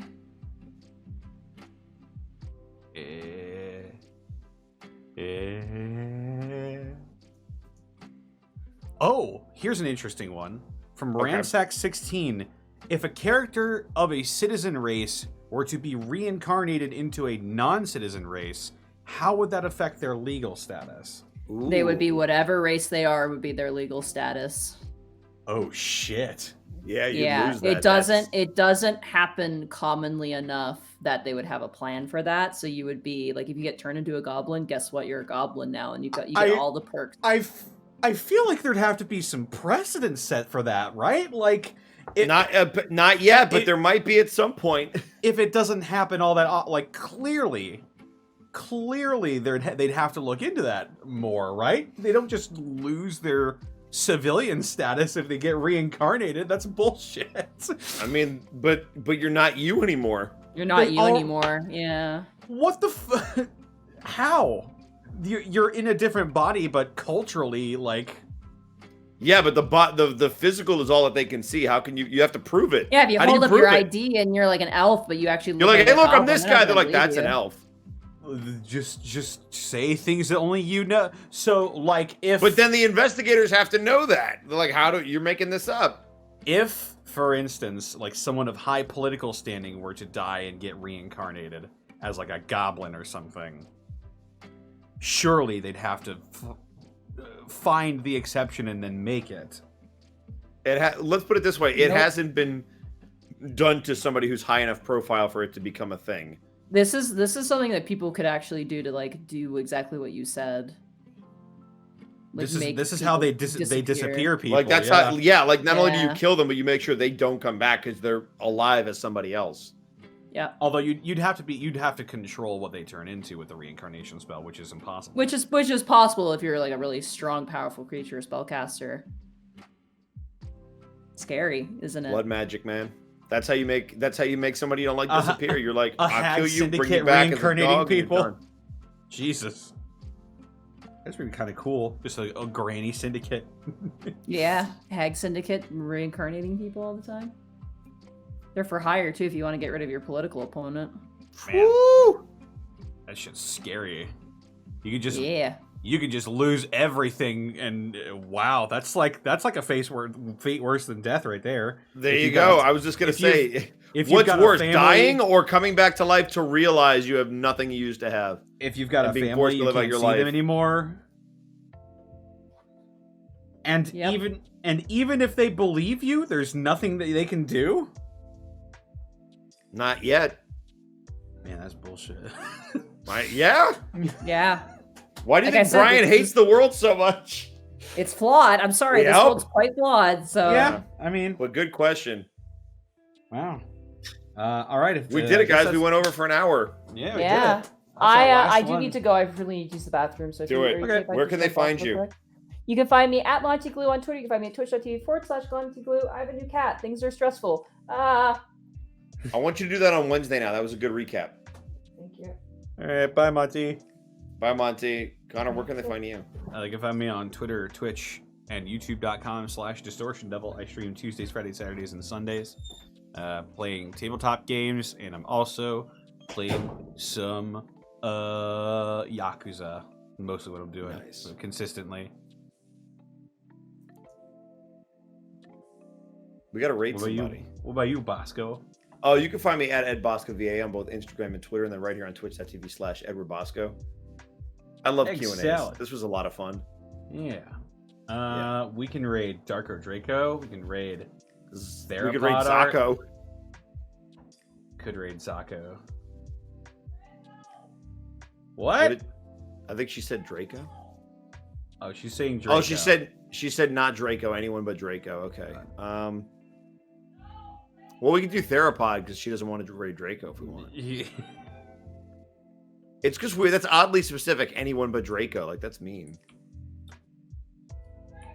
Yeah, I'm cool with Thero. That's all right. cool. We're gonna. Yeah, no worries. We're gonna raid one Thero. Yeah. Thero Draco. Yeah, Theropod art. Raid message can be hi Thero. Hashtag hi. This is definitely you. you. Yeah.